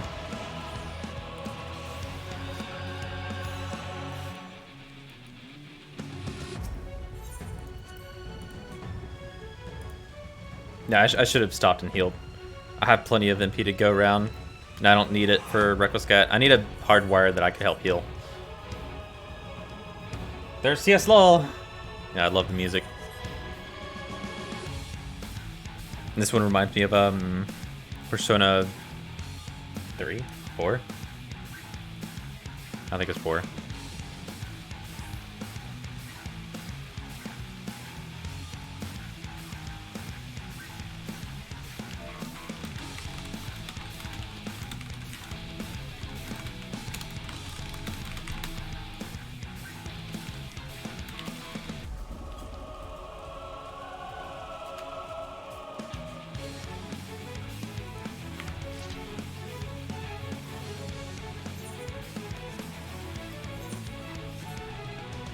11 the hat and the snow.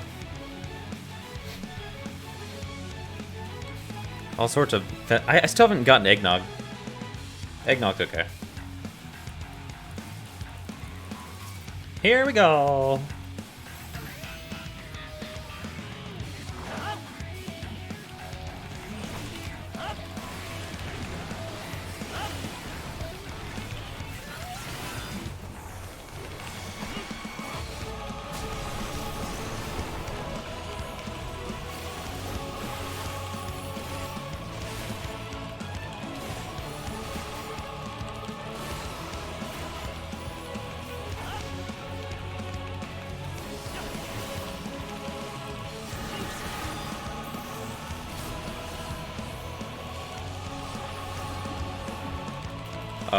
Come on, dude.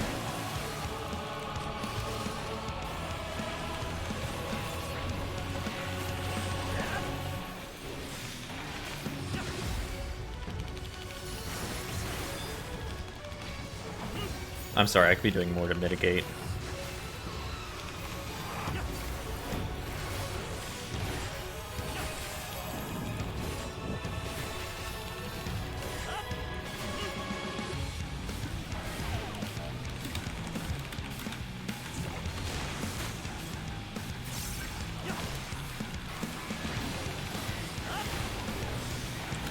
Oops.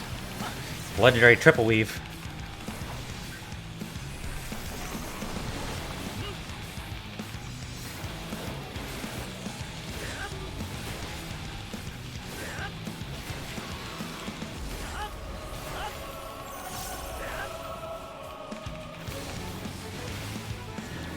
Don't do it again.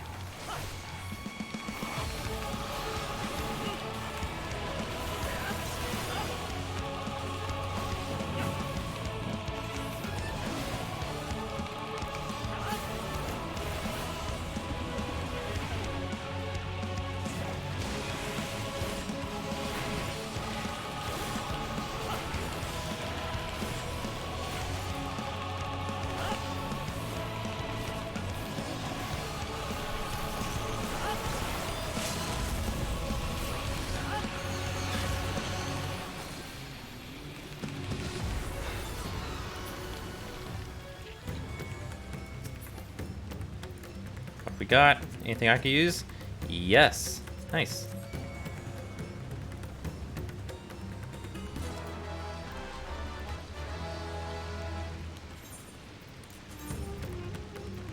I'm not gonna go with it just yet. Wait till after the dungeon. Oh God.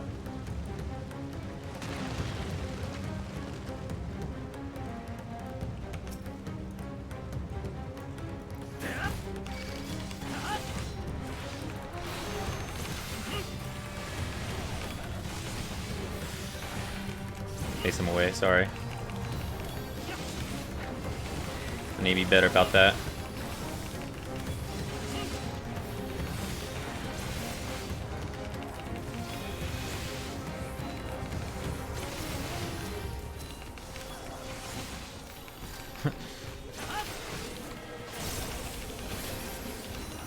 I saw Twitter. I thought of me. That's what I am. Be on the Twitch. Kipo.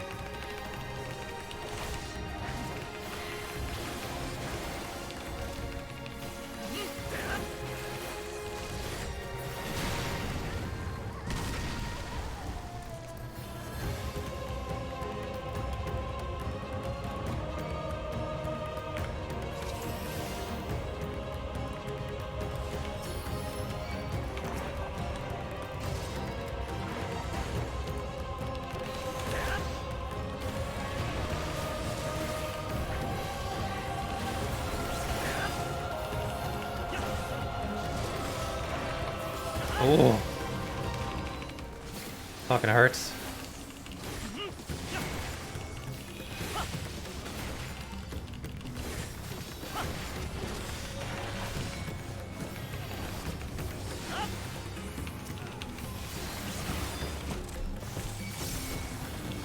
Right on time. Got my big AoE.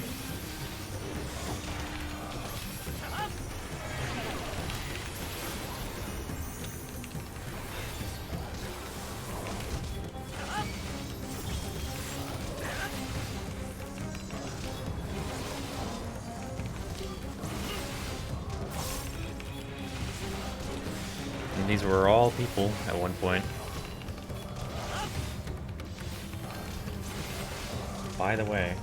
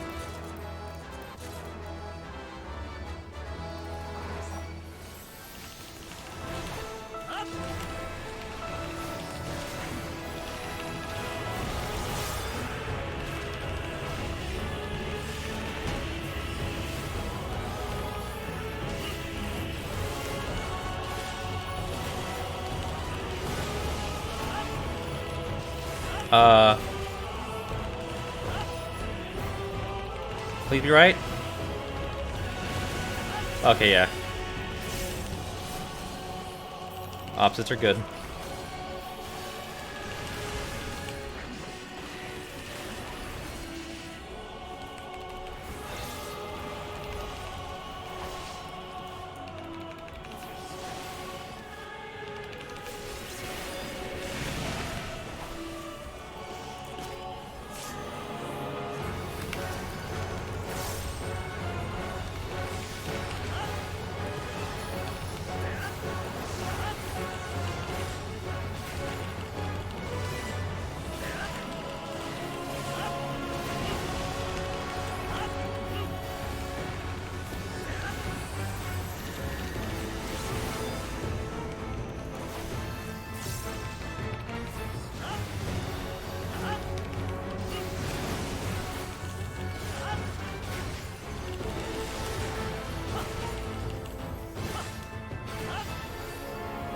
What are you doing? Okay.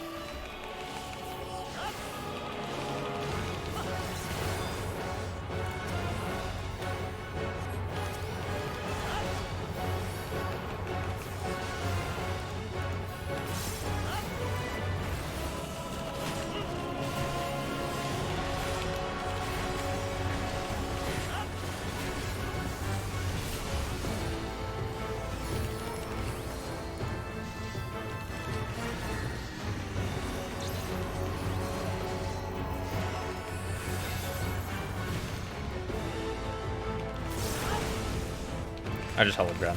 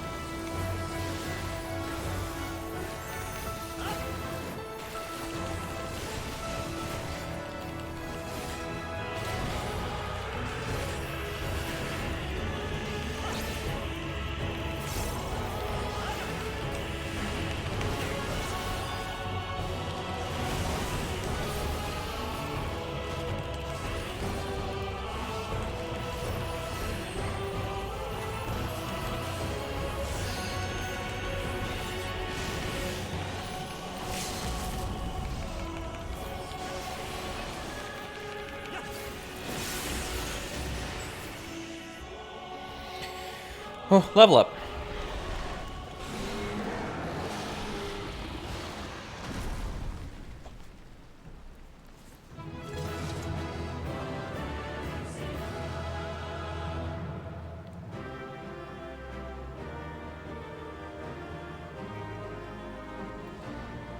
We haven't had a happy dungeon completion yet. It's always so somber and fucking...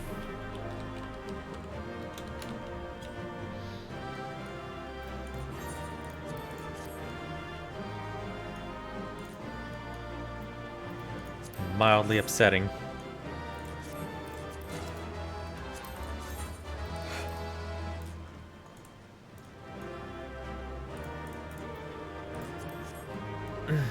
Alright, what do they have to say? The Horrors of Amrot born anew. This must be the blasphemy they spoke of. That was the worst of them, at least I hope it was. I see no trace of the person it once was. Istrola, anything? Stinian? No? Alright.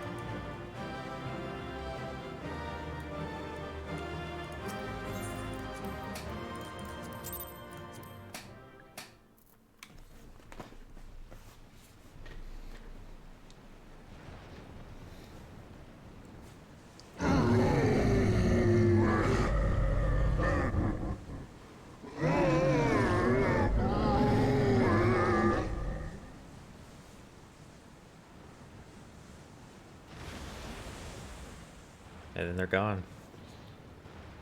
As I feared. Slash wrist. What is it? The beast was there, and now it is no more. Yes? Indeed. We saw it plain. But you didn't, did you? I saw nothing. Not the blasphemy that perished here, nor the other men turned beasts. And because of this, I now see all too well. Saw nothing? There is no ether.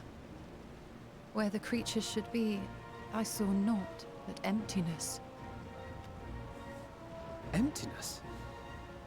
But that would mean... Recall the words of the Watcher. 'Twas a stagnancy of ether, a cessation of flow, leading to decay and absence, that led the ancients to conclude their star was dying. This is the same phenomenon. The instant these people are seized by the transformation, their ether begins to rot and crumble away like dried mud. Until, from their corporeal forms to their very souls, naught remains. But the beast spoke with its dying breath. Surely at least a sliver of the man it was endured. Mayhap so. But even if the process was incomplete, it was little more than a faint residue. Gods be good. You're saying they cannot be saved? Not by any means known to me. Or by any means at all, like as not. For there is naught left to save. Fuck. They return not even to the ethereal sea.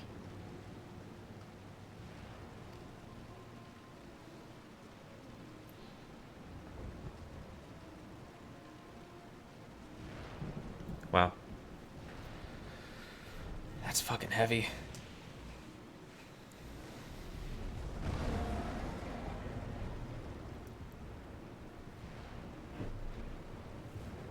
The beasts rage on, their hunger insatiable. Even deprived of their master, they perpetuate his legacy of hate. Once proud sons and daughters of Thavnir, all of them, and now I spill their blood.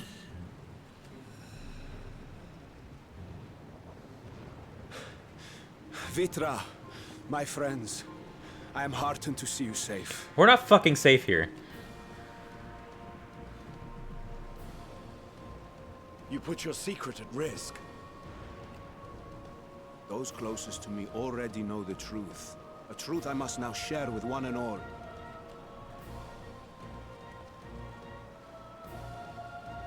Vitra, calamity has come to Radzatan. Our fair nation is rent by screams of pain and despair. More than ever, we require a strong leader to shepherd us through the storm. Reveal your true self to our people, Vitra, and guide us to salvation. We need to bring these people to the moon first, honestly. What madness is this, Aiwan? Thou dost forget thyself. Were we to reveal our duplicity, it would do naught but foster confusion and chaos. Nay, I shall remain the Satrap's loyal ally, and do battle with the beasts. Easing hearts and leading the people to safety is thy task, and thine alone.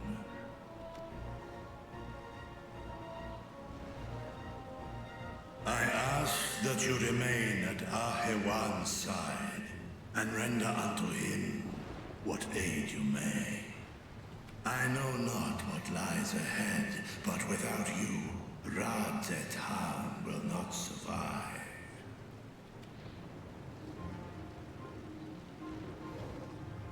Take me with you. Oh. I am as at home fighting in the air as I am on land. Take me with you.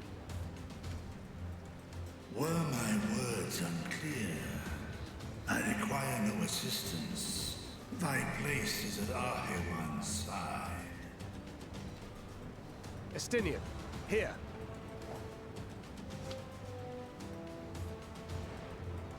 It's the last thing you ever wanted. A link pearl. We'd gain much from knowing your elevated perspective. And it'll keep you from getting lonely, which I know you loathe. You heard the man. Seems I'm coming with you after all.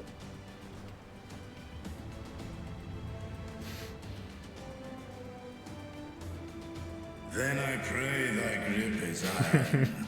Be it on thy head if thou dost chance to fall. Fair enough.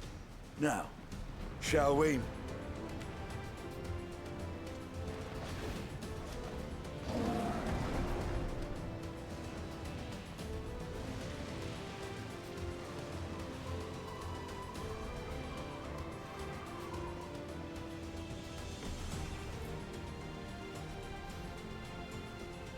I fear it is as Vitra says. We will not survive this on our own. While I am loath to impose upon you again. I would insist if you did not. 'Tis the very reason we have come. Then once more I find myself without words to thank you properly. Let us return to the capital and plan our next course of action.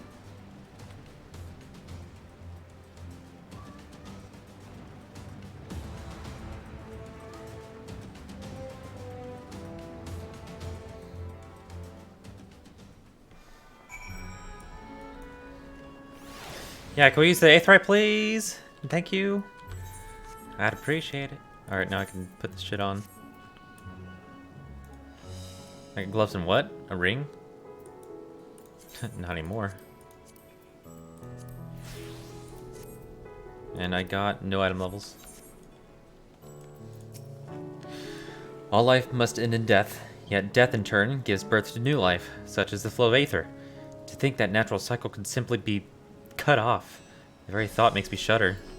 Yeah, that's a good way to put it. Shit. After so long and so many sacrifices, we finally found a way to cure the tempered. But these poor souls, they vanish without a trace. Is there truly no saving them? While Estinian and Vritra defend Rajasthan from above, we on the ground must find a means to prevent these transformations, and soon. The stillness in the air puts me ill at ease. We must be wary. Worry not, I could see your aether, and that of our companions. We have not suffered the fate of those unfortunate souls. Yeah. Shit. I don't feel comfortable here. Our Radiant host has eliminated the immediate threat to the city, though it pains me to know those beasts were once my own people. There's no telling when or where the next transformation might occur. We must remain vigilant and steel ourselves for whatever is yet to come. 500! I could probably get more selling his paint. I don't know. Whatever.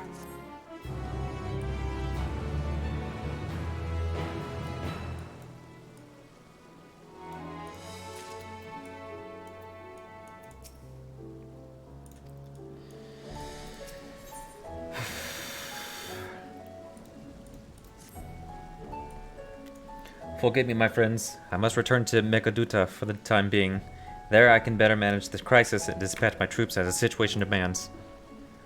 In that case, we shall carry out an investigation of our own here in the city. Mayhap the residents can tell us more about the first of the transformations and the conditions under which it occurred. If we can ascertain what exactly triggered these tragic events, it may give us some insight as to a possible solution. Time is of the essence. Let us split into 3 groups that we may cover more ground. Alize and I will seek Pax's path. Thancred Ishtola, pray make for Dharma. I'll leave Artha to Graha and you, Angard. Any information you can gather on the first blasphemy or the manifestation of the final days here in the city would be most helpful. When we have completed our respective inquiries, let us reconvene in front of Megaduta, that we might share what we've learned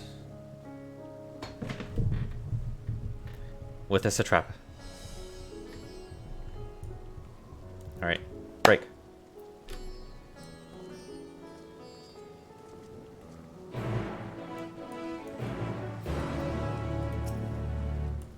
Shall be off then.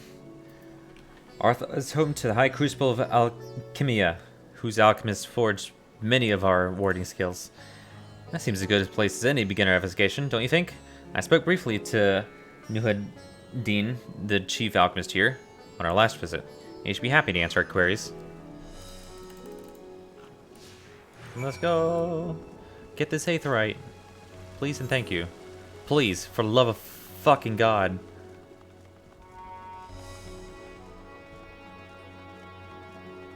Come on, come on, come on. Don't do this to me. God be fucking me.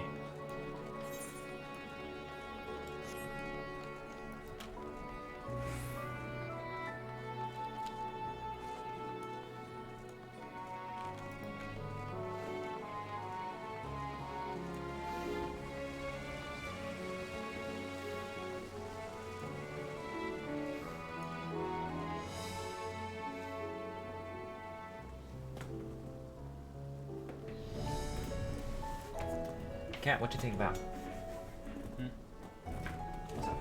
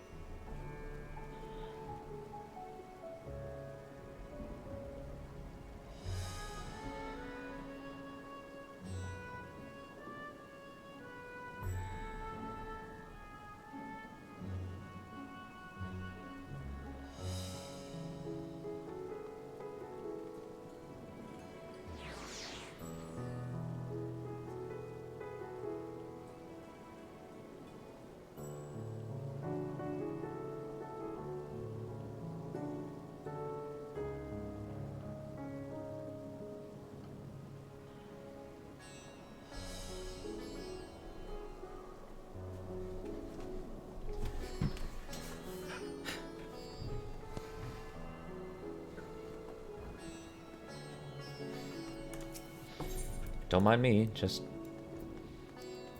Oh, fuck, it's down there anyway! Alright.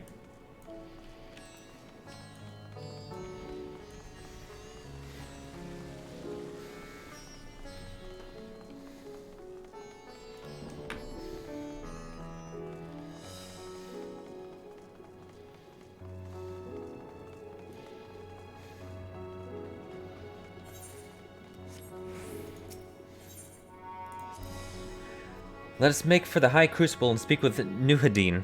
His discerning eye may reveal to us the truths we have overlooked.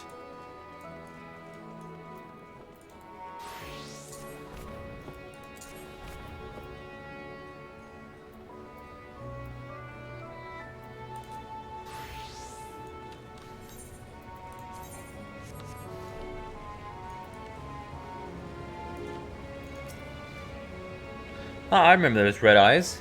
You were with those scions who commissioned the scales from us, yes? I welcome you back to the High Crucible. What brings you here in these troubling times? We're assisting the satrap in investigating the crisis that plagues the city. Do you happen to catch sight of any of the creatures? I did. As I was going about my work, I was disturbed by crashing footsteps so powerful that the very ground shook. I rushed outside and could not believe what I behold. The night sky was burning. Suddenly, I heard panicked screams coming from the direction of Balshan Bazaar. In the next instant, a monstrous beast poked its head from amidst the stalls. A handful of the Radiant rushed it to the scene, only to be sent sprawling as the fiend and its minions propelled themselves skyward. So the blasphemy came from the vicinity of the markets. This knowledge may prove useful. I thank you for sharing your tale. Well, I do believe we know where we should inquire next. To the bazaar, then. After toiling days and nights to fashion our allies' warding scales, a great number of alchemists were granted respite. In part because of this, the damage here at the Crucible was limited. On the other hand, we have not heard from many who were at home during the attack. We can only pray that they are safe. According to Nuhadin, the blasphemy came in the direction of Balshan Bazaar. Let's inquire there and talk to people.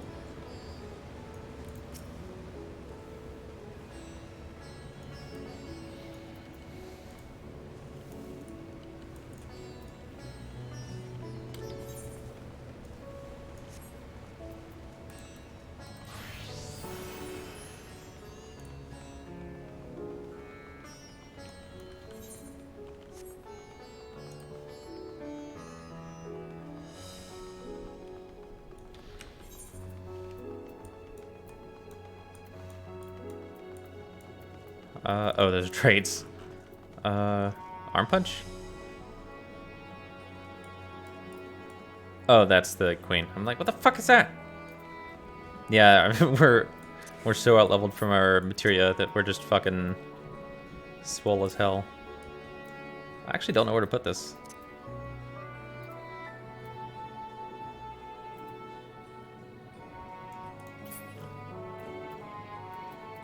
It's the only skill that we're getting, and I guess there. I don't know.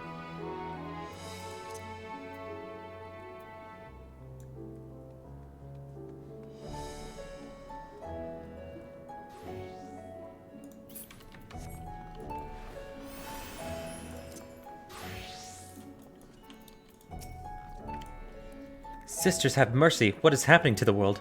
What am I to do? Is nowhere safe? Settle down, friend. The danger is past, at least for now. If it's not too painful to remember, could you tell us what you saw? But first I heard the screams, then a horde of a ravening beast came charging toward us. One of them was huge, bigger than a Merid, throwing people about like ragdolls, and it was eating them. I hid under the counter. I saw others do the same, but the shrieking and wailing kept getting louder. More voices in the throng. Beasts or victims, I couldn't tell. I knew not what was happening. I still don't. That's enough, my good man. You were brave to share with us your tale. Many of your fellow merchants are safe. The High Crucible, too, has survived, mostly unscathed. Pray stay close to your friends and loved ones, and rest your body and mind while you are able. What nightmare is this? When will it end?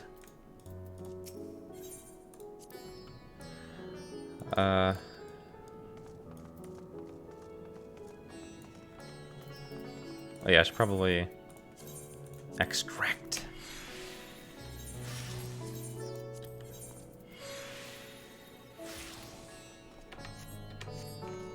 I could probably vendor these materials, huh? Is something the matter, traveler? If you are lost, perhaps I could be of assistance. Your offer is much appreciated. We are not lost, but we are in need of information. Might you know anything about the gargantuan beast that rampaged through the bazaar? Aye, I saw it all. I wish I had not. I was going about my work when all of a sudden a piercing scream cut through the air. I turned around, and there was the fiend, a massive body bursting through the entryway with the force of a tidal wave. And then it was gone as quickly as it came. Fortunate I was to be inside my shop at the time. The owner of the stall across from me was hawking at his wares on the streets.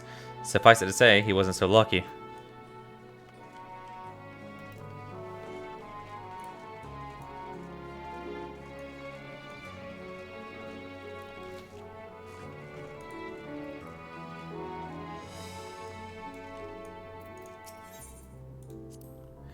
So this is Thavnarian weave. I must say it bears resemblance to the traditional fabric of Corvos. Small wonder, really, given it's just across the water. Not that I'm much of an expert of Corvosi culture, of course. I've not had the occasion to visit my ancestral home since the coming to Charlayan, and like as not, I will never reside there again. That said, in recent days, I've felt more acutely aware of my heritage, and grateful for it. It is thanks to my forebears that I inherited the Royal Eye, and with it, the wisdom of ancient Alleg. And so, well, I simply hope my countrymen are safe. And one day, when this calamity is but a memory, I would like to see Corvos again, if only once.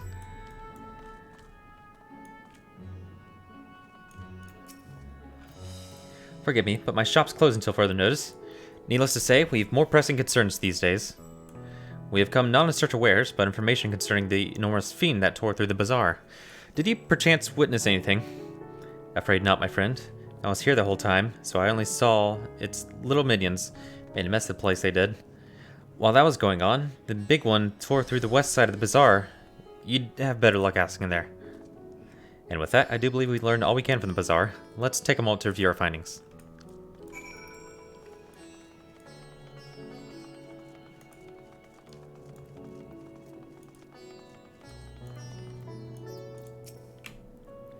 Judging by their accounts, the transformation had already occurred by the time the beast reached the bazaar. It tore through the west side of the bazaar and headed towards the Aetheryte Plaza. In other words, a blasphemy may have first appeared in this vicinity. That being the case, the people in that Mayhang can surely tell us more. Alright, well, I'll be right back. Graha. I've got a S-rank to handle. And an Aetheryte to not fucking teleport to.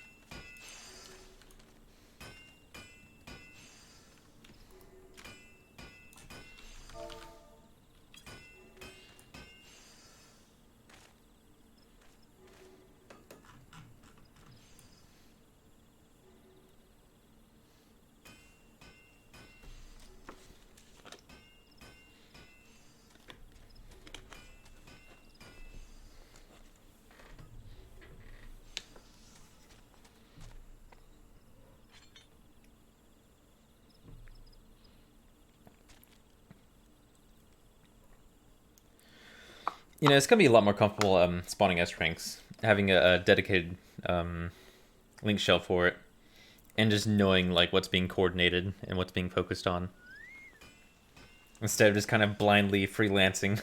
It's like, I guess I'll start on this one, I don't know.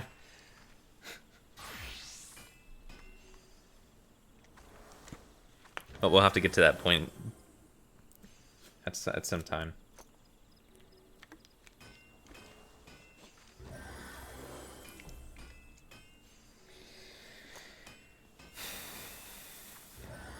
What am I getting at? 88? Oh, right, Divine Veil.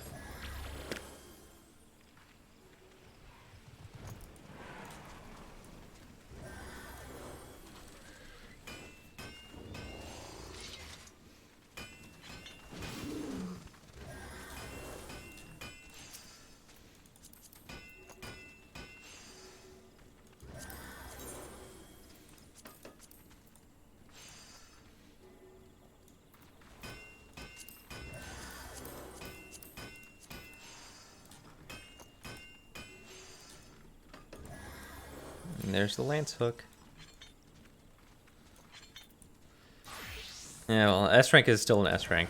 I'll just have to travel back. Feels bad, man. Feels real bad, man. Oh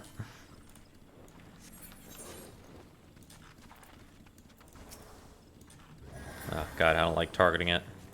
Only because I have attack buttons on my mouse. Is that artifact gear? Yeah, that's for the tank. Or for the paladin.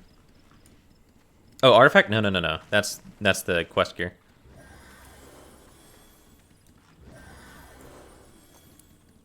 MSQ, round 89. And that's the one that's featured on the box art. The here.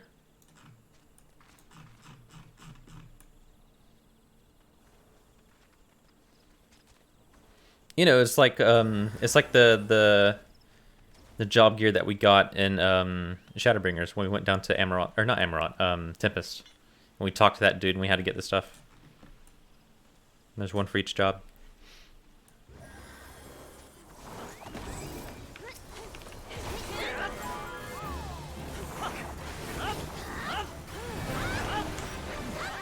I don't think that's artifact. Artifact gear? Okay, it is called artifact. I don't know, when I think artifact, I think like the Eureka gear. It's like super special.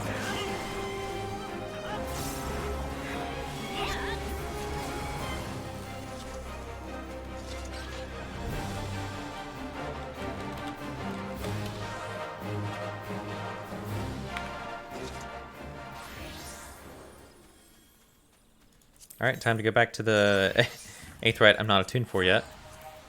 Nice.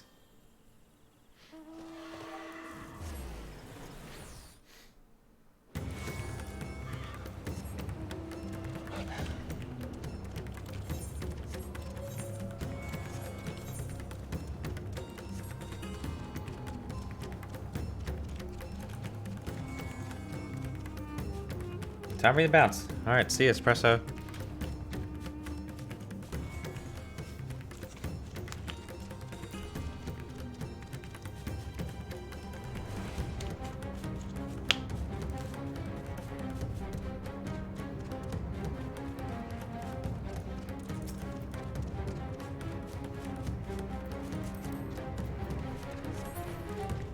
Is that Matoya's hat?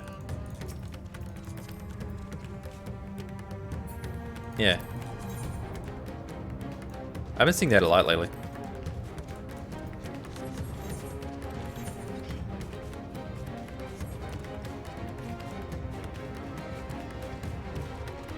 Nobody spawned it. I was thinking that. I almost said no thank you. I almost didn't say thank you for S. Because that's the thing that spawns during the full moon, right? And I was like, whatever. Just assume it applies. Thank you for telling us about it.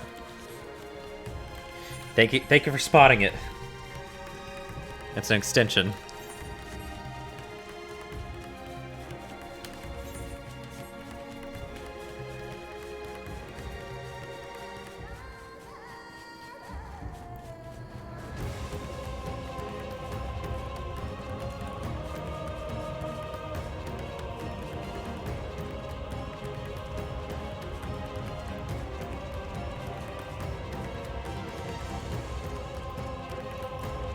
Then we get hit with another S rank.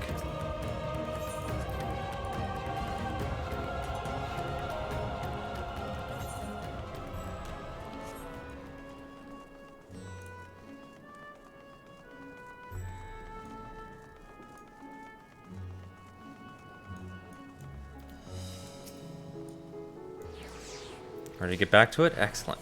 Yeah. Yeah.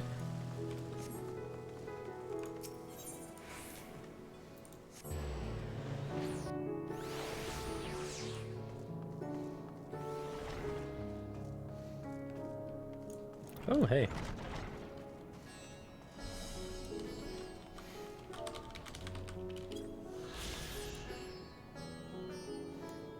How much? 84. Okay. It's not a whole lot. Fearful Healer. gods, what I wouldn't give to see that horrible sight. Oh, god damn it. Alright, well, we can't teleport.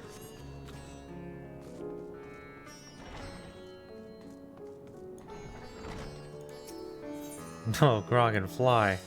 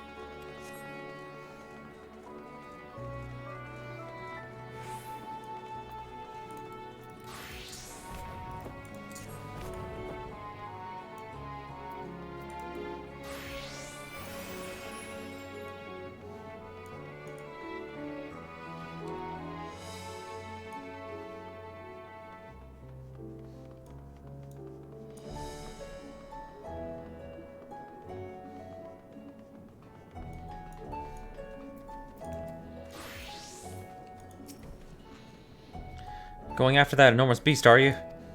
Aye, I saw it, including the very instant that poor bastard transformed. Damn the gods for putting me there. It started over there, by the window. A few men, merchants probably, talking and drinking. Conversation must have taken a turn for the worse. Next thing I know, their leader, I suppose he was, buries his head in his hands and black mist was swirling all about him. Then his whole body bursts apart. There stands a hideous, slavering beast, massive and foul, all gaping maws and bulging eyes. His friends start shrieking. Then the black mist comes again, until the change takes them too. Stuff of nightmares, I tell you. Nightmares indeed. Incidentally, do you perchance know who those merchants were? No, I'm a decorator by trade. Not much cause to mingle of their sort. Saw Melil, the barmaid, chattering with them, though. She might know something.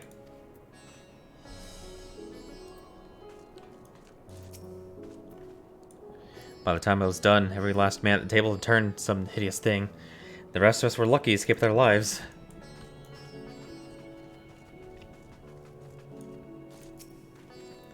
Huh? Oh, pardon me. I was... Anyway, take a seat wherever you like. We're open to business as per usual.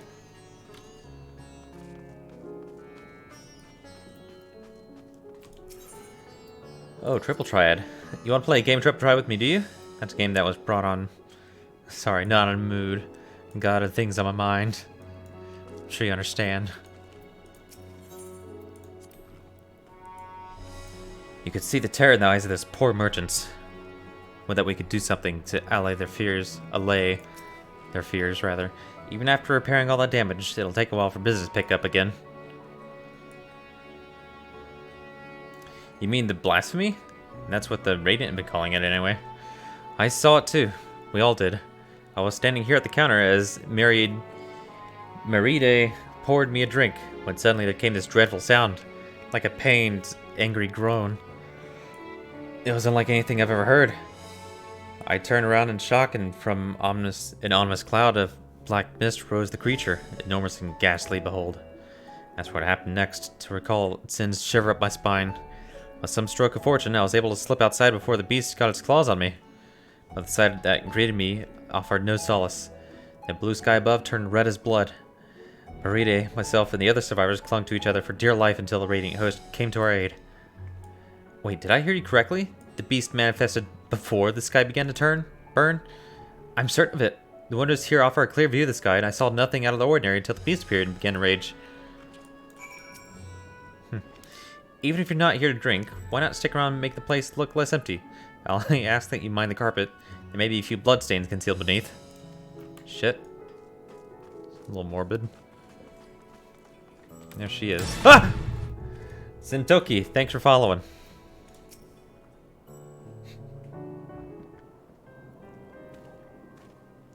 Oh, hello there. Welcome to Meride's Mayhain.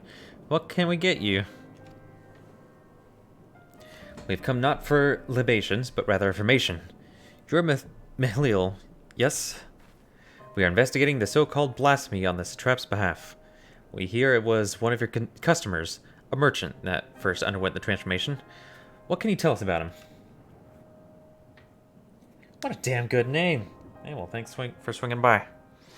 He was something of a regular here, especially of late. Kalzal was his name. He ran his own consortium, dealing primarily in the exports of Thavnarian specialties.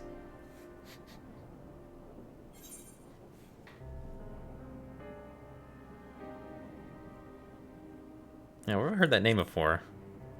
I don't fucking remember. It definitely rings a bell, come to think of it. Don't you think you met Kalzal when you first came to Thavnar? If I recall correctly, he ran a trading operation. Yedlamed. It was through him that the Scions were acquainted with the fisherman Matsya. So many names. Yes, that is the same Kalzal, no doubt. A rather successful man, from what I gather. That said, it was clear that he had fallen on hard times of late. Those ghastly towers popping up everywhere cannot be good for business. Even now, with the towers gone, the collapse of the Empire has led to all sorts of problems elsewhere. The market for luxuries is surely not what it once was. Trying times for the head of the trading consortium, indeed. Kozlov was a compassionate man. Even as his own business suffered, he did what he could to provide for the artisans, fishermen, and many others who counted on him to sell their wares.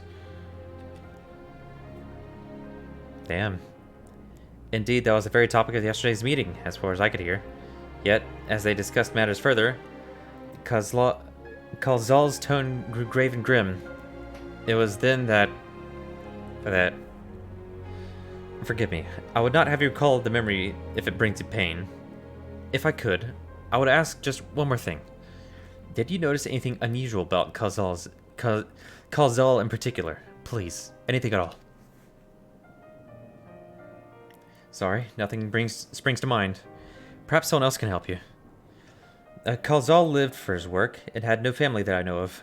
His employees and associates knew him best, but they too are lost to us. Still, perhaps his neighbors know something I do not. I could direct you to them, if you believe it would help you. What do you say? Yeah? Why not?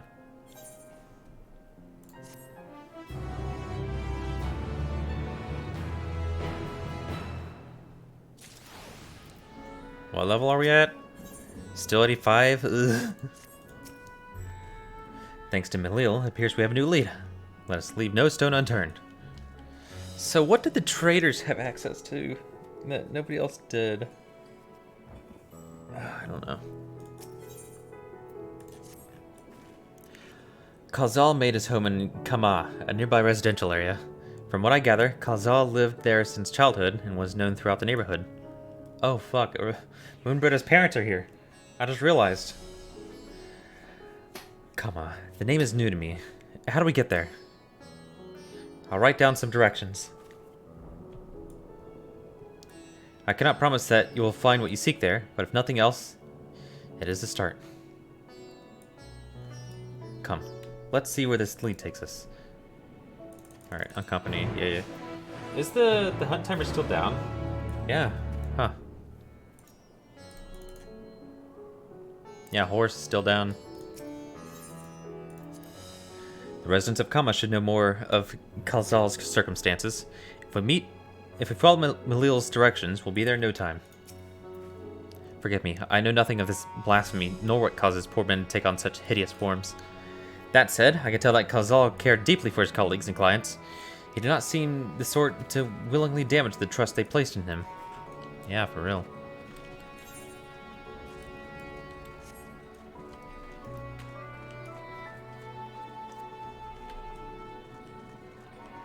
Google Doc Tracker.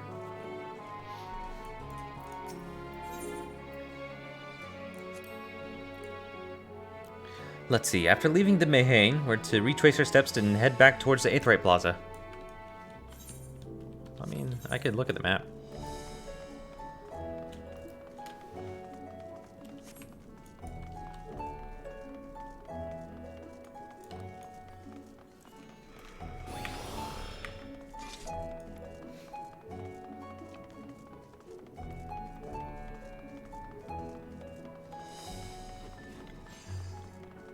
As for direction again, we are to take the stairs to the right, right? From here we ascend the stairs. Yeah. I mean, it's easy enough.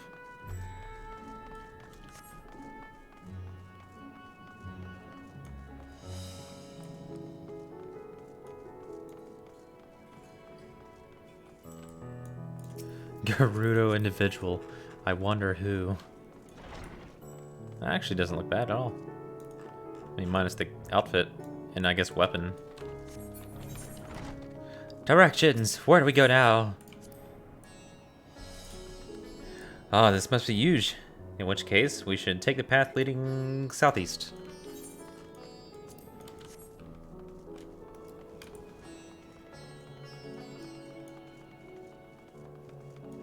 Now where? If we keep going this way, we should arrive in Kama before long. Walking these unfamiliar streets is quite the adventure, is it not? I can only hope we can explore Radatan at our leisure once this crisis is past.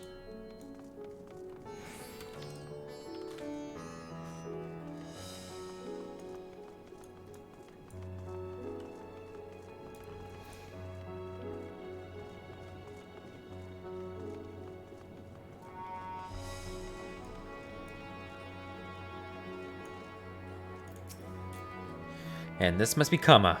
We've arrived at last. Let us begin questioning the residents without delay. No doubt someone here can tell us more about Khazal. Given recent events, I imagine they're taking shelter indoors.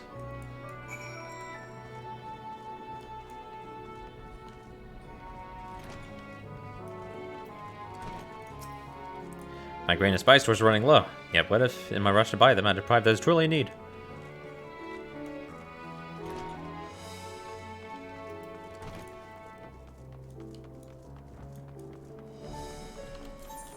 Did I really already get that? I guess so, huh? I don't remember coming all the way up here. I probably poured it out as soon as I could.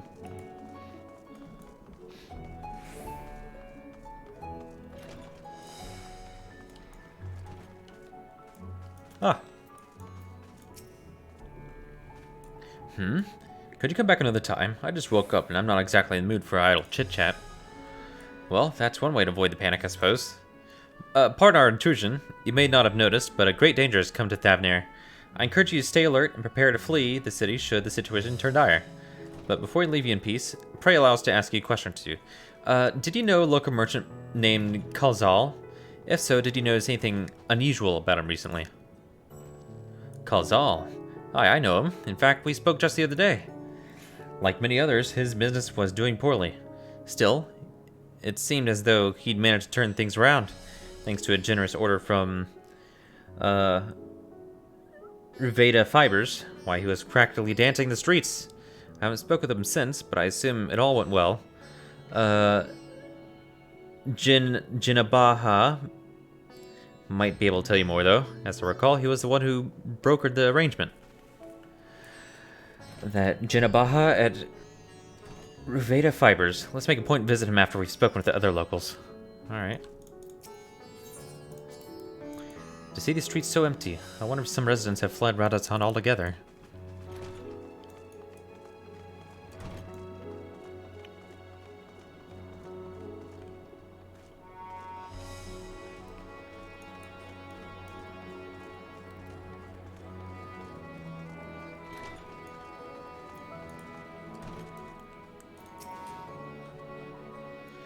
Khazal, you say? Yes, I've known him since he was a boy. If there was ever a man who was born to be a merchant, it was him. Always early to depart and late to return, he'd spend his days procuring the finest wares and seeking out willing customers. You could say it came to him as easily as breathing. Sadly, business was flagging of late. No surprise, really, what with how dangerous travel has become.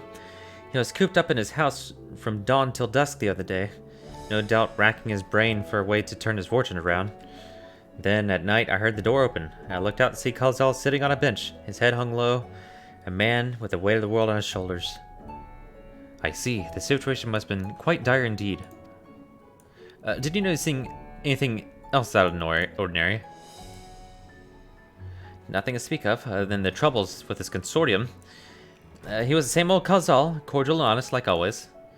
These questions you were asking, has something happened to him? He wasn't caught up in a terrible incident in Bazaar, was he? I don't travel much these days, but my daughter told me not to venture outside. Stuck in here as I am, I've heard little about these bizarre goings-on. Rest assured, the city's safe for now, but the situation may change without warning. I urge you, stay close to your daughter, and be prepared to take refuge should the satrap order it.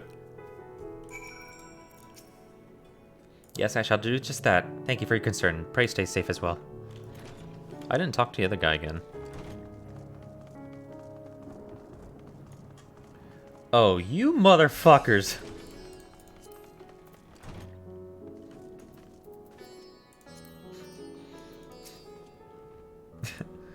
I must have been working myself too hard. I only intended to take a short nap, but when I woke up, it was already sunset.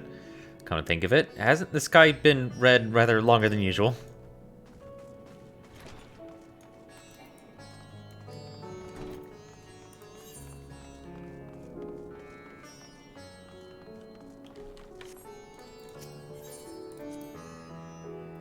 From what we've heard, our man Kazal was truly at wit's end, and it all came to a head at the Mayhain.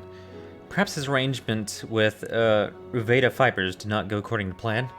I expect this Jenabaha can tell us more.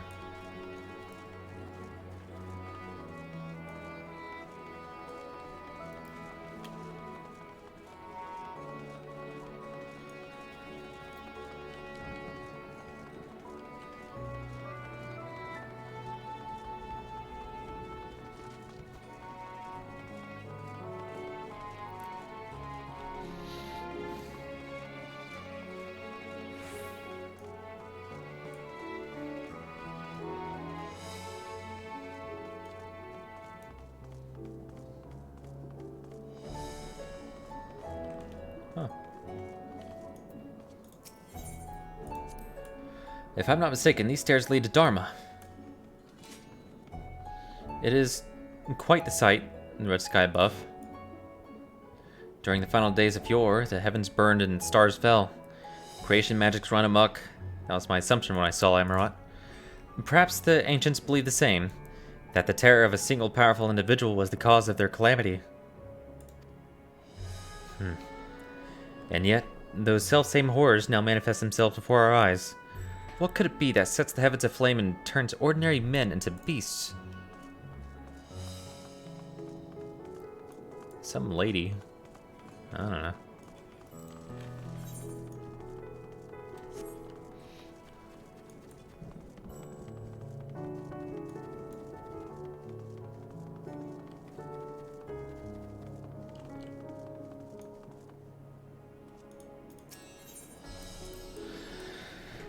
They're farming silkworms. This must be Ruveda Fibers, where we should find Jenabaha. Whoop. Oh, look out. Let me grab that real quick.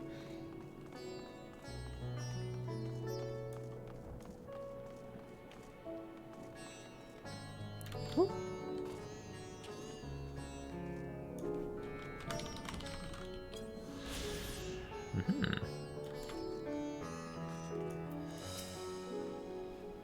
Hello, sir.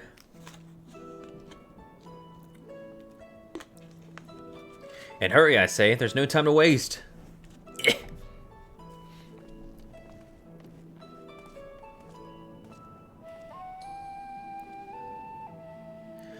Pardon me, but you're in charge of buying and selling here, yes? We have a few questions we'd like to... I'm sorry, but I simply don't have time to chat. If you haven't noticed, we have our hands full at the moment.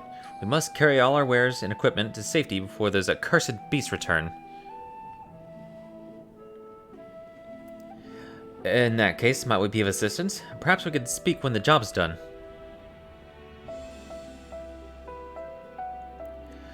Very well.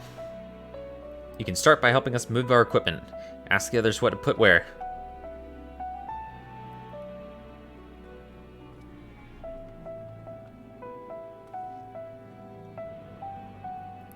And you can carry our fabrics.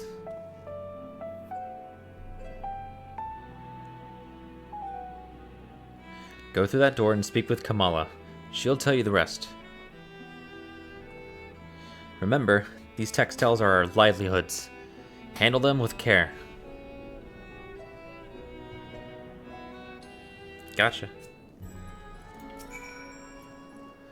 You'll get answers after you've kept your side of the bargain. Now off with you. Through the doors, talk to Kamala. Got it?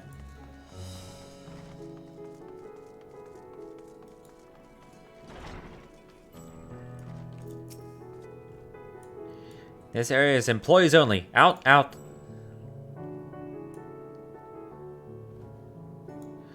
What's that? You've come to help?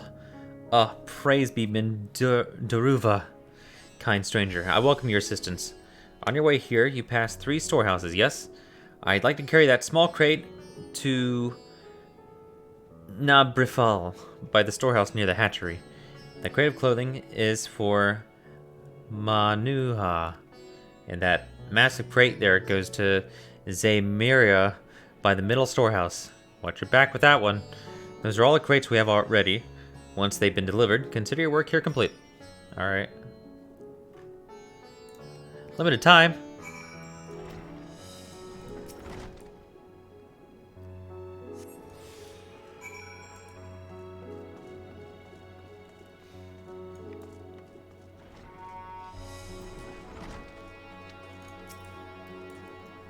Thread is it? Then you've come to the right place.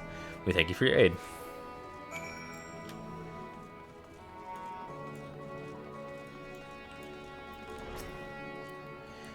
Okay.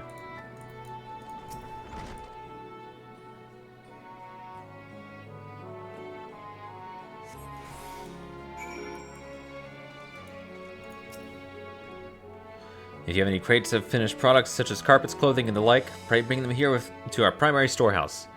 Crate of clothing, is it? I can take that off your hands. Many thanks for the delivery. Ugh. Oh. How am I gonna carry this one, huh? Oh.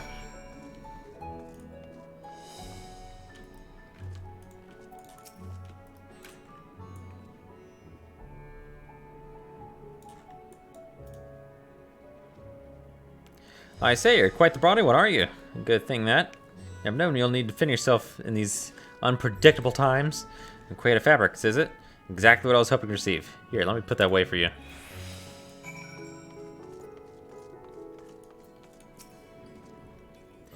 You've carried all the crates to the storehouse, you say? And so quickly, too. I've never seen anyone so strong. Then my associates will see to the rest. So please return to Jinabaha and assure him our work is proceeding apace. To tell the truth, we're grateful for this distraction. Too many terrible happenings of late, but generous souls like yourself give me hope that we may emerge from this trial even stronger. I pray we meet again in the peaceful times.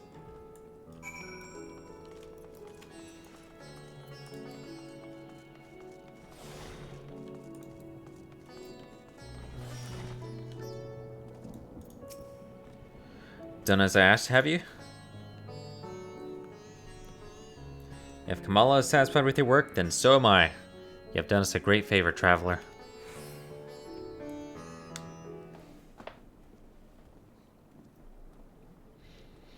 I too have delivered the instruments and apparatus entrusted to me. You both have my thanks. With our wares safely stored away, we'll not lose any more to those fiends. I take it that your establishment did not escape the attack unscathed?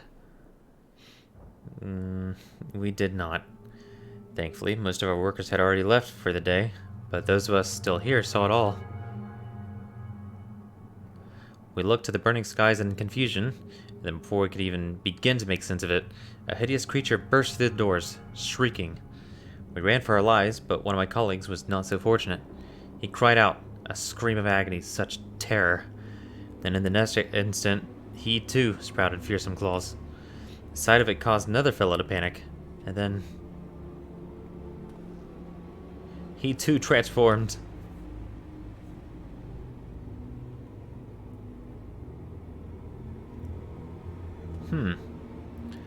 I'm sorry, there was something you wanted to ask? Indeed. You knew the merchant Khazal, did you not? I believe he had some dealings with your establishment. Khazal, I know him well. We arranged for his consortium to deliver a large shipment of fabrics. But in the end, we received a better offer and had to turn him down. I understand his business is struggling, but so is ours. Another of our most reliable trading partners agreed to transport the goods for a much smaller commission, and we'd have been fools to refuse. I felt terrible for withdrawing the offer, but you must understand, we simply had no choice. We tried to put on a brave face when I delivered the news, but his dejection and despair were plain as day. He said he'd discuss with his associates, but I could tell he had all but given up hope. Dejection and despair.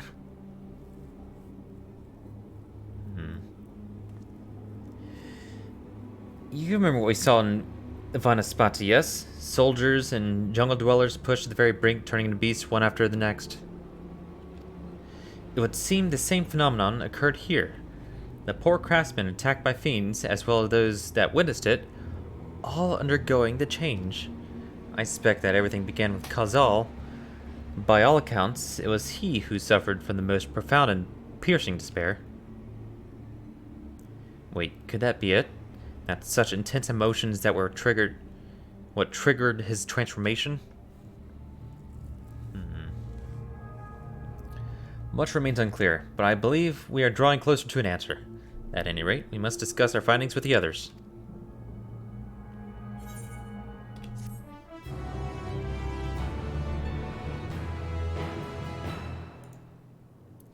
If we fucking stress this guy out too much, he's gonna transform too, goddamn. Can the despair in a man's heart consign him to such a terrible fate?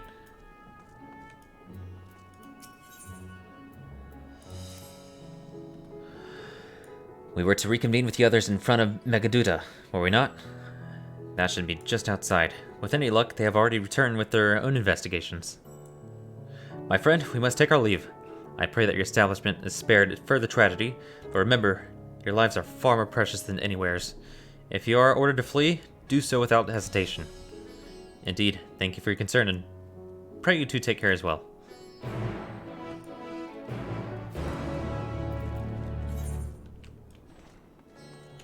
It's quite a bit of reading.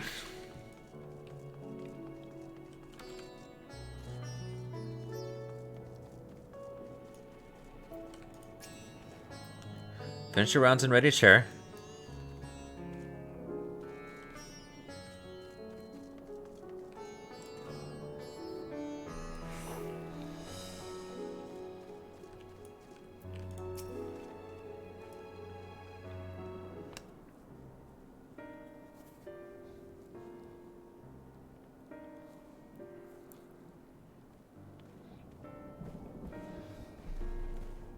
There you are. You've spoken with the survivors. Indeed. We thought to share what we have gleaned, that we might together gain a greater understanding of present circumstances.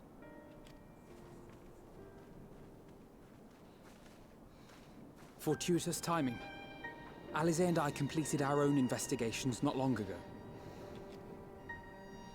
Then we should take a moment to compare notes. Shall we begin with the two of you?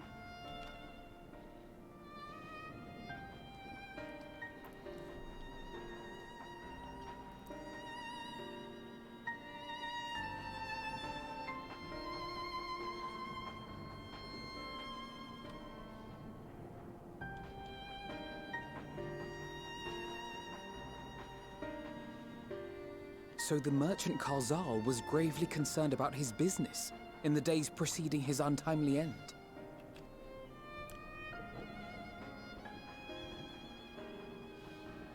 The tales we heard were much the same. The first victims to be changed into blasphemies were all overcome with anguish of one manner or another. Then those who saw their loved ones stolen before their eyes succumbed to a similar panic, setting in motion a chain of transformations.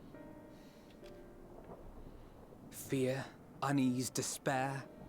These negative feelings serve as a catalyst. If so, then it is not unlike the calamity that befell the ancients. With their creation magics, they unwittingly gave form to untold horrors. Had they simply lost control, surely it would have manifested in many forms, not all of them monstrous. True. Yet somehow, this phenomenon is triggered solely by the darkness in their hearts, a common thread with what we now witness. common, but not identical. While the beasts the ancients faced were forged with magic alone, those of today are born of sentient beings. Why remains to be seen, but there is one fundamental difference between us and our predecessors. Our souls are sundered, whereas theirs were not. Perhaps that single variable makes all the difference. If I may, there was another detail that troubled me. We have it on good authority that Karl Zahl's transformation took place before the skies began to burn. What? If that's true, then the situation's more dire than we realized. It means even if there's no ominous sign presaging the final days, anyone, anywhere, has the potential to become a beast. Even in lands we thought safe, even as we speak. I need to turn on that heater. It's getting a little chilly. Look! It's the Satrap! We good? The Satrap! Thank the heavens.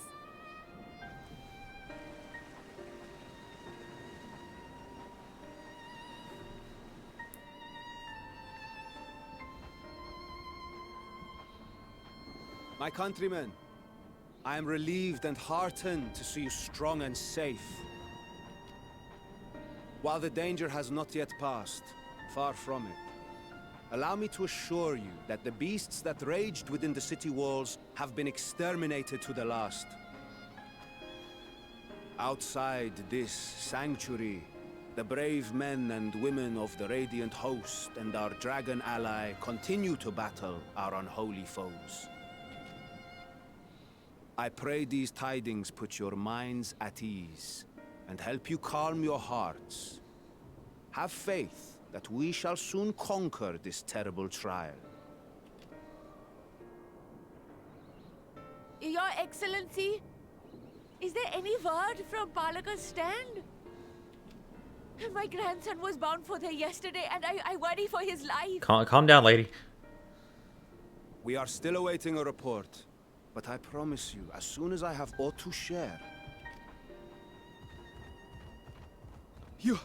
Your Excellency, I bring grave news. You are? I'm Matya of Akyali, a humble fisherman. It's our guy. Ah, I remember you from our first visit. Wait, you're... But no, that can wait. When the skies turned red, I set off for Palaka's stand, fearing for the safety of a friend. Oh no. As I drew near the village, I saw dreadful beasts all about. No! Gods have mercy! Oh fuck. Your Excellency! Save my grandson, I beg of you!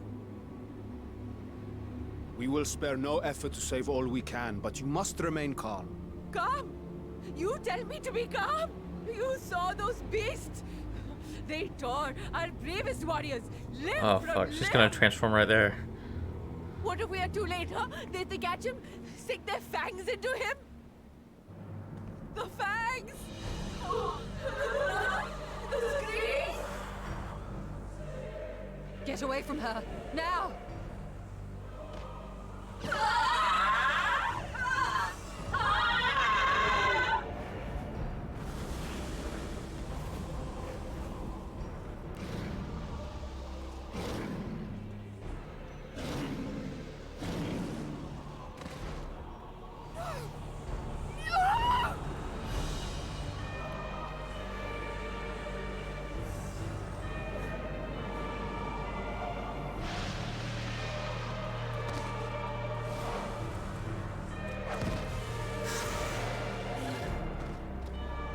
Damn it! We've got to kill them before it spreads. We'll handle this. See the townspeople to safety.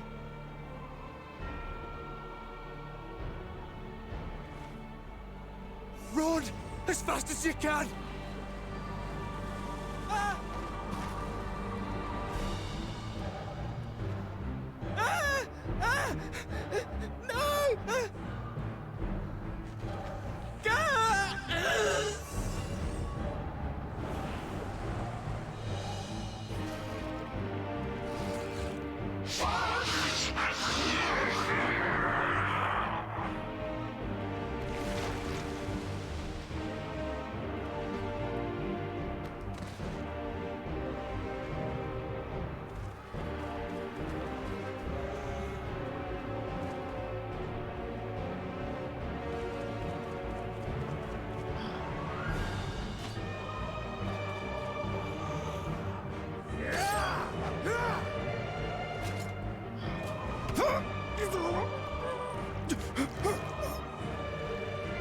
Vitra, our people, you must save them.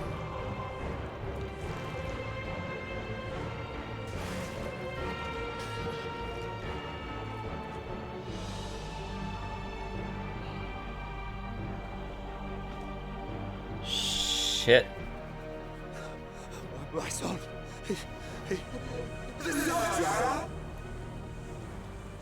Enough! You must run. For their sake and your own.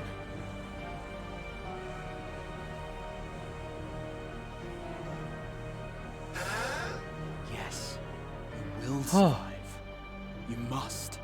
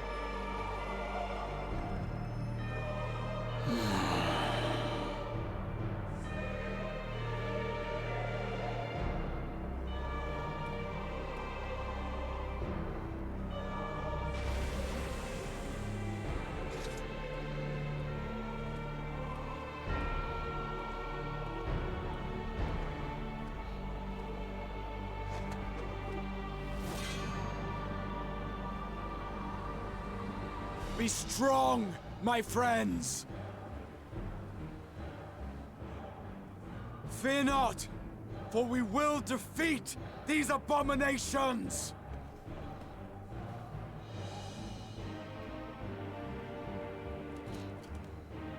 Brave men and women of the Radiant Host, lend your Stola and Thancred your aid. Let not a single beast escape. The rest of you, flee this place. Carry the wounded if you must. Head indoors or underground. Above all, stay calm. No beast will follow you. We will see to that.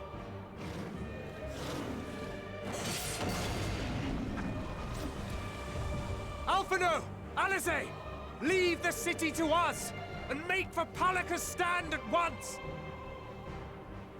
Matsya, show my friends to the village! I promise you, they're more capable than the host's finest! Right! Go with them, will you? We will save these people. As many as we can.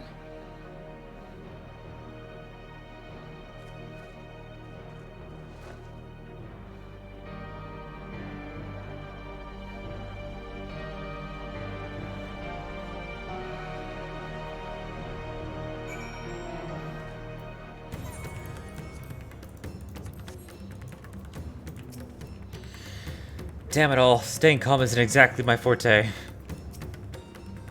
We meet again? You do remember, yes? You saved my skin twice over in Yedlimad, and now I find myself turning to you for help once more. But let us tarry here no longer. Yeah, shit. God damn. Oh, I'm way over here. Okay. We must save Pakistan, whatever it takes. Matsya, it pains me to put you in harm's way, but I would ask your aid as well. Of course. Palka's stand is not far, just down that hill. But as I told His Excellency before, the path was blocked by terrible creatures. I had no choice but to turn back. In that case, this is what we shall do. Angered, I ask that you take the lead and dispatch any beast you encounter. Alize and I will keep Matsya hidden amongst the trees, and follow when the path is clear. Yep. There's no telling what dangers await us. Keep your eyes peeled.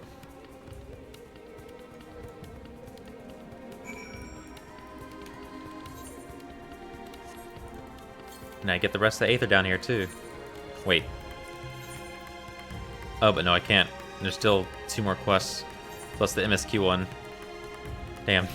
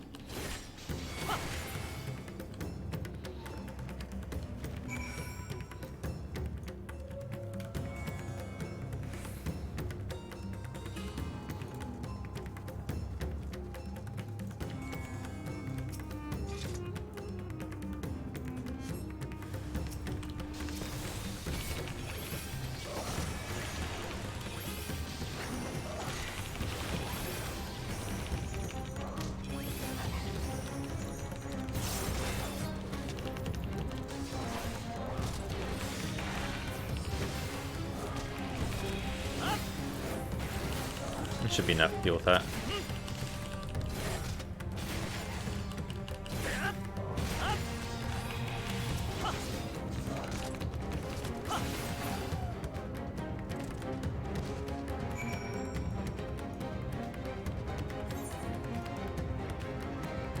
Oh, but I'm struggling to tune in this Ethernet, huh?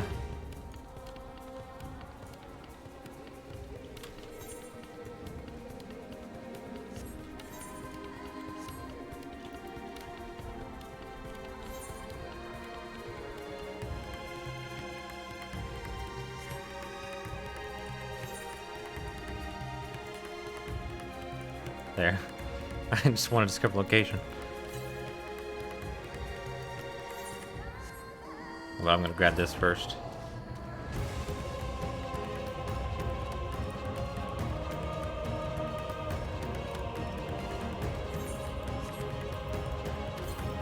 I see it.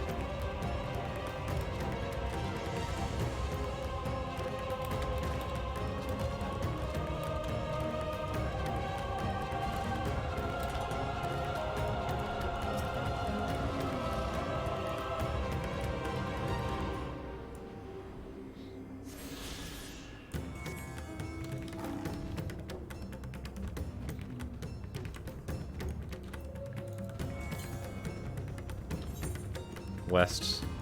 I assume that's where you're at.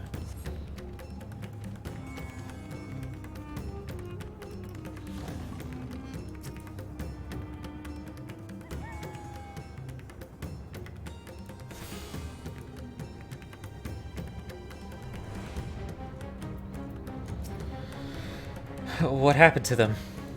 This guy's hurt. The whore. I pray the sisters will see us through this calamity. Good work, Ingrid. A word from Matsya.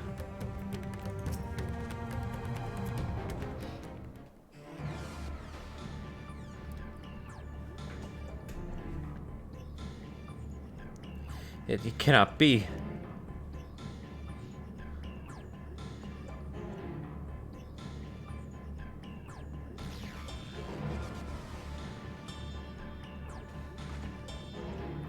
We must heal as we can, and quickly.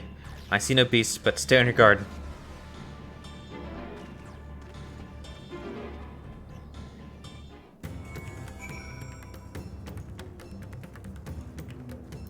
Horizontal here.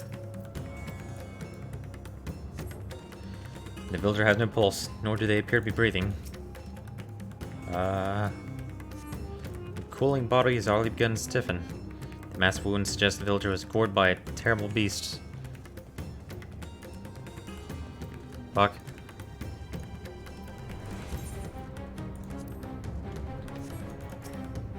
Exhausted. Sounds like alive. Though the villager's injuries do not appear to be life-threatening, he does not respond to your efforts. His breathing grows more ragged and shallow, and his vacant eyes are those of a man who has lost the will to live. Even if I wake, the nightmare goes on. No. Leave me to sleep. Call out, but the man does not respond. Shit. Great work.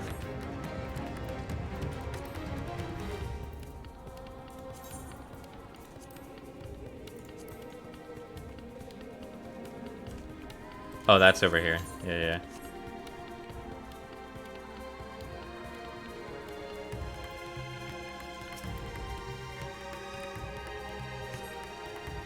Have you come to help us? Too late. My family, my friends. I'm fine, thank you. Please save the others. At least you're kind of keeping together. Why the horror? Are these the only villagers who survived? I can only hope others managed to flee, but the rest have been turned to beasts by the 12. Let's do what we can to see that the damage spreads no further.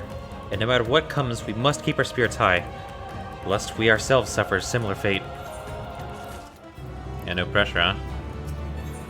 Hang on, let me grab the fucking... Like, I'm sure I'm gonna be heading over here anyway, but, you know.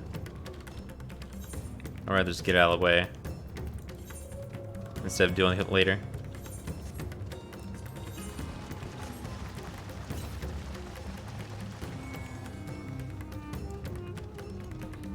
Just one less thing to think about.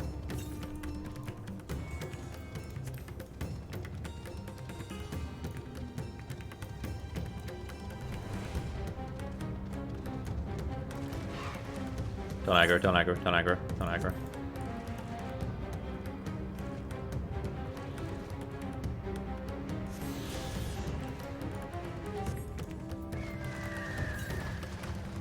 North.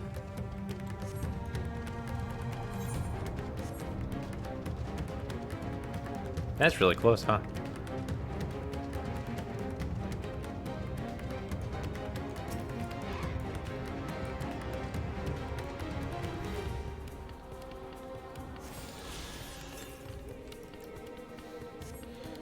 Really far south.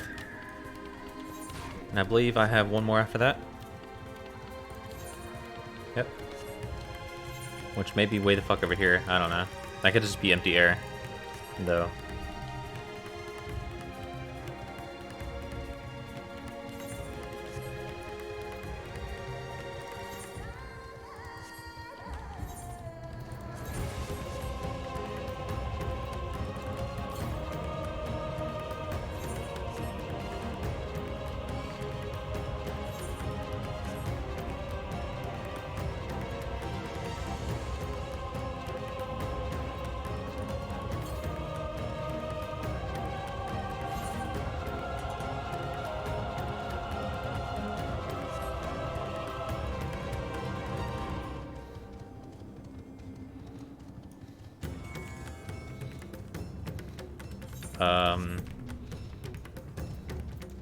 Ah.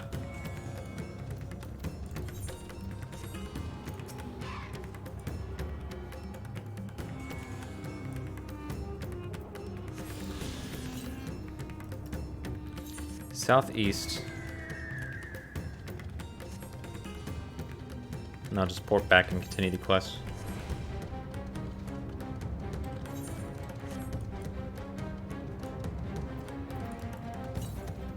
Hey, more tigers. Soon.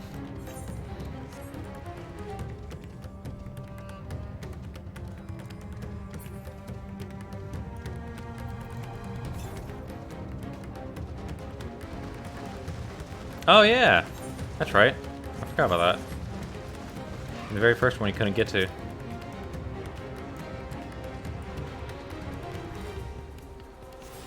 Nice. Should be all of them. Yep, okay. Anyway...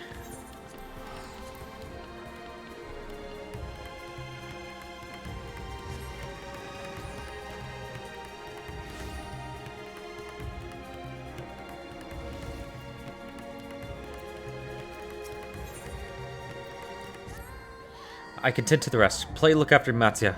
No doubt what we have seen here weighs even heavier on his heart than ours. Oh, come on, dude. Hold it together, man. Stay by Mattia's side, Ingrid. Unlike us, he is not accustomed to seeing such horrors. Oh, come on. Come on, come on.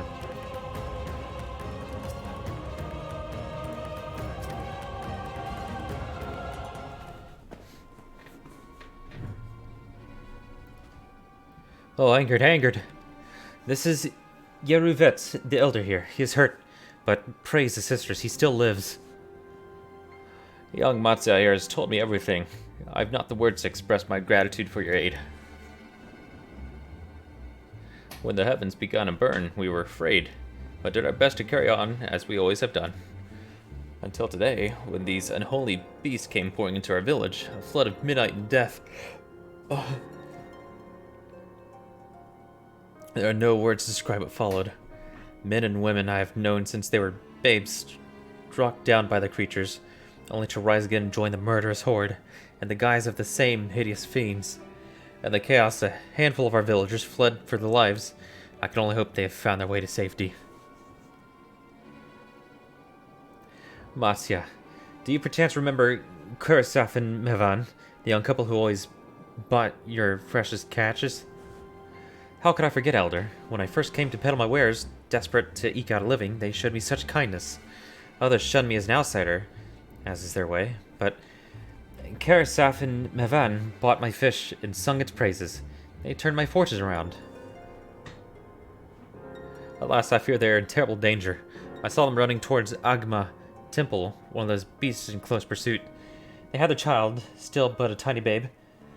To elude these fiends while caring for one so young is an impossible task, surely. I beg of you, go to their aid.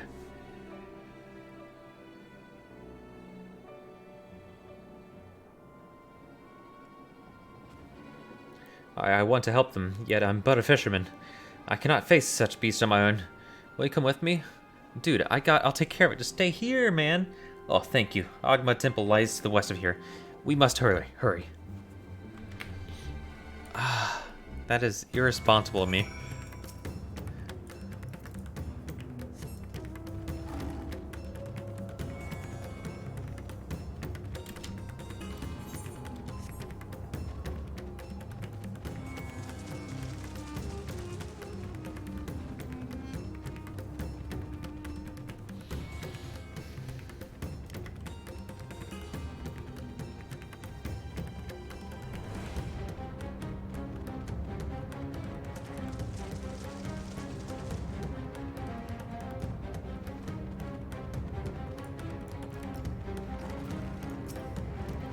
The temple is just ahead.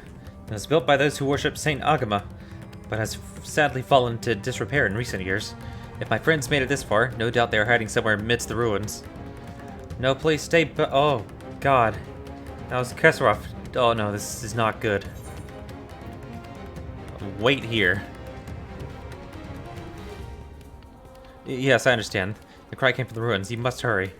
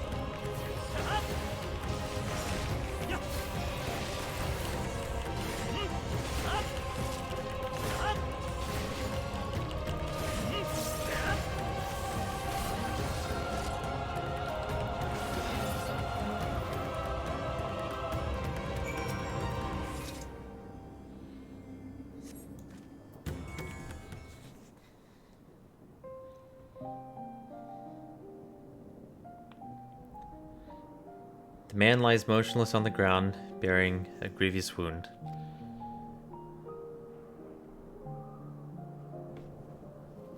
I'm sorry, Ingrid. I tried to stay behind, but I couldn't.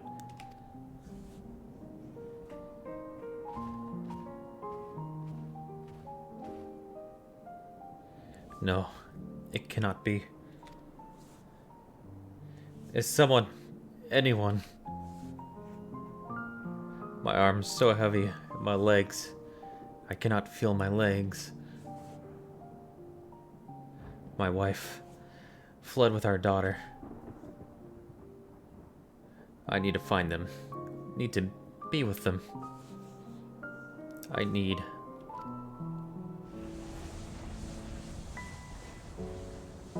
Kursov. No, Kursov, you must stay strong. More time. I thought I had. I don't want to die.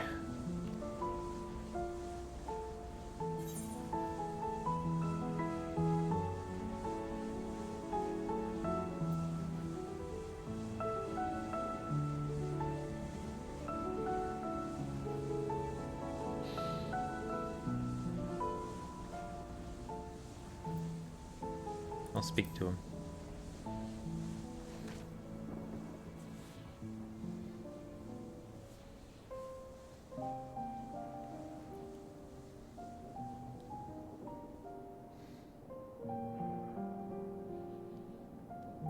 Thank you.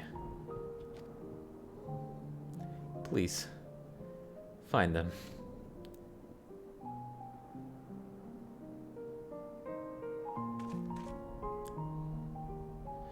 Mevan still lives, and she has her child. We must search the jungle between here and Palakstand. There's nowhere else she could have gone, I think.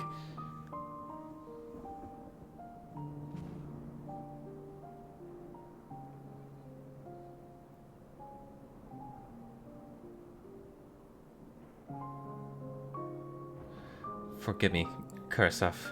Once we have saved your wife and child, we will return and lay you to rest.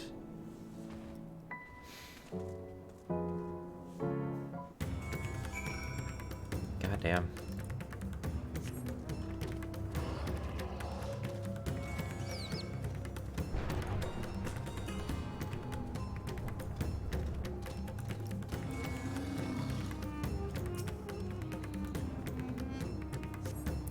You see no tracks or other signs of recent travel. Mevan and the child must be elsewhere.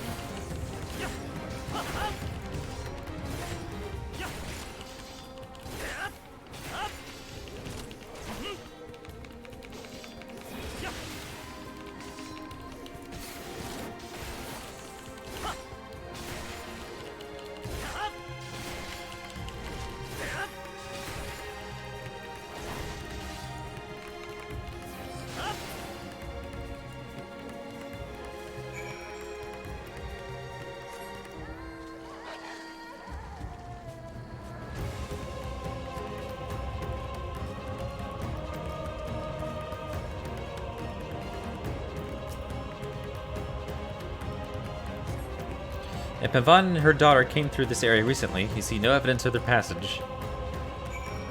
Oh, fuck.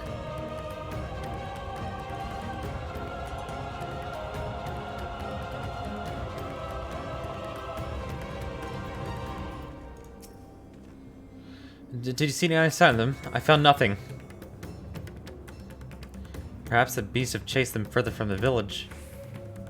Oh, gods above, I beseech you. Pray deliver Mevan and her little one to safety.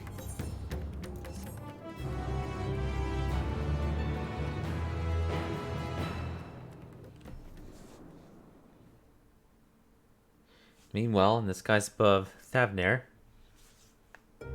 with Estinian and friends.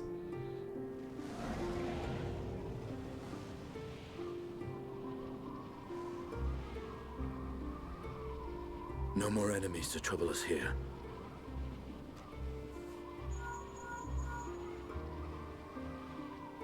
It's me. How fare you below?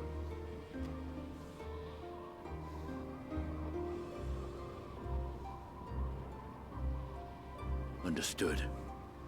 I will inform Vritra. Chaos and panic sweep Raz-at-Han, and many more have succumbed to the transformations.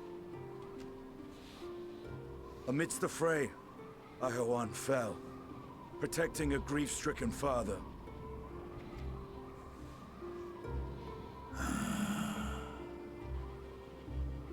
My friends fight alongside your Radiant host to secure the capital. Beasts have been sighted in Palakistan as well. We have divided our forces in hopes of quelling the threat there. Of small solace is that we now know what triggers the transformation. As my companions tell it,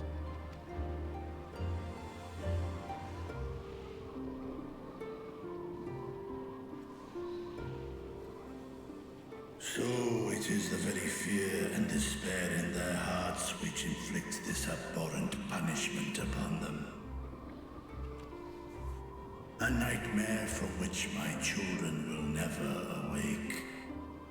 O capricious and cruel fate, they are undeserving of such condemnation. will you wallow in sorrow or rise to the occasion? Raz-at-Han is leaderless. Before he passed, Ahawan sought to reveal the truth to his people. Honor his wishes. Yeah, for real, actually. Shit. To what end? To breed a new conflict between dragon and man. These claws could reduce thee to shreds with a touch. These jaws crush thy bones to dust. Only through my proxy could I walk with my children. Without him, I am a bringer of fear, no different from the beasts which beleaguer them.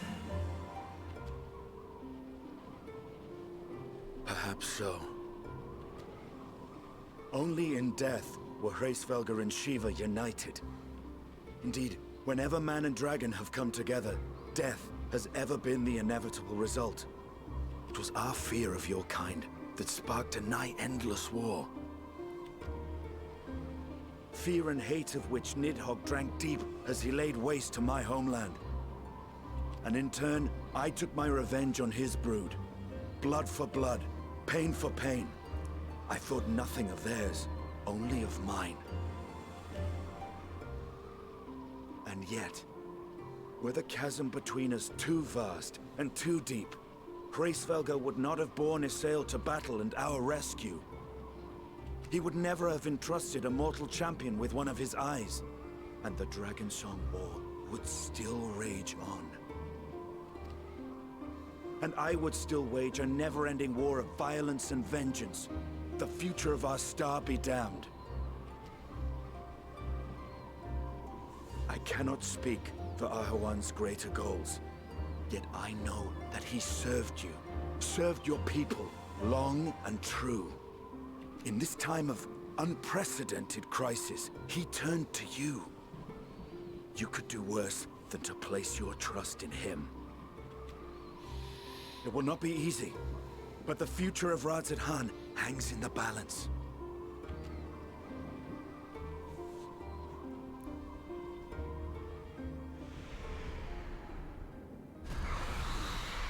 We have company.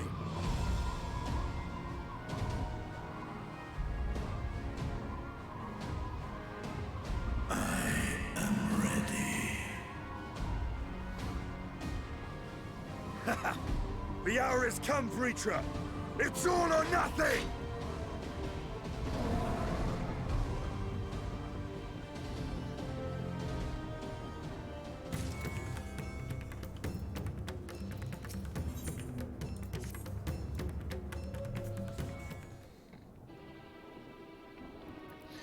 If Mivan fled deeper into the jungle, she and her child are in grave danger. Well, whatever we do, God have mercy.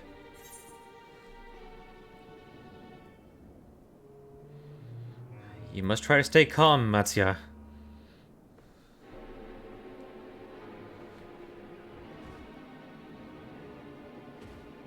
But how could I at a time like this? They could be dead.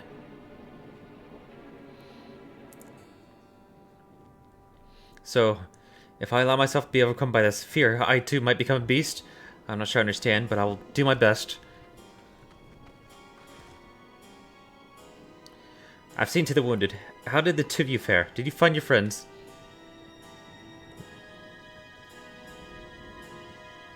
Two MIA.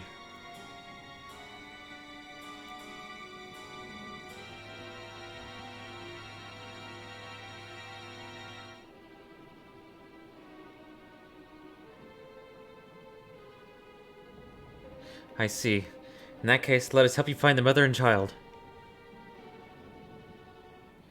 Before we leave, we must ensure the village will be safe in our absence.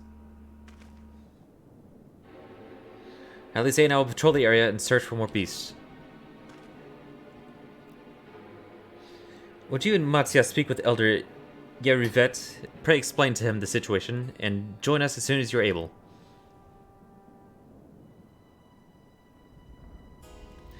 We will save Mivan and her child. We can do that much for Karasef.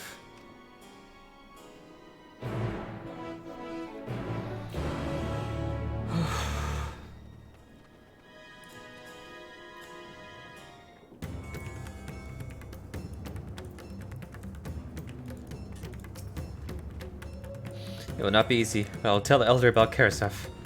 God, we're like one tragedy away from everybody in here just fucking turning. I am heartened to see you both safe, but what of the family? We found Karasef, but he... Say no more. I understand. We've lost another of our dear friends. Karasef may be gone, but there's still hope for Mivan and her child. Please find them, I beg you. And if, in your search, you come across anyone else who escaped the slaughter, pray tell them what has happened. I will do my best to keep the village safe and their spirits high. Come, let us rejoin your friends at once.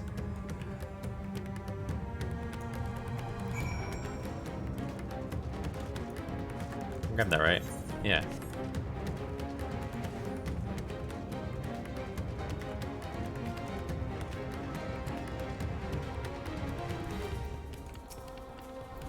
We encountered no beasts during our patrol, thankfully.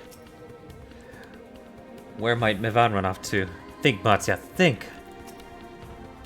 I am pleased to report that the vicinity appears to be beast-free, no doubt thanks to your earlier efforts. And with that, let us resume our search for your friend and her child. Where shall we begin, Matsuya? If we follow Siroda south, we arrive at Parusa, a temple. It is a sacred place where people go to commune with the divinities. It's possible that Mivan sought shelter there, and perhaps other villages as well. And it is settled. Matsuya, stay close to me, alright? You two, take the lead. Keep an eye out for beasts and anyone in need of help. Very well. We make for Parusa as quickly as we're able. With me.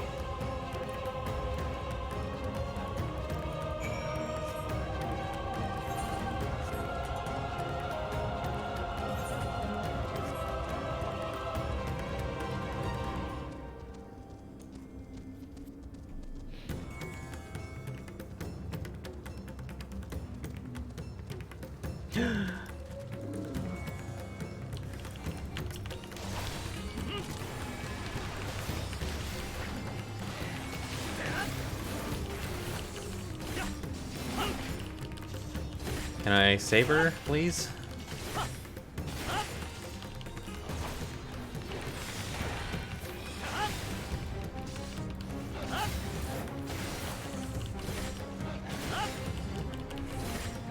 I should probably dot them. Please, please, please, please. Thank you. I thought I was done for. Mivan? She's a friend of mine too, but I've not seen her. She must still be out there somewhere, trying to avoid the beasts. And with her child, gods, worry not for me. I can make my way back to the village on my own. Alright, well, I saved her. God, this place was basically utopia. Well, I mean, not with the tower, but yeah. Shit.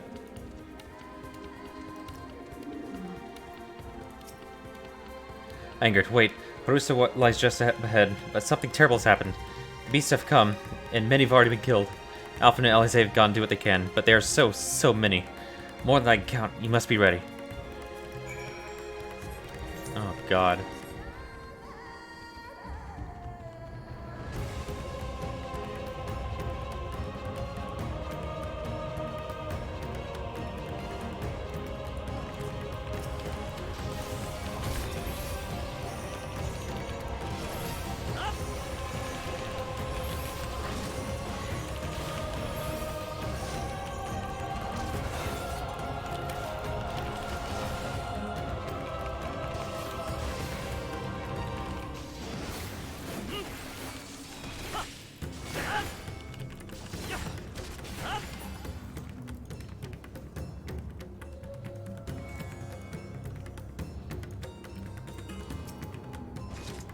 Remain calm, do not wander off. I'll tend to the wounded.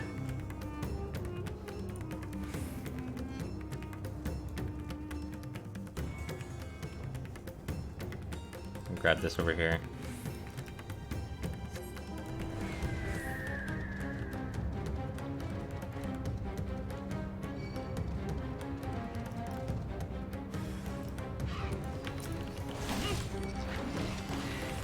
Don't turn, don't turn.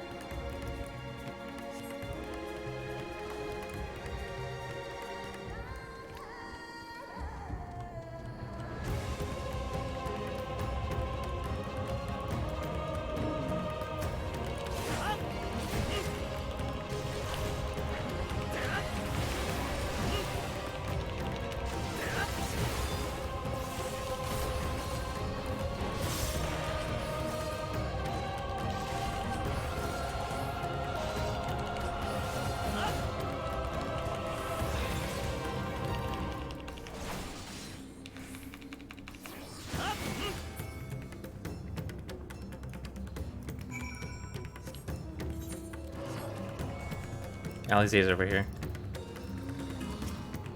Stay strong, we'll keep you safe, I promise.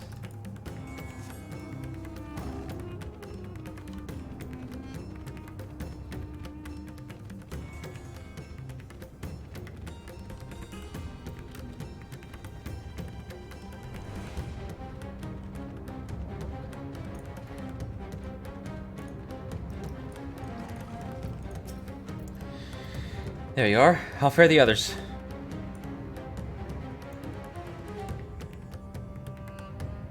I see. You've seen all the beasts in sight. In that case, let's have everyone gather in front of the temple.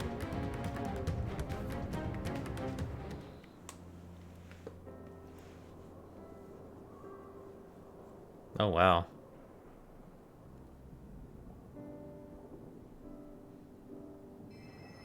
Courage, friend. The pain will pass. Has anyone seen Mevan?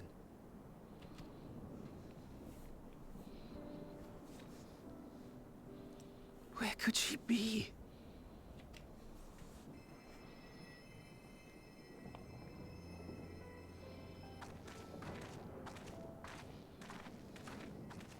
We've dealt with all the blasphemies, and made certain no villagers are still in hiding. Good work. We've otherwise tended to the wounded as best we can. What will become of us? Help is on the way, surely. We may have to abandon our homes now, but we will return, someday. But where can we go? Is anywhere even safe? That I cannot say. Well, I can. Nowhere's safe. Run all you like, but there's no escaping these things. And even if I could, it's too late for my family.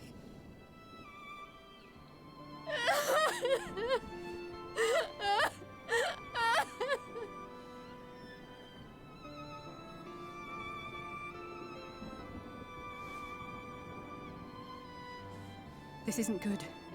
The more they dwell on the tragedy, the more likely we are to lose them too.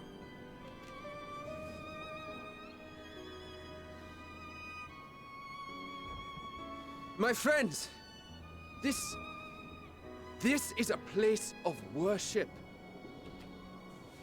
Should your heart quake with sadness, cast your mind to the heavens and remember. Remember the teachings of the old gods. Did they not implore us to stand fast when waves of sorrow break against our shores?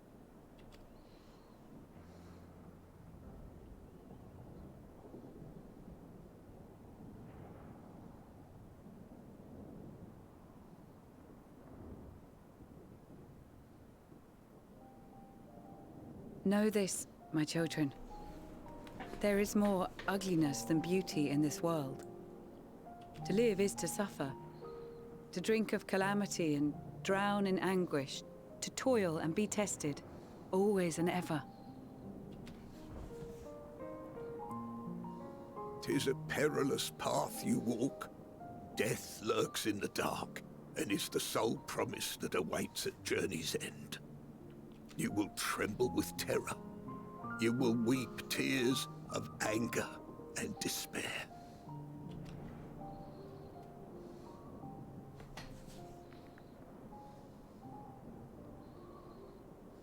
But do not avert your eyes. See your life for what it is. Then will you see how the hardships make you strong.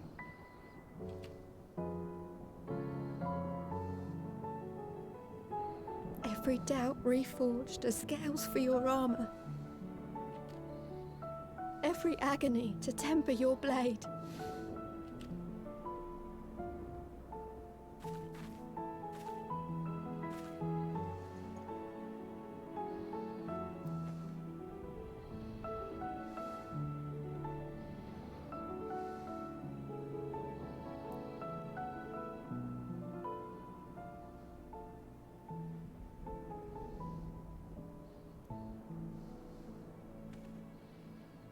Thank you, lad. We'd almost forgotten who we are.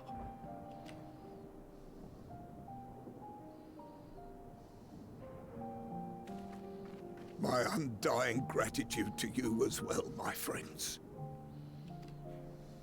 You were searching for Mevon, no? We must return home. I pray you help the boy find his friend.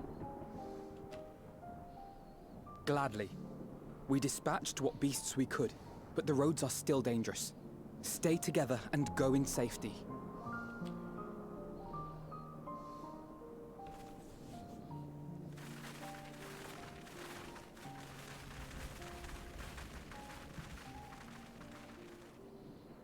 That was very impressive, what you did back there. Those words seem to resonate with your people. They should. They were the first spoken unto our ancestors by the divinity of legend. I'm easily upset, and fish are wont to flee a temperamental hand, so I recite the teachings over and over to calm myself.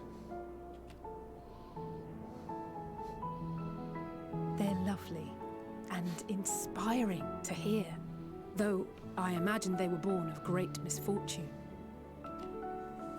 They are born of life. There's as much bad as good in it. More, many would attest. All the more reason to appreciate the good when you can. I won't argue with that.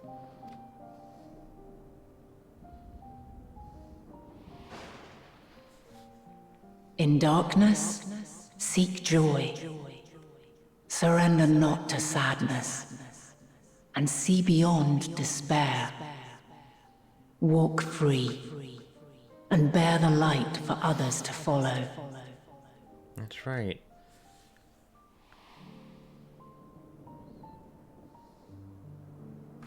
And with that, let us see if we can't find Mervyn.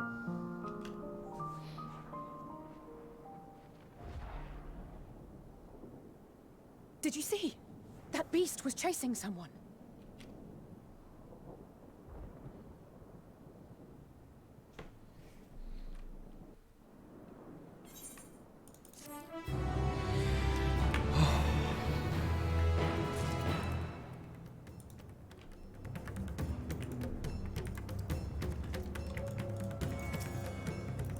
We must go after them at once. What? Was that Mervyn? Over there. My view was blocked by the trees, but I'm sure I saw someone being chased by a beast. Angren, go. Go with Matzia and search along the river. Alpha and I will circle around from the south. Look, we're gonna save the world, alright? We got this.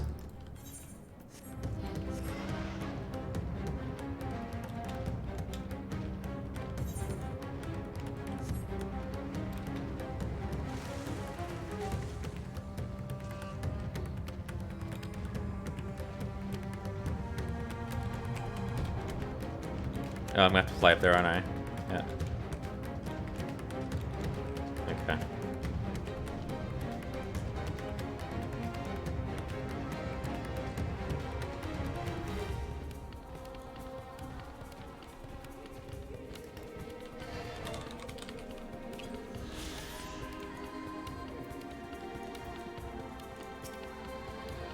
We've reached the front of Maya. Maybe they're hiding in the ruins?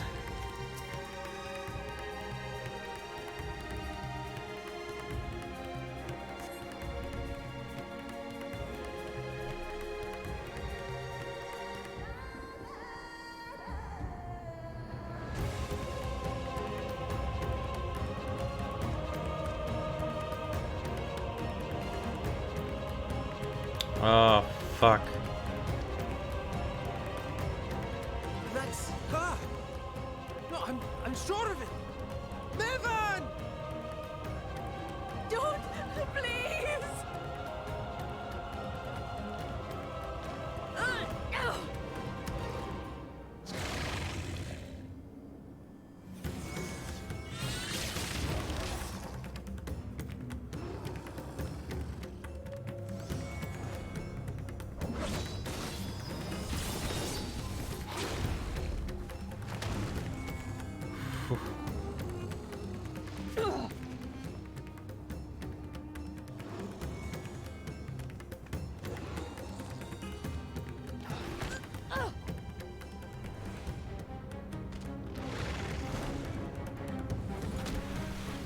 No!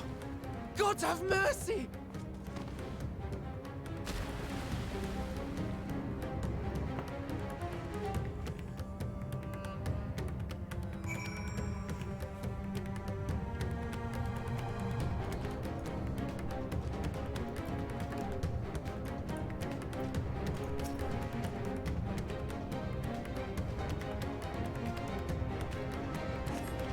Mervyn's lifeless body floats before you, battered and broken. Her death, no doubt, came swiftly.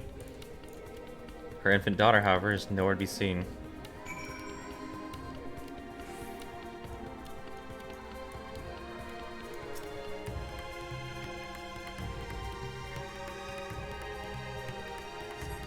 You take the babe in your arms. If she yet lives, you cannot tell, but she will surely not survive unless you carry her to the surface at once.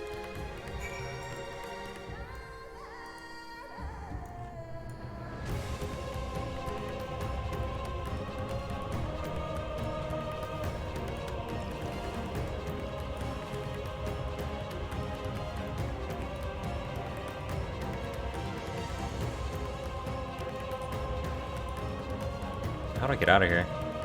There we go.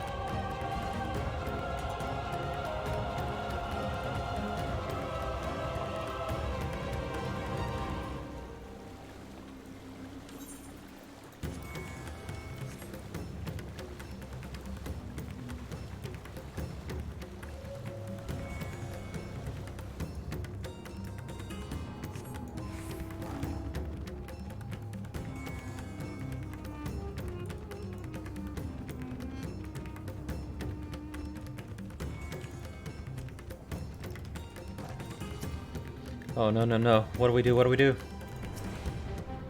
So, where are they? Did you find Mevin and the child?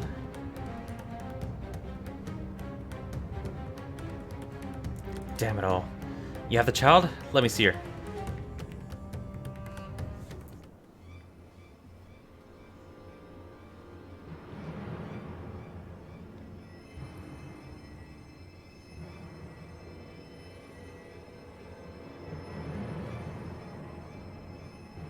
She's so cold, Elfino.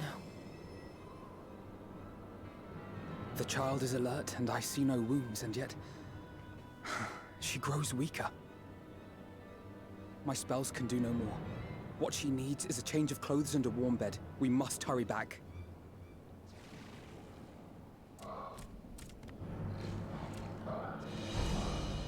Not now! Matsia, take the child.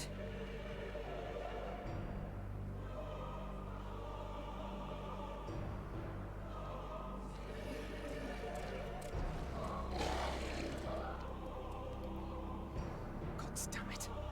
It appears we've made enough noise to be heard for miles around. More will be upon us ere long. We make our stand here. Mattia, can you take her back to the village? But the child, all by myself. You can't be serious. The beasts will follow you home unless we stop them here. And so we shall. Be strong, Matsia. Her life is in your hands. Right. I can do it. I know you can. We'll keep them busy, Matsia. Go! Quickly!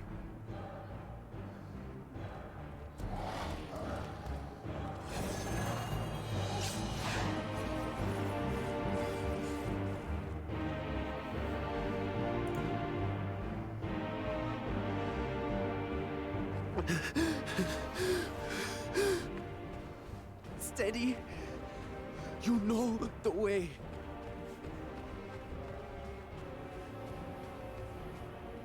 No! No! Not you too!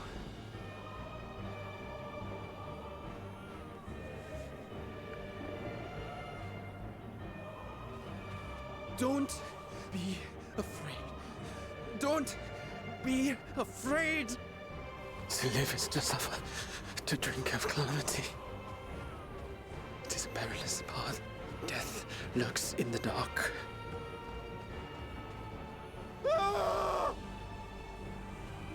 No! I'm not afraid! I'm not afraid! Ah! Do not avert your eyes. See your life for what it is. See how the hardships make you strong. Every doubt reforged.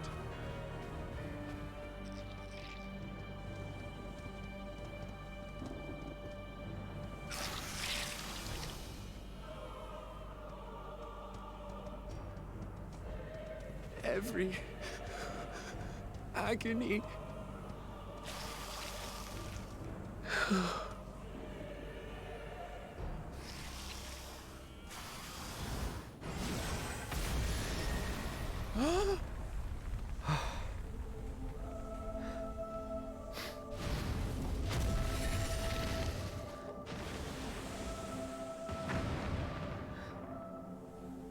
The divinity. Nay, but one who would deliver thee just the same.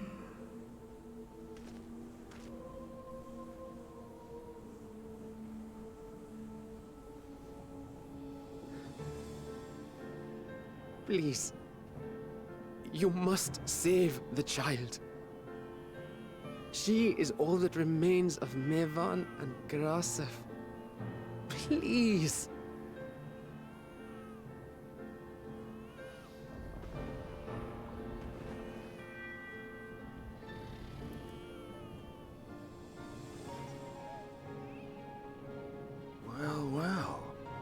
Seems the babe's taken a liking to you.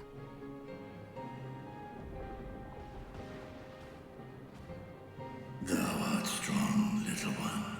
Let us convey thee to thy home.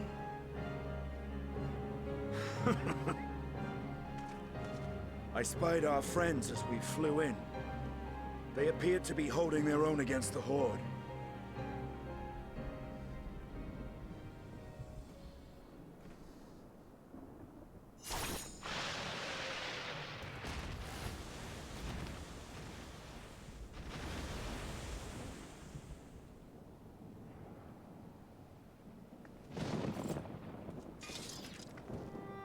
Right. That's the last of them. We should hurry and find Matsia.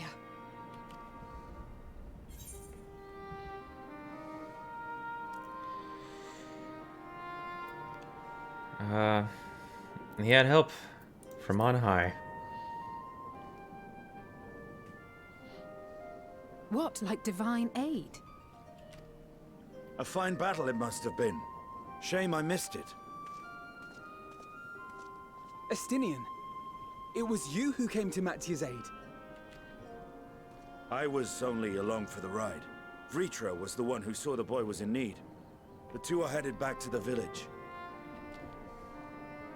Where the worm will honor Ahewan's wishes and finally reveal himself to his people. Perhaps so. Will you go and join them? There's something I need to do first. Mervyn gave her life so that her child might live. She deserves better than to be left to drift alone. She deserves to be laid to rest beside her husband, at least. Will you help me?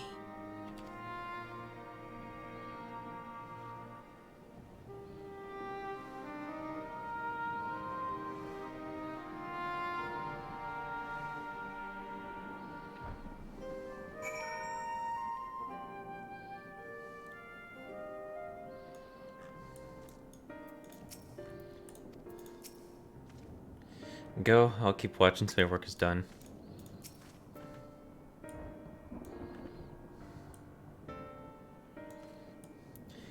We have done what we can. 'Tis for the villagers of Palaka's stand to perform the funeral rites. If nothing else, Mivan and Karasov died as they lived. As themselves, and not as beasts. Their souls will find peace in the ethereal sea. To think they would come when even the smallest of solaces would be this comforting. May their souls be reunited one day, and for that, so many other blessed possibilities. We must avert the final days.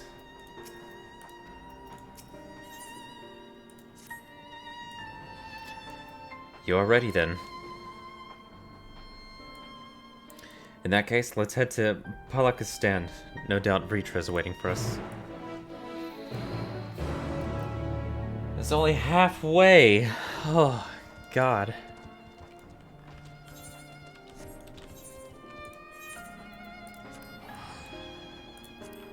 $85 Kappa.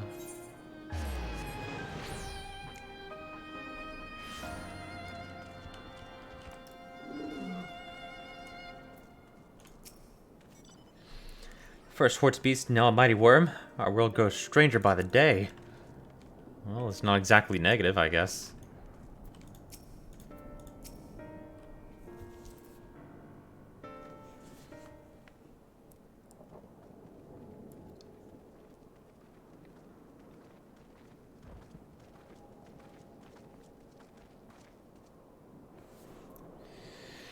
Rest easy, for all is well here. Young Matsia returned with the babe safe in his arms. Owing to a warm bed, the girl hath already begun to regain her strength. Less joyously received was the word of the mother and father's fate, as well as that of their transformed neighbors. How many children of Thavnir must we lose in this calamity? Mothers and fathers, brothers and sisters, sons and daughters. Every death another void that can never be filled. We who survive them must carry the weight of their memory as we strive to regain a semblance of what we have lost. The Karasaf and Mevan's babe is a child of Thavner as well. Thank you for returning her to us safe.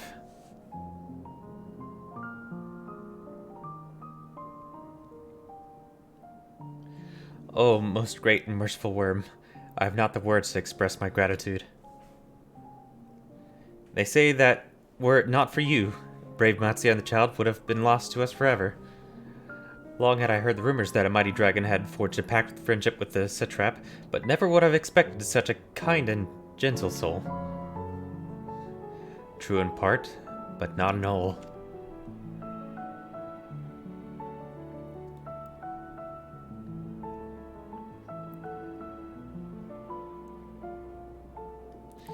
I am Vritra, and for years uncounted hath this isle served as mine abode. An isle I have ruled over a satrap, with Ahawan as my loyal servant. Are my ears to be believed? You were the true satrap all along?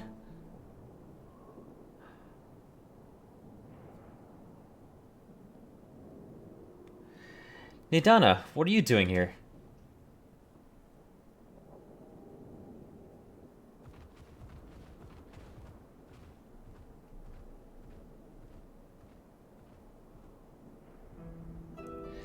I heard from the Radiant that you had gone to help the people of Palakistan in their time of need.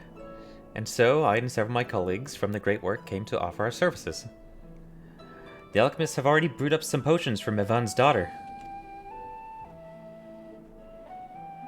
But enough about us. You and your role are of the far greater enigma. If you were the true satrap all along, could it be that young Varshahan was created to serve as your emissary? Thou didst suspect the boy was but a simulacrum? Rumor has circulated for many years around the High Crucible that our most skilled alchemists were once commissioned by the satrap's family in secret to fashion a mammoth indistinguishable from a living boy. Looking at Varshahan with that knowledge, I simply put two and two together. I was not alone in drawing this conclusion, but like me, they no doubt recognized that the satrap was using the simulacrum to work more closely with his people, and decided not to press the issue. I had always assumed one of Anawan's associates was manipulating it from the far, though the truth was indeed far more surprising. It is an honor to meet you in the flesh, Master Vritra. Pray allow me to express my gratitude. If you had not believed in and given unto us your skills, I do not know where we would be. Thank you, from the bottom of my heart. 'Twas thou and thy fellow alchemists that fashioned the means to unmake the towers. You were the saviors, not only of Radatan, but the star. Far too kind you are, Master Vritra, but the star yet wants for salvation. Once more, with my colleagues, and I commit the knowledge and resources at our disposal to the mission of aiding the people in this, their darkest hour. 'Twould seem this place is in good hands. I would return to see how Radatan fares. What will you do, scions? I worry for the survivors we met at Perusa. Shall we pay them a visit before making our way back? In that case, might I ask a favor? Nothing too burdensome, I promise. This way.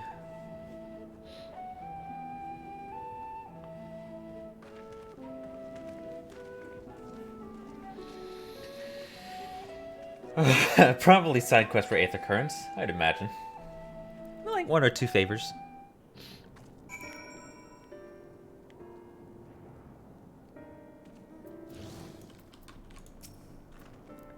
Curious, isn't it? The burning sky is so ominous, yet the crackly frames here are somehow calming. What a lovely aroma. I wonder what sort of spices those are. Vritra chose to reveal his identity to the villagers at Palakistan before all others. A wise choice, considering the warm reception. You seem a little relieved.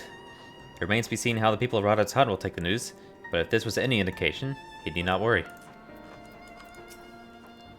All angered, running through the dark jungle, there was a time when I thought I was lost. Had Master Vritra and his city not arrived when they did. No, I must focus on something good. Mavan's precious daughter is safe and sound, and that is all that matters. The Reaper's still here? Oh, no, I guess not. Needs to simmer just a bit longer, I'd say. In the meantime, I was hoping I might ask you a few questions. The Red Sky, these terrible beasts. What in the name of the sisters is happening here in Thavner? A lot. Oh my, that's rather a lot to take in. Yeah. It would seem the situation is even more grave than we suspected. Thank you, friend. My colleagues and I will use your knowledge to see if it can further our own research. And with that, here we are. A pot of piping hot chai brewed from my own secret recipe of spices and tea leaves. Together with hearty helpings of rich milk and pure sugar. I've made enough for everyone in the village. Might I trouble you to deliver a few cups? The drink has medicinal properties then. Not in the least. The ingredients are quite ordinary. It's so very tasty though, and that has a way of lifting the spirits. The spicy aroma and distinctive sweetness of chai is a simple, everyday pleasure on our island. Sometimes the best medicine is the simplest. A lovely sentiment, Nidana. By all means, allow us to assist.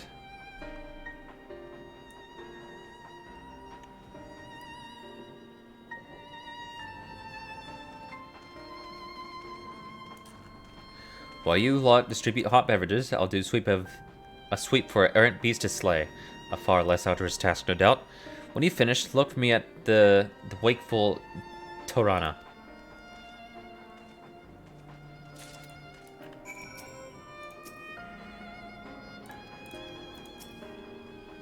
I would be most obliged if you could deliver a few cups of chai to the villagers. I'm certain it will do much to soothe their aching bodies and heavy hearts.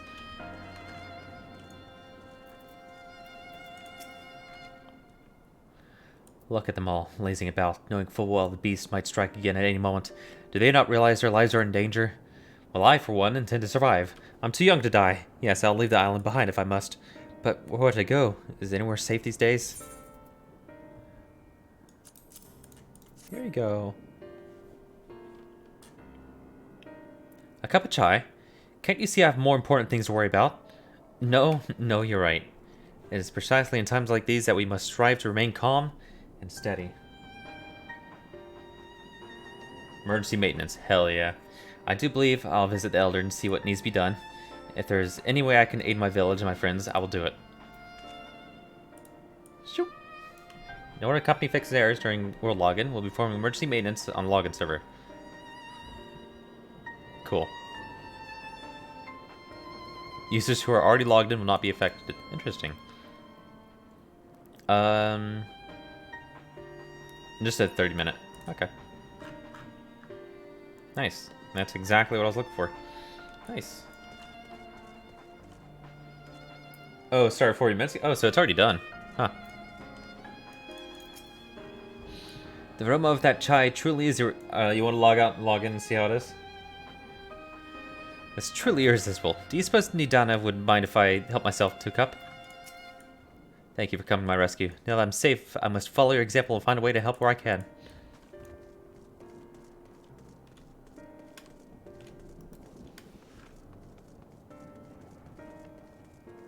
Yeah, they're talking about it right now.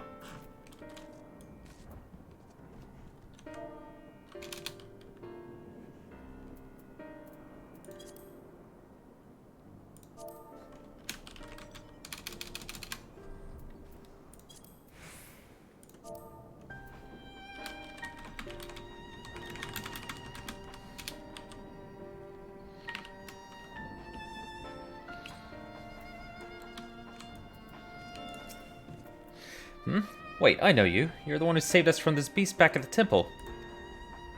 Were it not for you, well, let's not even think about that. At times like these, we mustn't dwell on what might have been, but look to the future.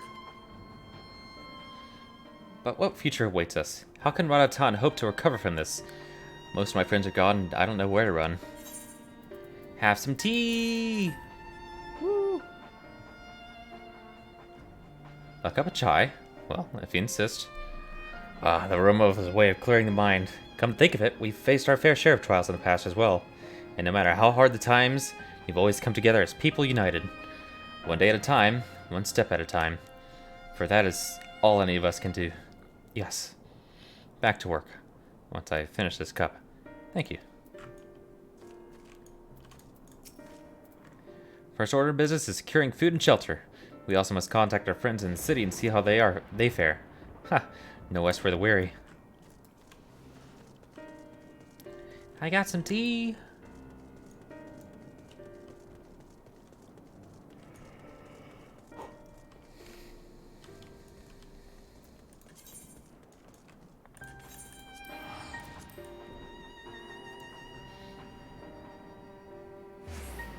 Stop doing MSQ, I want to catch up! I'm doing a hunt right now.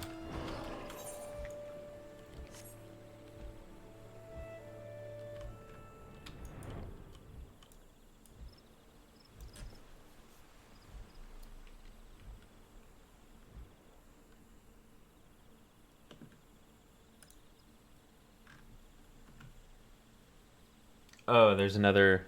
Oh, well, I gotta deal with this hunt right now.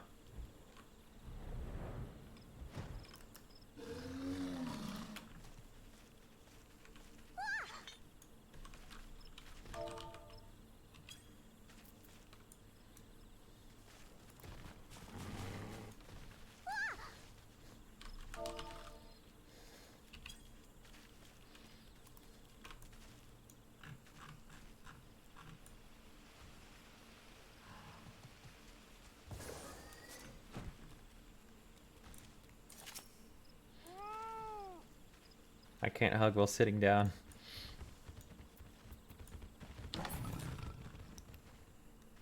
That. Oh man, I want to level other jobs so bad.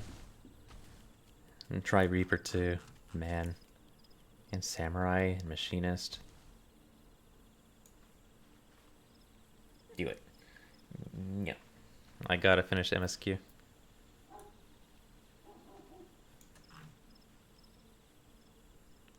Whoa, all the relays!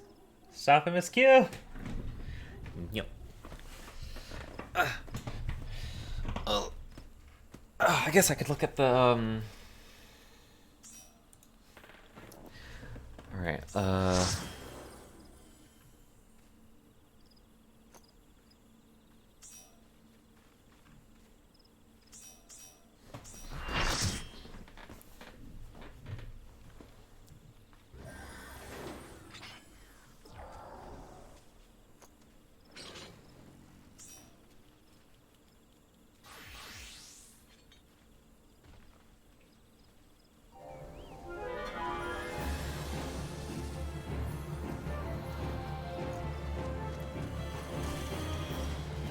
early morning on the 8th.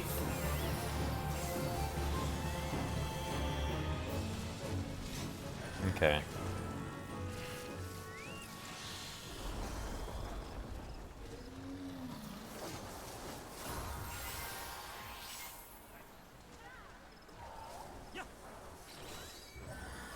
Yeah, I got hit by this. Just... Well, before I entered queue again and made it in the game.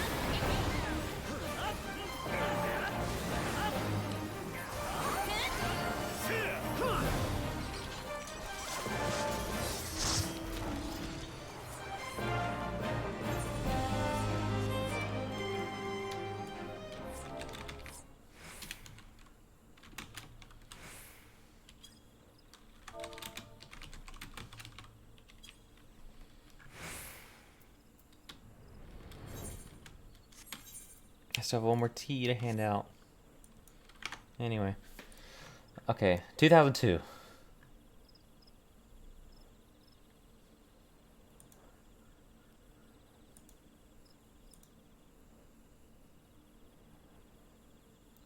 Oh.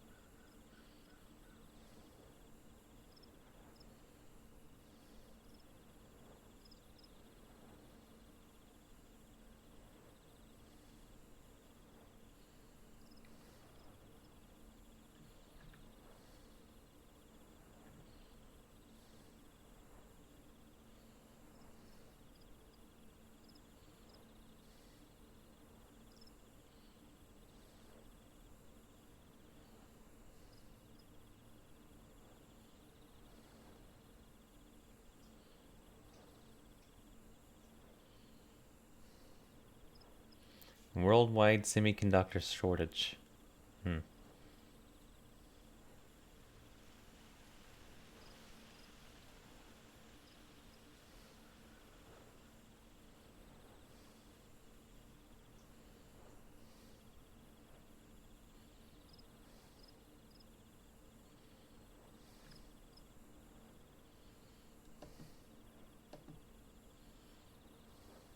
Okay.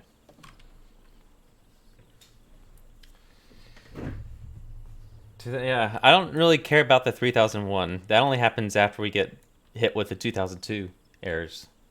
So as long as the 2002s aren't happening, then I imagine the 3001s will just kind of solve themselves.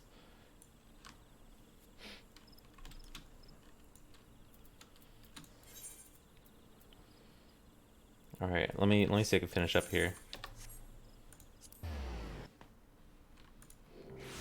Because I may be going to bed soon. I just want to get flying here, and I think I'll wrap it up. Which means I'll have to finish up the MSQ in this area, which I'm still fucking on the 85 quests.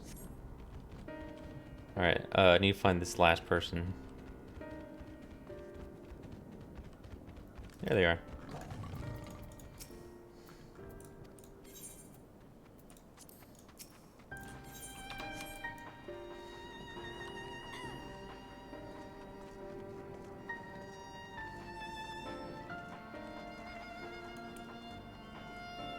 What did I do? Darth Booty. I'm sorry, I just want to be left alone. My best friend and I, we fled the village together. One of the beasts took him, and it was all I could do to run. All the while, I could hear this monstrous voice screaming my name. Fuck. How about some tea? This is for me? We used to drink chai together often. Shared stories over steaming cups after a hard day's work. Thank you, my friend. The pain may never pass, but I must press on all the same. For his memory, and for we who must remember. Those are 2 quests that popped up. Many thanks for the chai. Helps me remember him as he was. Cup in hand and smile on his lips. Alright, looks like I'm flying sooner than I thought.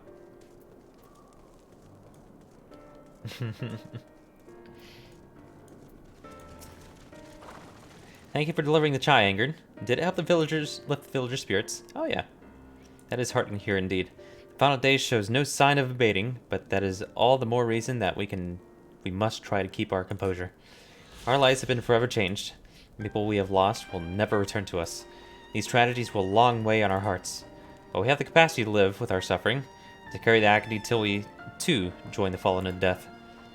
It is not a surrender, but a recognition. For it is only in acceptance that we find the strength to move forward.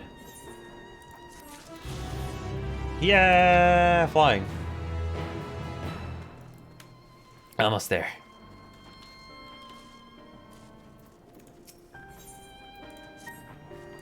Ah, what luck. You look capable of braving jungles unscathed. Would you help me search for a group of refugees I became separated from?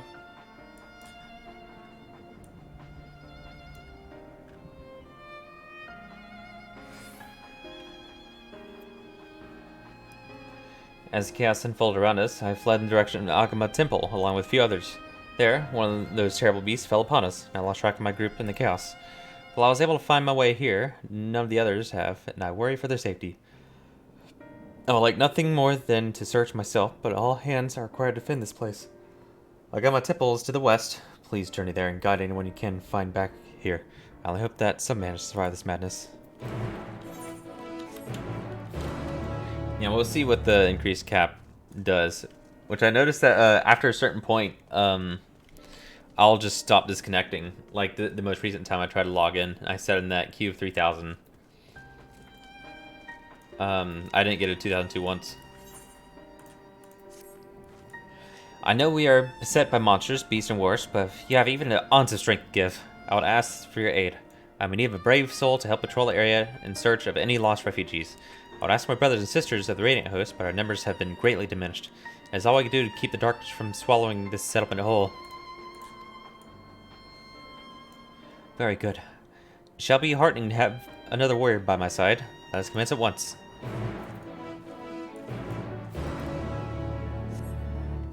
Oh, okay.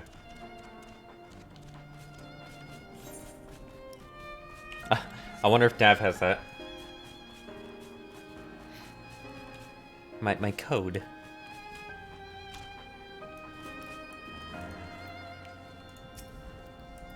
We should begin our patrol by heading south, a route through which many refugees from Yadlimed pass. We will cover more ground if we split into two groups. If you should find anyone in need, go to their aid. And if you discover any discarded effects, collect them for safekeeping. And if you should encounter one of those terrible beasts, slate where it stands. Once we've made a thorough search of the area, let us rendezvous back here. Godspeed.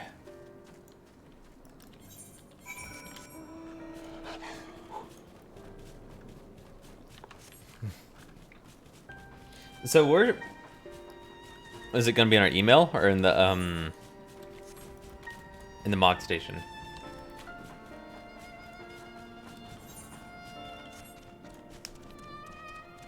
I'll still check just to be sure.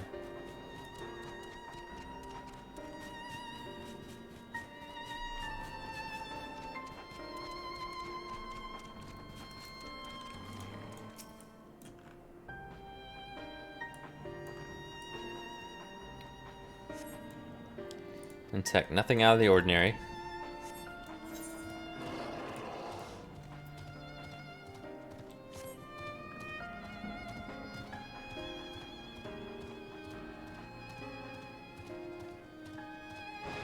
A square store. I assume Dev got it from the square store.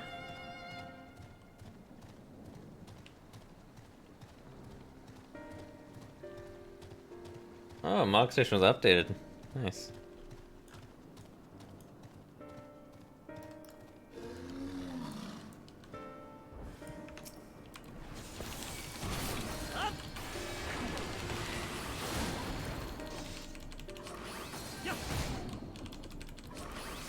What are these micro stuns? This thing needs to calm down.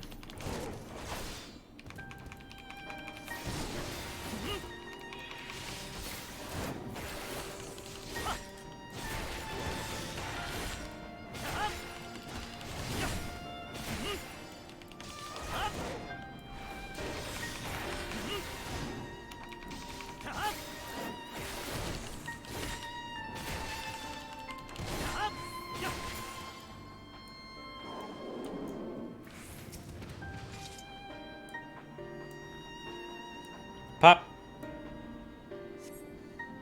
Oh, it's gone. Thank the gods. I would have surely died without your help. What are you doing out here? Saving lives, man.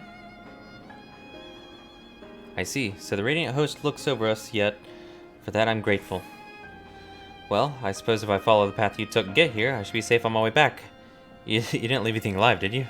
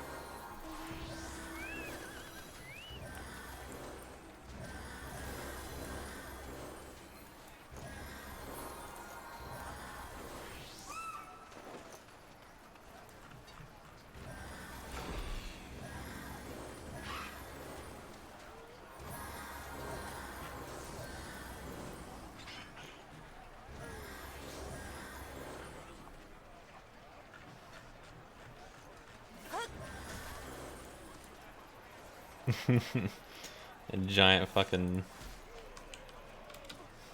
It's so funny.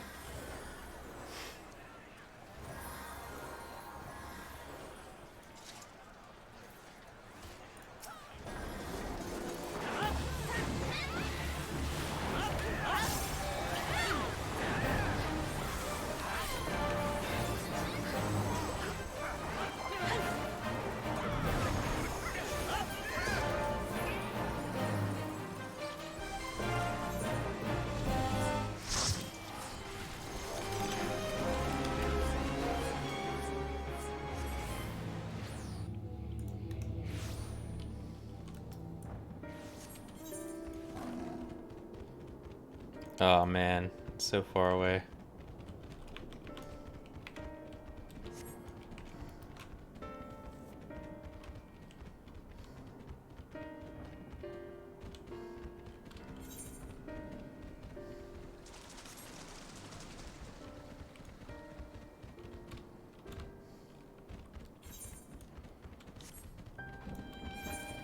That last quest that I didn't do for the S rank.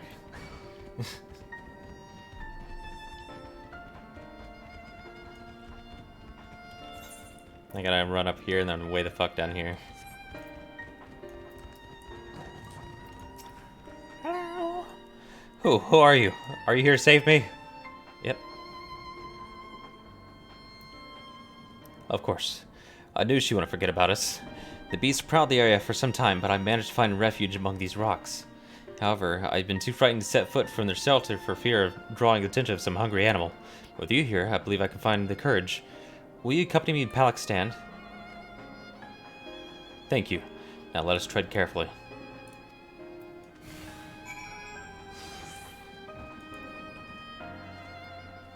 Ah, jeez. Alright. Come on.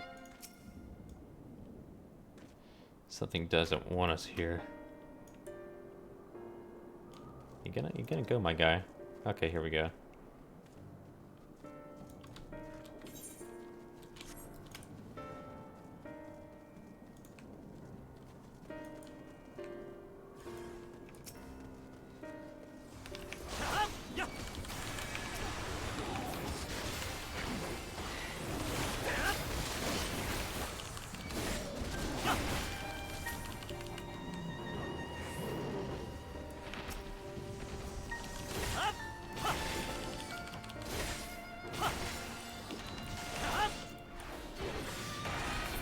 Oh!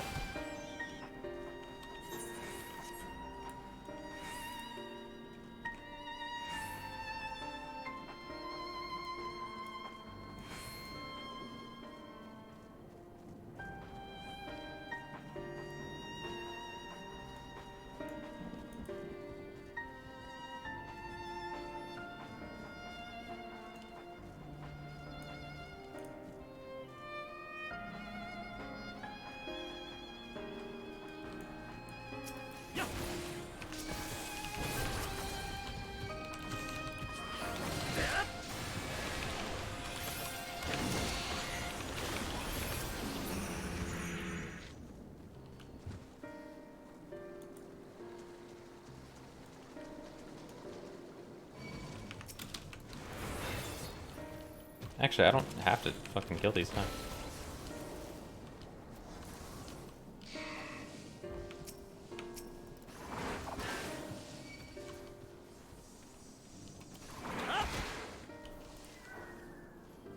Oh. There you go, buddy.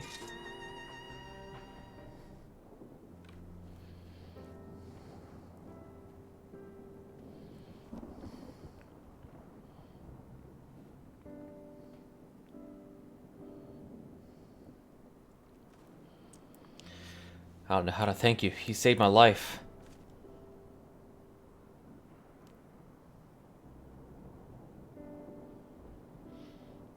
Please tell that brave woman from the Radiant Host that I've arrived safe and sound. I must think of a way to repay her bravery.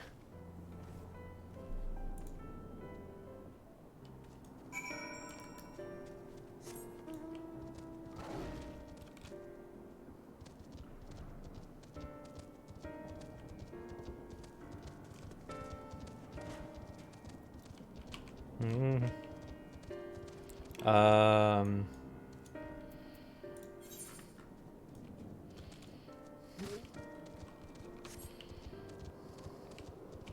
There. Right. I watched your arrival. I recognized the man from the group I was with, and I'm overjoyed to see him safe. Thank you for escorting me here. Truly, you are worthy of the reputation you've earned. I dare say even Agama would be awed by your bravery. He was a storied mendicant from the Arkasodara. When the Hearers landed ashore to this island, a war broke out. He spared no effort to save the lives of all who were injured in the conflict. He saw no tribes, only those in need. He is not so different from you, who throws himself into the maw of danger to save someone they've never met. If Agama's spirit lives on today, it is through your selfless deeds. Take this as a reward, though I have no doubt he would deny it if I let you. Once my watch is ended, I shall patrol the woods in search of any more hiding amongst the trees. Thank you. Alright, it's just straight south. I guess southwest. Oh yeah, that would help, huh?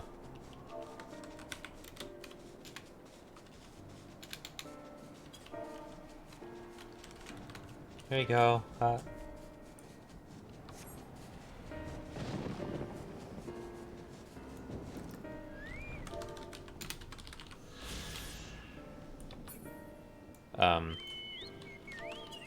There we go.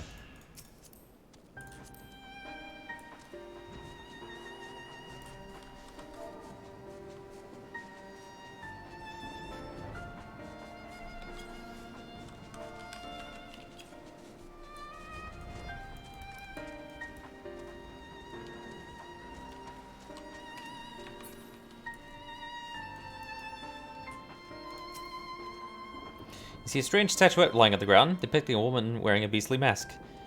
It may be best to collect it. Nice.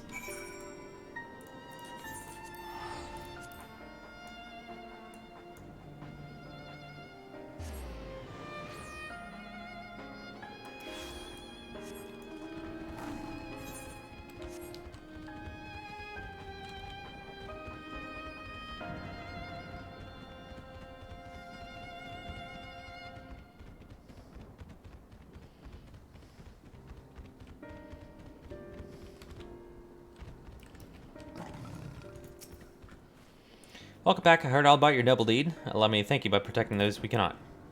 I'll add my thanks to hers. If not for you, I'd be nothing but food for the beast. You've more than earned your reward in your time. Speak with me again at the Pellic stand to ensure you get it. Alright. Well.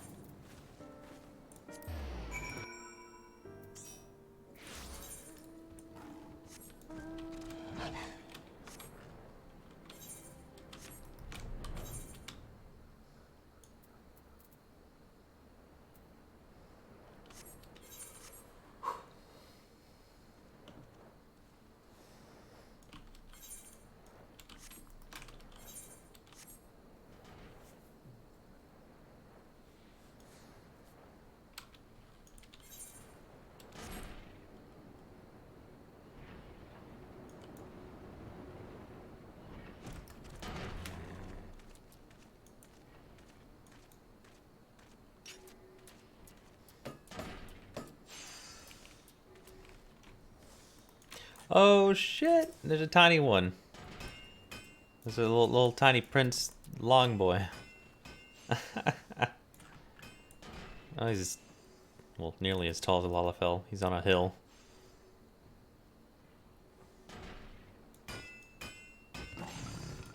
'90 dungeon, damn.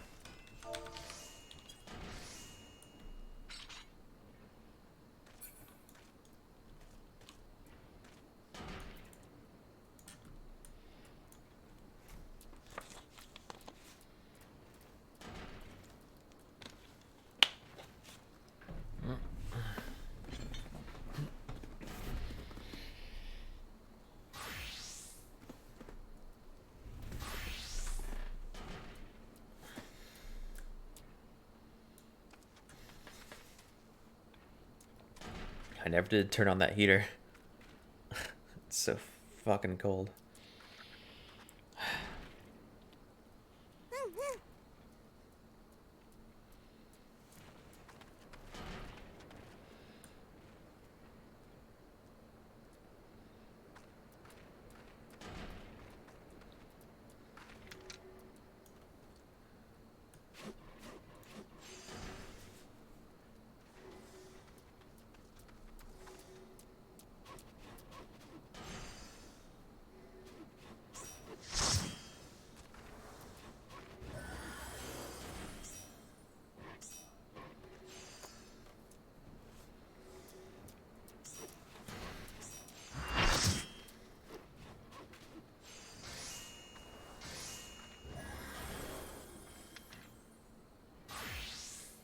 Oh, so Reaper should be in this, yeah, there they are. Reaper, Sage.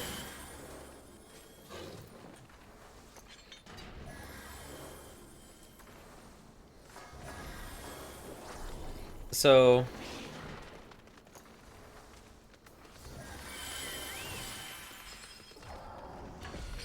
in theory, they will be making another caster. But they're gonna have to... if they do another caster, they're gonna have to, you know, change the way this window is formatted. Because it's gonna be taking up some space down here. Which, I mean, I guess that's easy enough.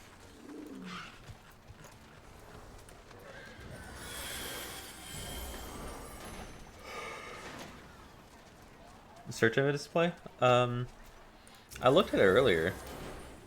Oh, yeah! Yeah, I didn't even fucking notice that. Like, I opened it up, but I didn't even think about it.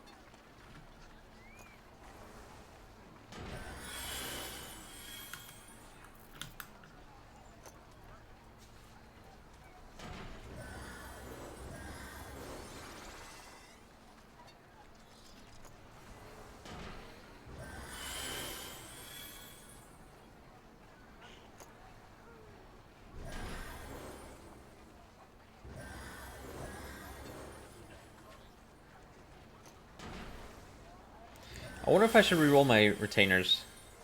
It's gonna be a bit of a pain in the ass, but it'll be a while before I level Dragoon and fishing. I'll think about it. It's not like they have any gear currently.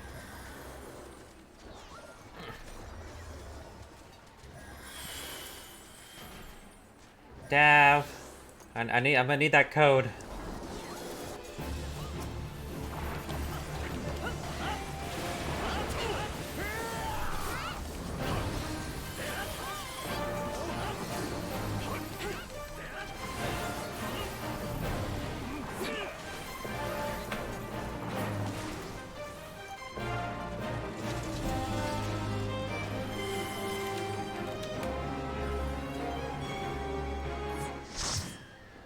Alright, back to it.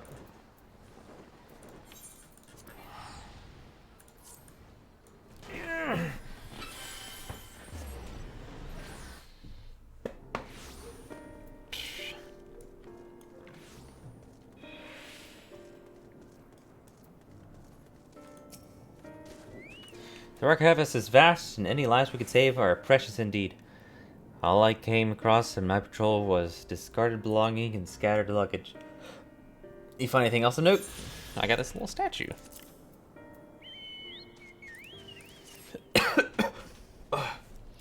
I recognize this figure. Doubtless you're curious as to what it depicts. There's a legend that tells of a Manusia goddess who sought the strength of the Murja, wresting her own head from her body and placing it within the bestial plate of the Murja. In pursuit of wisdom, did the Murja do the same, replacing his own head with that of the Manusia. Thus were born the divine beings gifted with both strength and wisdom, heralding an age of untold peace. One of the refugees must have dropped this in their flight.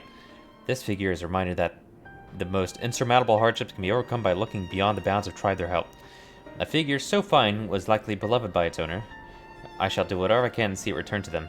Thank you for your help this day, traveler. Thanks for replying. Nice.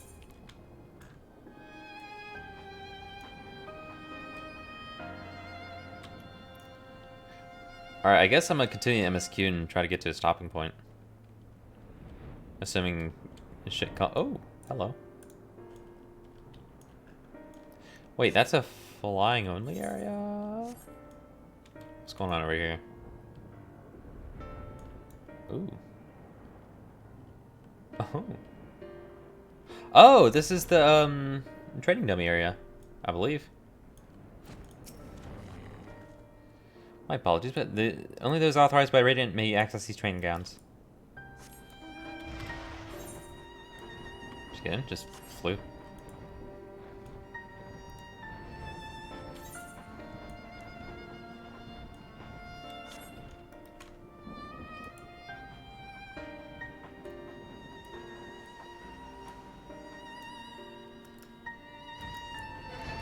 Alright. As you have finished with your deliveries, might I talk to you for a moment? I was curious to know, what has become of Mevan and Karasov's remains? Oh, thank you, friend.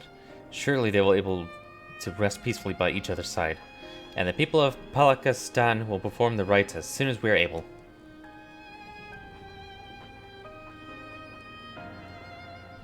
As for the child, it will not be easy for her, growing up without her parents, but I promise to do what I can. Once she is able to eat solid food, the fish I will catch will help nourish her. There you go.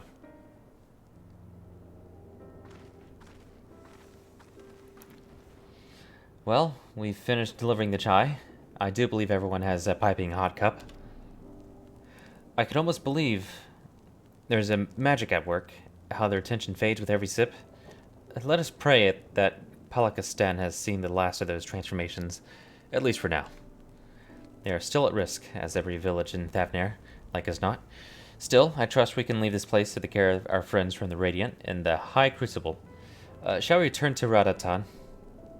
By all means, do not let us keep you further. There are still many who have need of your wisdom and the strength to deliver them from this terrible calamity. And I will do what I can as well. I will bring rations and supplies from Akiali. We have plenty to spare. Then let us find Estanian and be on our way. Where did he wander off to again? The wakeful Torana, near the bridge at Radatan, I recall. Very well then.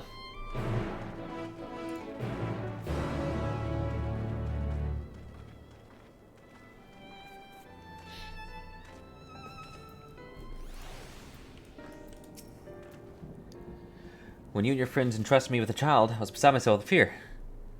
In bringing her back safe, however, I realized I was capable of so much more than I ever believed. Nothing could be more terrifying than that moment I faced the beast in the jungle. But I survived. I survived. And come what may, I will survive again. Without you, I never would have found the strength. I thank you, and promise to make the most of this lesson.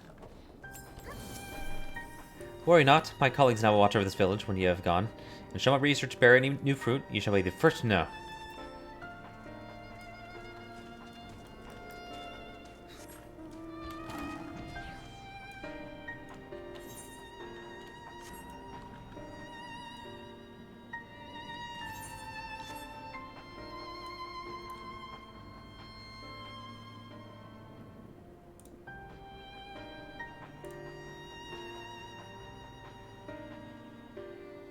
Let's see.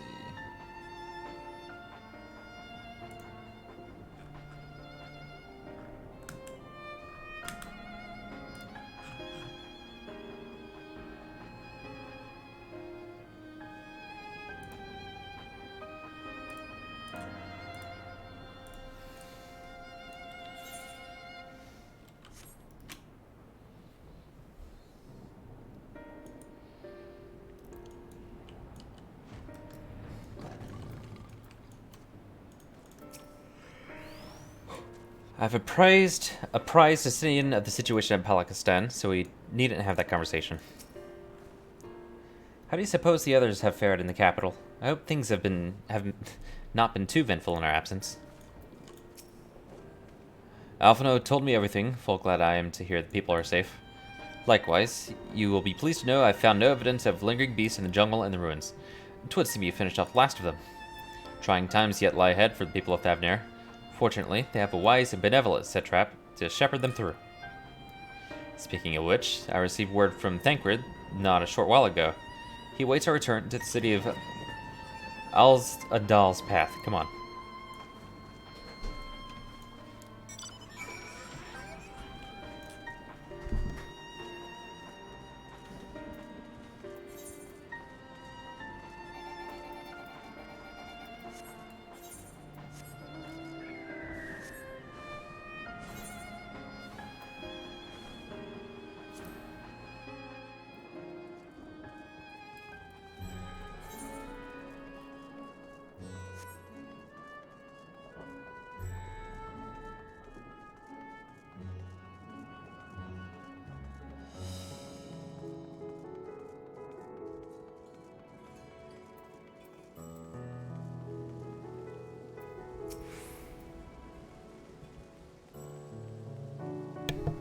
It will be a struggle for the people to come to terms with these tragedies, but they are far stronger than you may think.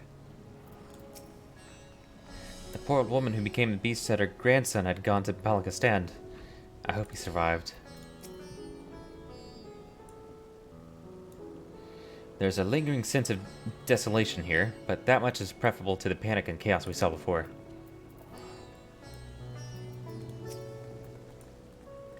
It is good to see you safe. Given the skies, 'tis all too easy to fear the worst. I am pleased to report that we've succeeded in quelling the threat here in the city. The beasts have all been felled, and the citizens are safe now. For now. I've also heard from the Radiant that an important proclamation will be made in the city square, though they said no more than that. Might you have any idea of what this is all about? So Vritra is finally coming out from behind the curtain. I suppose we too should hear what he has to say. To Megaduta, then. But before that, it would appear that word of the assembly has not yet reached all citizens. If anyone along the way seems unaware, we'd best enlighten them.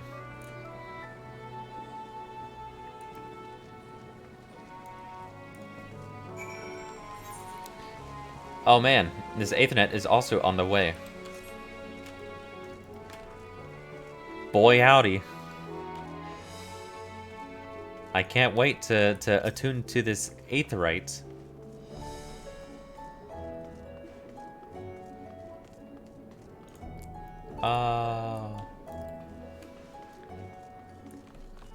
Bummer.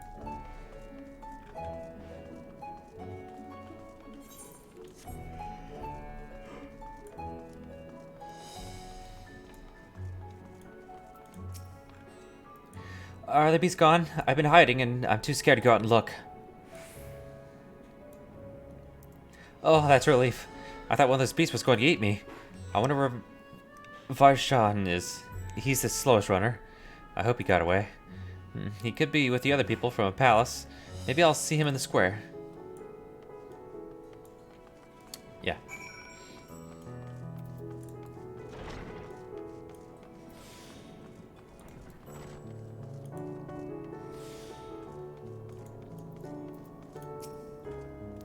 Let me be pleased. I swear to you, my flesh tastes absolutely terrible. Oh, gods, what are you doing, scaring me like that? If we're not quiet, this beast will find us. The square, you say? But that's where the satrap was killed. With my very eyes, I saw him crushed in that creature's maw. So many lives lost, such terrible carnage. And if you say there's someone else who would lead the Ratatan instead, whoever they are, if they say anything in solely memory of our beloved satrap, I'll make them regret it. Yeah, I'd like to see you fucking try, sir.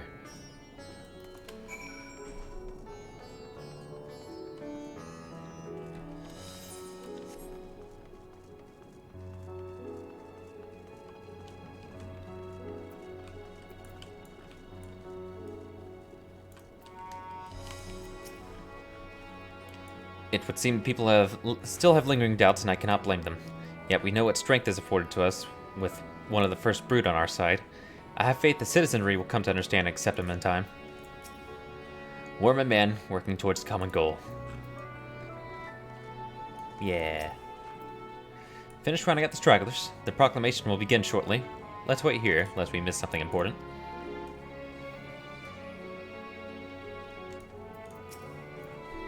Welcome back, Ingrid. Alphina told me everything. I was pleased to hear that Vritra has chosen to reveal himself at last. The people of Ratatan need a strong and wise satrap more than ever. People are slowly making their way here, but many are still gripped by fear and doubt. Hopefully Vritra's message of hope will resonate strongly enough with the ones willing to listen, and spread to every corner of Thavnir. I hear you're able to bring the situation at Palakistan under control. Every lost life lost is tragedy, but you should take pride in doing what you could. When I assumed command during earlier panic, I did so instinctively and out of necessity. 'Twas not my place to give the orders, but I am glad the people heeded them. But now they have need of a true leader. A magnanimous and just satrap who can guide them every step of the way. Fortunately, they are blessed with one each such soul. If anyone can protect and guide them through this calamity, it is he. Alright, who am I talking to? The floor.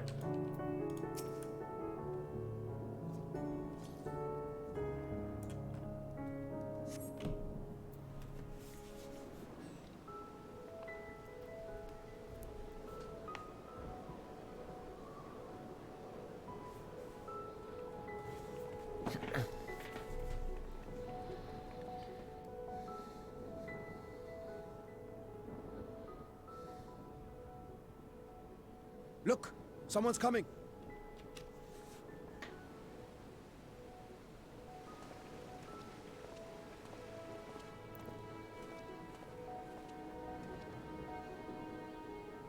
People of Razathan, it warms my heart to see so many brave, resilient souls before me.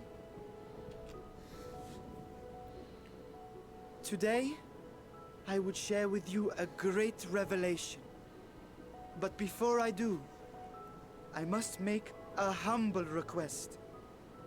Do not be alarmed, nor avert your eyes. See the one I unveil for who he is, and know that he means you no harm.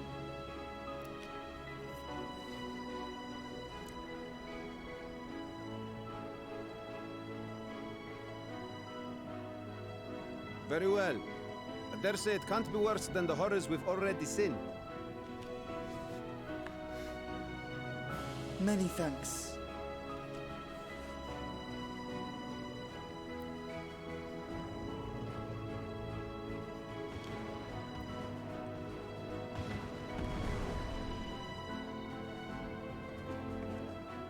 A dragon!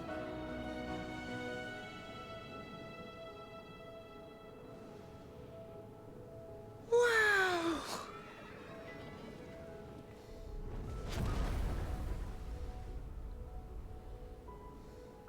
People of Radzathan, I am Vritra, and for years uncounted hath this isle served as mine abode.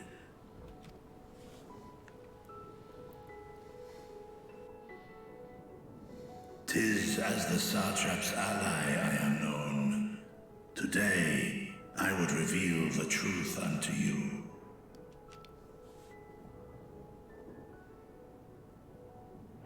Let us hope they accept him.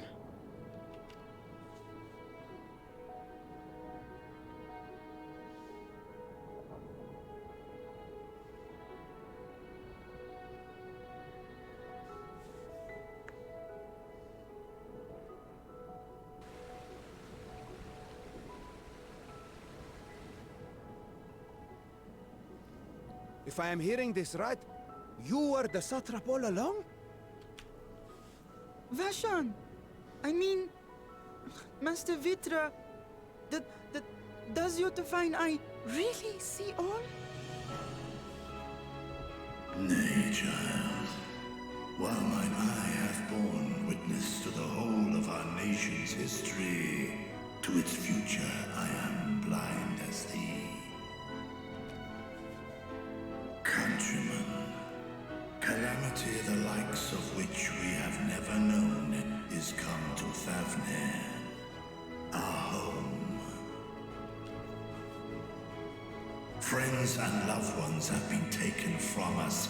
I, too, have lost my closest confidant. Ahewan loved this land and served it with dignity till his dying breath. A nobler satrap there will never be. For so long, I lacked the courage to face you. I will not easily earn your trust, this I know.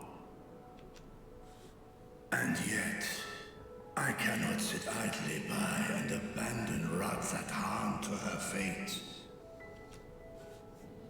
A font of boundless vibrancy, this jewel of the ocean.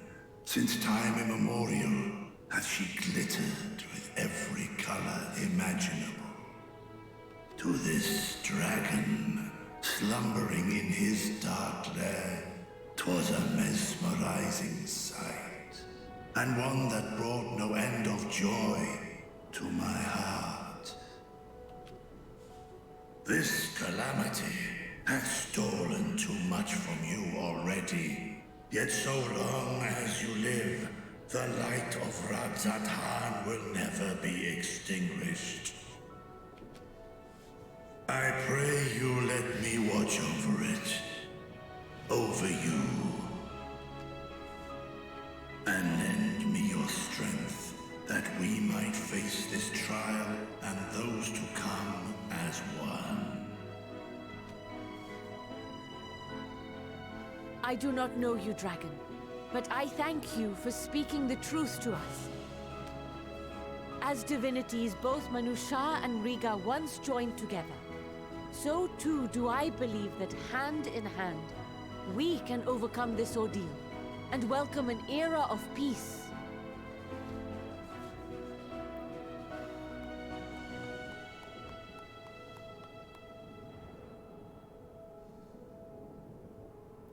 A sight that would have surely brought a smile to Azael's face.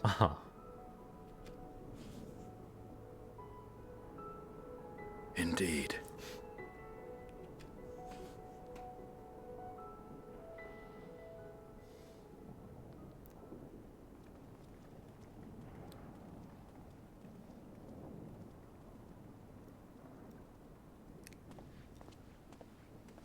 Excuse me, but I must speak with the Satrap at once. Father.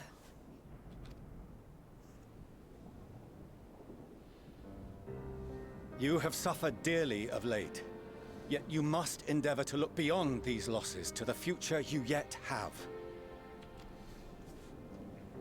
On behalf of the Forum of Sharlayan, I come with a proposal by which you, the people of Radzat-Han, might be saved.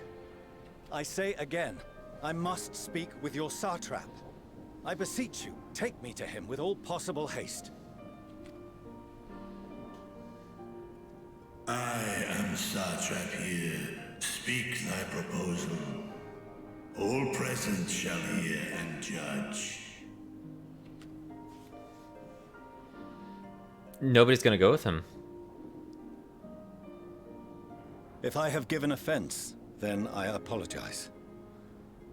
First, allow me to share with you what knowledge we have of the phenomenon responsible for your woes. The final days. 'Tis an affliction of stagnancy and rot, sown into the currents of the star. Though the first prominent manifestation was here, in Thavnair, it will invariably spread to every corner of the world. The Forum was forewarned of this apocalypse several centuries ago.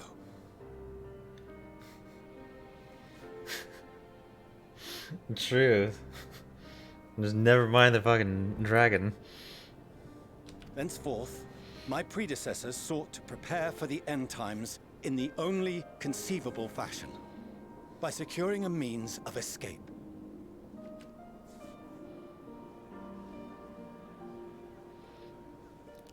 Escape the star?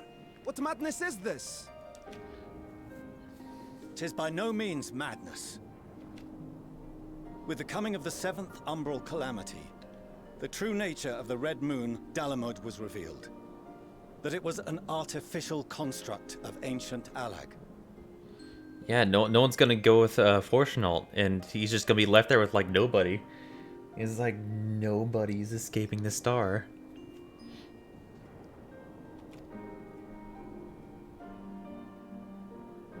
But what of the Silver Moon? This celestial satellite is yet another technological marvel fashioned and maintained by ancient allies. A ship that will sail the heavens and deliver our people from destruction. And by our people, I speak not only of Sharlayan. We mean to save every man, woman, and child it is within our power to save. Including you, our dear friends of Radzat-Han. Recent events necessitate adjustments be made, and quickly, but we can and will escort you safely to the moon. Yeah, no, he just sounds like a whack job, but, you know, I guess considering what we just fucking witnessed this day, it's like, he may be onto something. But no one's gonna take him up on it. Long has thy forum been allies to Thavnair. I trust thou dost not extend this offer lightly. Yet I wonder, is this truly the way? Is there a future to be built for us beyond this star our father deemed the last bastion of hope? It is for that very reason I come before you and your people. to answer any and all of your questions, to offer my assurances and allay your fears. Well, I guess the Charlayans are widely respected. I don't know. Aren't they?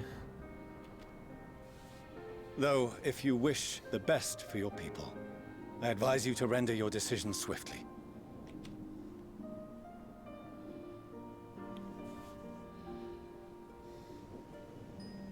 Show our friends to Megaduta. They are to be received as honored guests.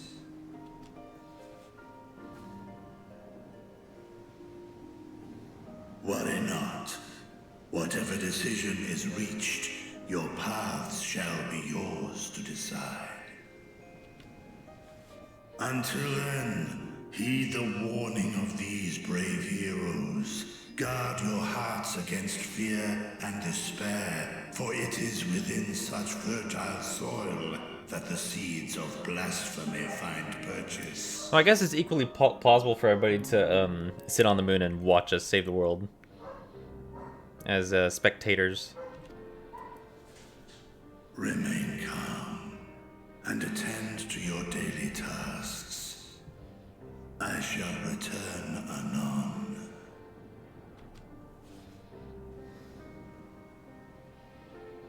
We'll do as you say, Master Vitra. We believe in you.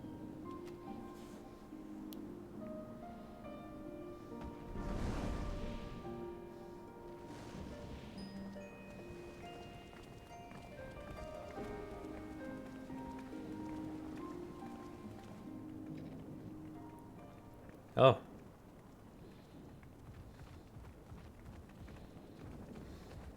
Oh, you're still here. What a relief. Nidana, what's the matter? Has something happened at Palika's stand? Oh, no, not that I know of. I just hope to hear your thoughts on a theory of mine. Oh? All who undergo the transformation are drained of their ether, yes? What is it then that gives these beasts the strength to carry on as they do? Logically, they must be drawing upon an alternate form of vital energy. That put me in mind of our earlier conversation, when I tried to explain the essence which many confuse with ether. That Y'shtola can't see. Akasha. Yes, I remember. The unseen gift bestowed from on high. An energy influenced solely by emotion. Yes, yes. In this instance, negative ones set Akasha into motion, thereby infusing the beasts with vitality. I posit this as the mechanism by which the beasts are born and sustained. Ah, do you still have that flower? I always do. Ooh.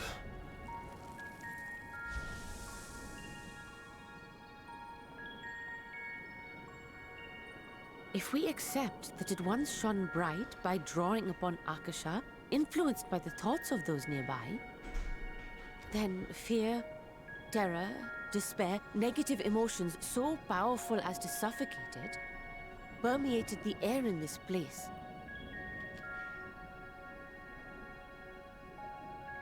You must be very careful. The forces which drive the final days may be beyond our ability to perceive. I'm gonna need another flower, though. Sorry, I didn't mean to scare you like that. At any rate, I will continue my research into Akasha. Do temper your expectations, however. There are sadly few detailed studies upon which I may draw. Formulating a new theory as you have is itself no small feat. I wish you well in your endeavors, and pray you take care. Thank you. You stay safe as well, yes? Till next we meet. And we will meet again.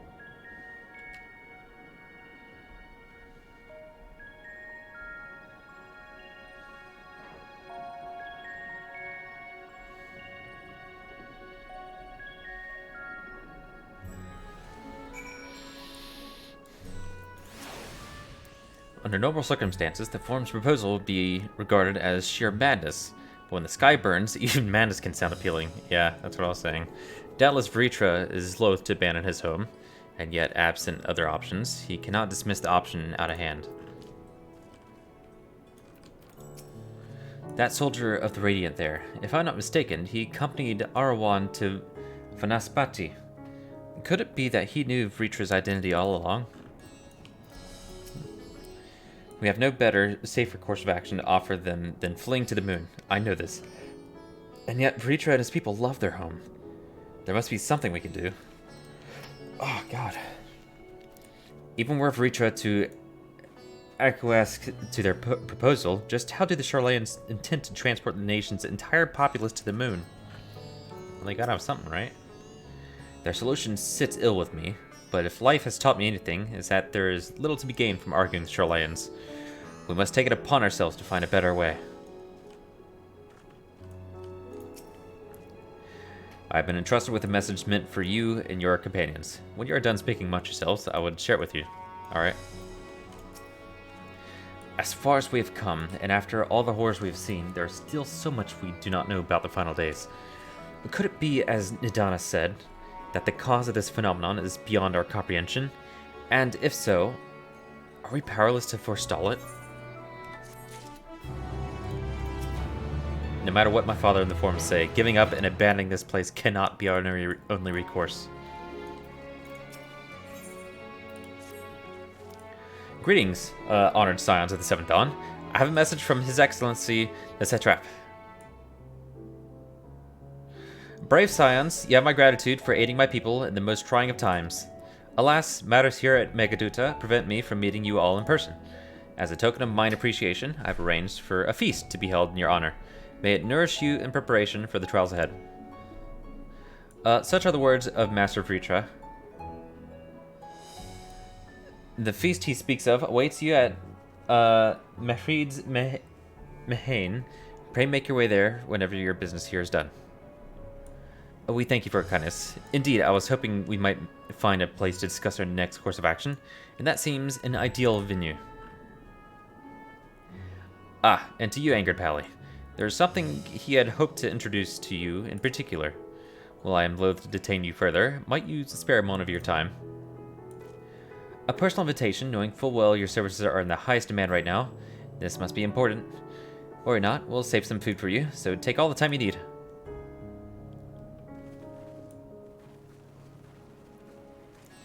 Thank you, friend. Whenever you're ready, please join me in the Aetheryte Plaza. I shall go on ahead. Oh. Oh boy.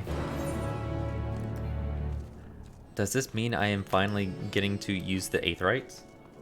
Please.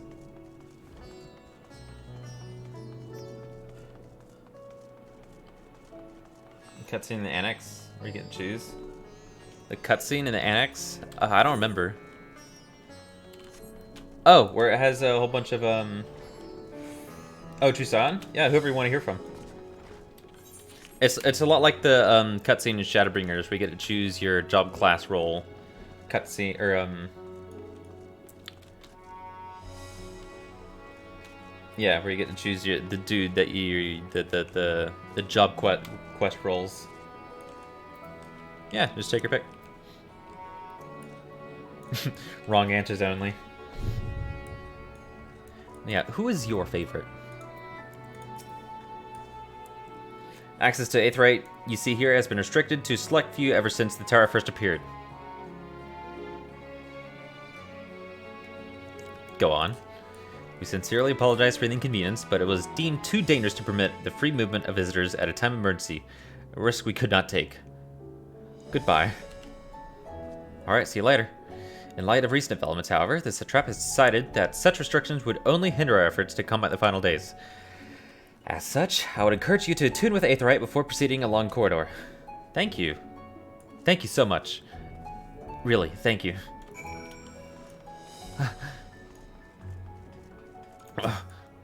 Finally.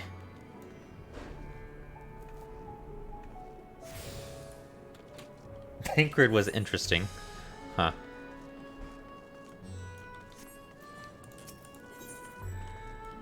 Up there.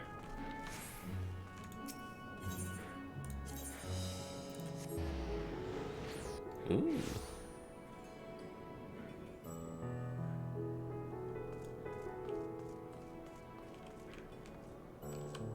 I mean, I thought Graha was okay, but I didn't do the other ones to really compare. Because I chose Graha.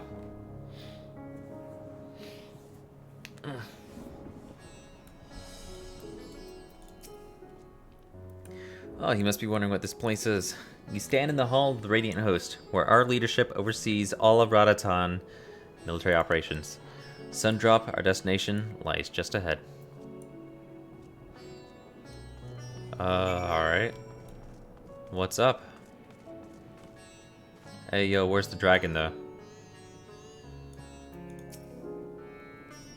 Oh, wait, these have all the... Welcome to Sundrop. Without further ado, allow me to introduce you to... Oh, so you're the famous Angered Palia. I knew it the moment you stepped through the door.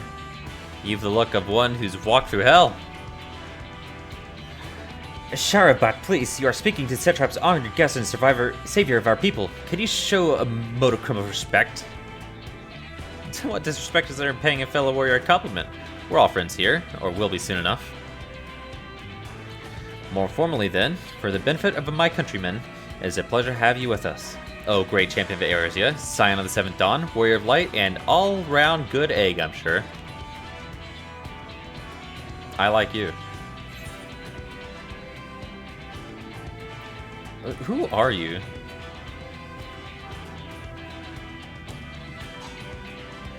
A fool with too many scars and knees that ache in the winter.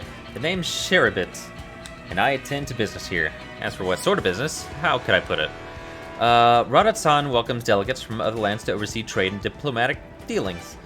Then, there are military matters to discuss, which is why all these officers are stationed here in Sundrop. Good morning, Yon Mexicanito. Hey, Dap. I imagine you're more than familiar with each of the nations they represent, yes? We got representatives from Doma, Ul'dah, Alamigo,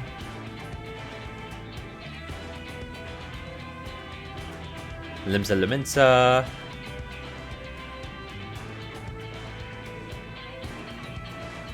Redania, and last but never let be said least, Ishgard. They're the eyes, ears, and mouths that bridge the distance between Radatan and their respective homelands. We've used this brief respite to share the details of our plight with our overseas counterparts, and once you know it, all their leaders requested a few words from you specifically. You're a man in high demand, eh? And so, would you mind regaling us with your own account? Indulge us before you indulge yourself. Alright.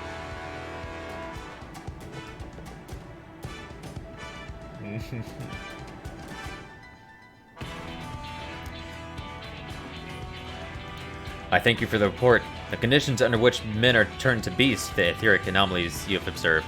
You have given us much to consider. It is concerning that the first transformation apparently occurred before the skies turned red. It is contrary to what one would expect. Thankfully, the information you conveyed to Lucia upon your return from the moon has already proved invaluable.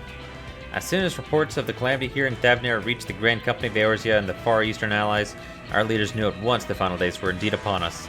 They began taking steps to assess the extent of the phenomenon's spread. Our agents were able to confirm that, for the time being, the skies burn only over the Bounty, including this island and Corvos. Over the Bounty. Alas, that is of little comfort. Aye, all throughout Allied lands there have been reports of people transforming into hideous beasts. Oh shit. From what little we've learned, these incidents are similar in nature to that involving the merchant Khazal. As was the case here, the victims underwent the change prior to the heavens being set ablaze. And so, while the burning skies have yet to manifest beyond the Bounty, the transformations do not appear to be subject to any similar restriction. If anyone anywhere overcome by despair can turn, then nowhere is safe. That's about the size of it. Speaking of which, we ought to give these creatures a name, don't you think? Here in Radaton, we've taken on them first change. The first change, which tend to be the biggest, blasphemies. As fitting a name as any, to ensure clarity in future communications, we shall urge our comrades to adopt this terminology. Our leaders have taken measures to deal with the threat to the best of our abilities.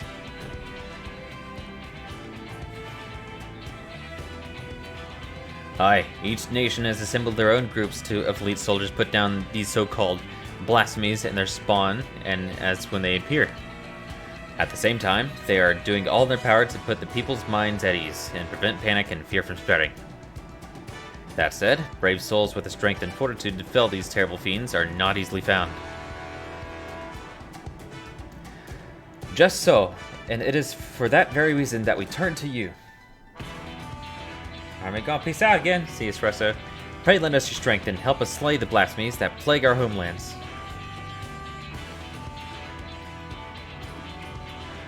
Now, you don't have to give your plight before dinner.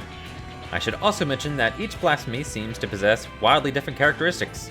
What works well against one may serve you poorly against another. So, before you go off rushing to save everyone's day, have a word with the delegates. They'll tell you what to expect. Uh-huh.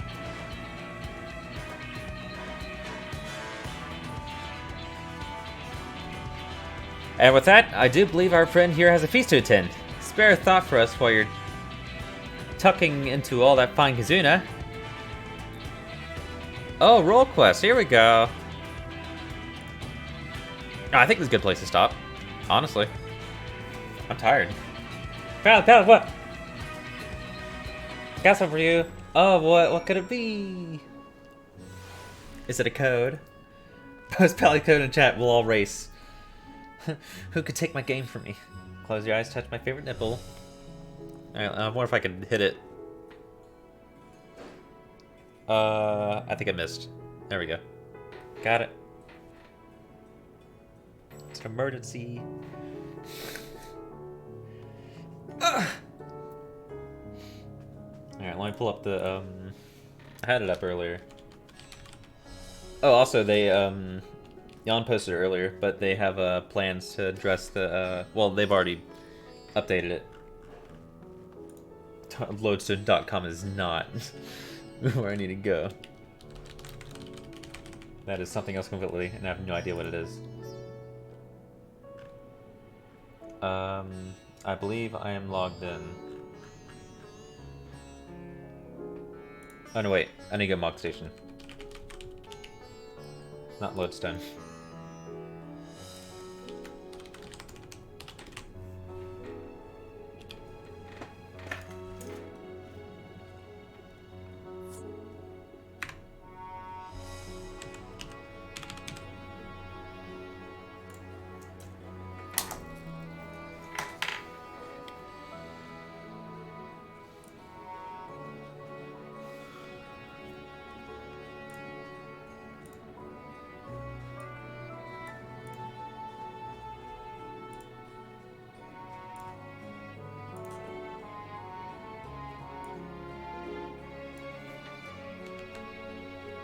Let's see.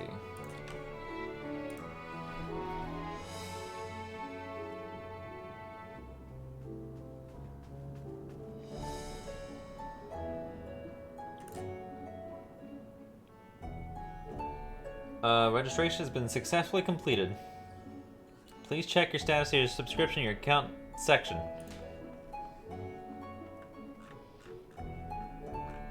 Nice. Yay! No issues. Just on standby waiting for the errors, like, no problems were had. Now we've married. It's official. Oh, but yeah, they addressed the 202s, and they did an emergency patch for the login, and they shut down the logins for 30 minutes, and then patched that in. I don't know if it's gonna fix the problems, but it should help. I better now. I haven't logged out and tried. They did it while keeping the game up. because they only disabled the login capabilities. They'll be doing another patch tomorrow, though, where they'll shut down the entire server, and also, yeah, you're gonna have an easy time regardless this time. When does the game launch today? Today, right? Yeah. When's it official?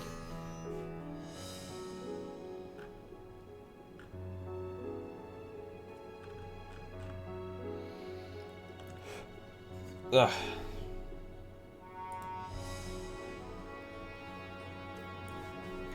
So, alright, with that, I'll go to bed. And I guess we'll see how the logins, how they are when I wake up. I'm still not gonna really try to go for stream time. I'll just wake up and check queue. Well, I had a queue 14. Hell yeah!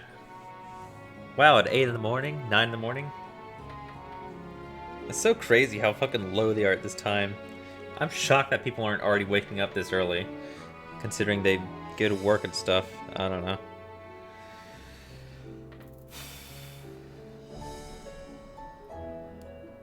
Alright. Betty, bye. Fucking, Jesus. Catching, ugh. Q was not nice to me. Alright, good night, Jan. Good night, Nether TV viewer. Good night, Candius. Good night, Commander Root. Good night, Cool Dancing Duck. Good night, Def B. Good night, Feet. Good night, Is Niceable. Good night, Joint Effort. Good night, Cax Episode 6. Good night, Painfulest. Good night, Jan Mexican Ito. Come bed is warm. That's right, I just gotta turn the heater. Shit. Yeah, damn, that's it. There's really nobody this morning. Such an awkward time to stream. But Square's left me no choice.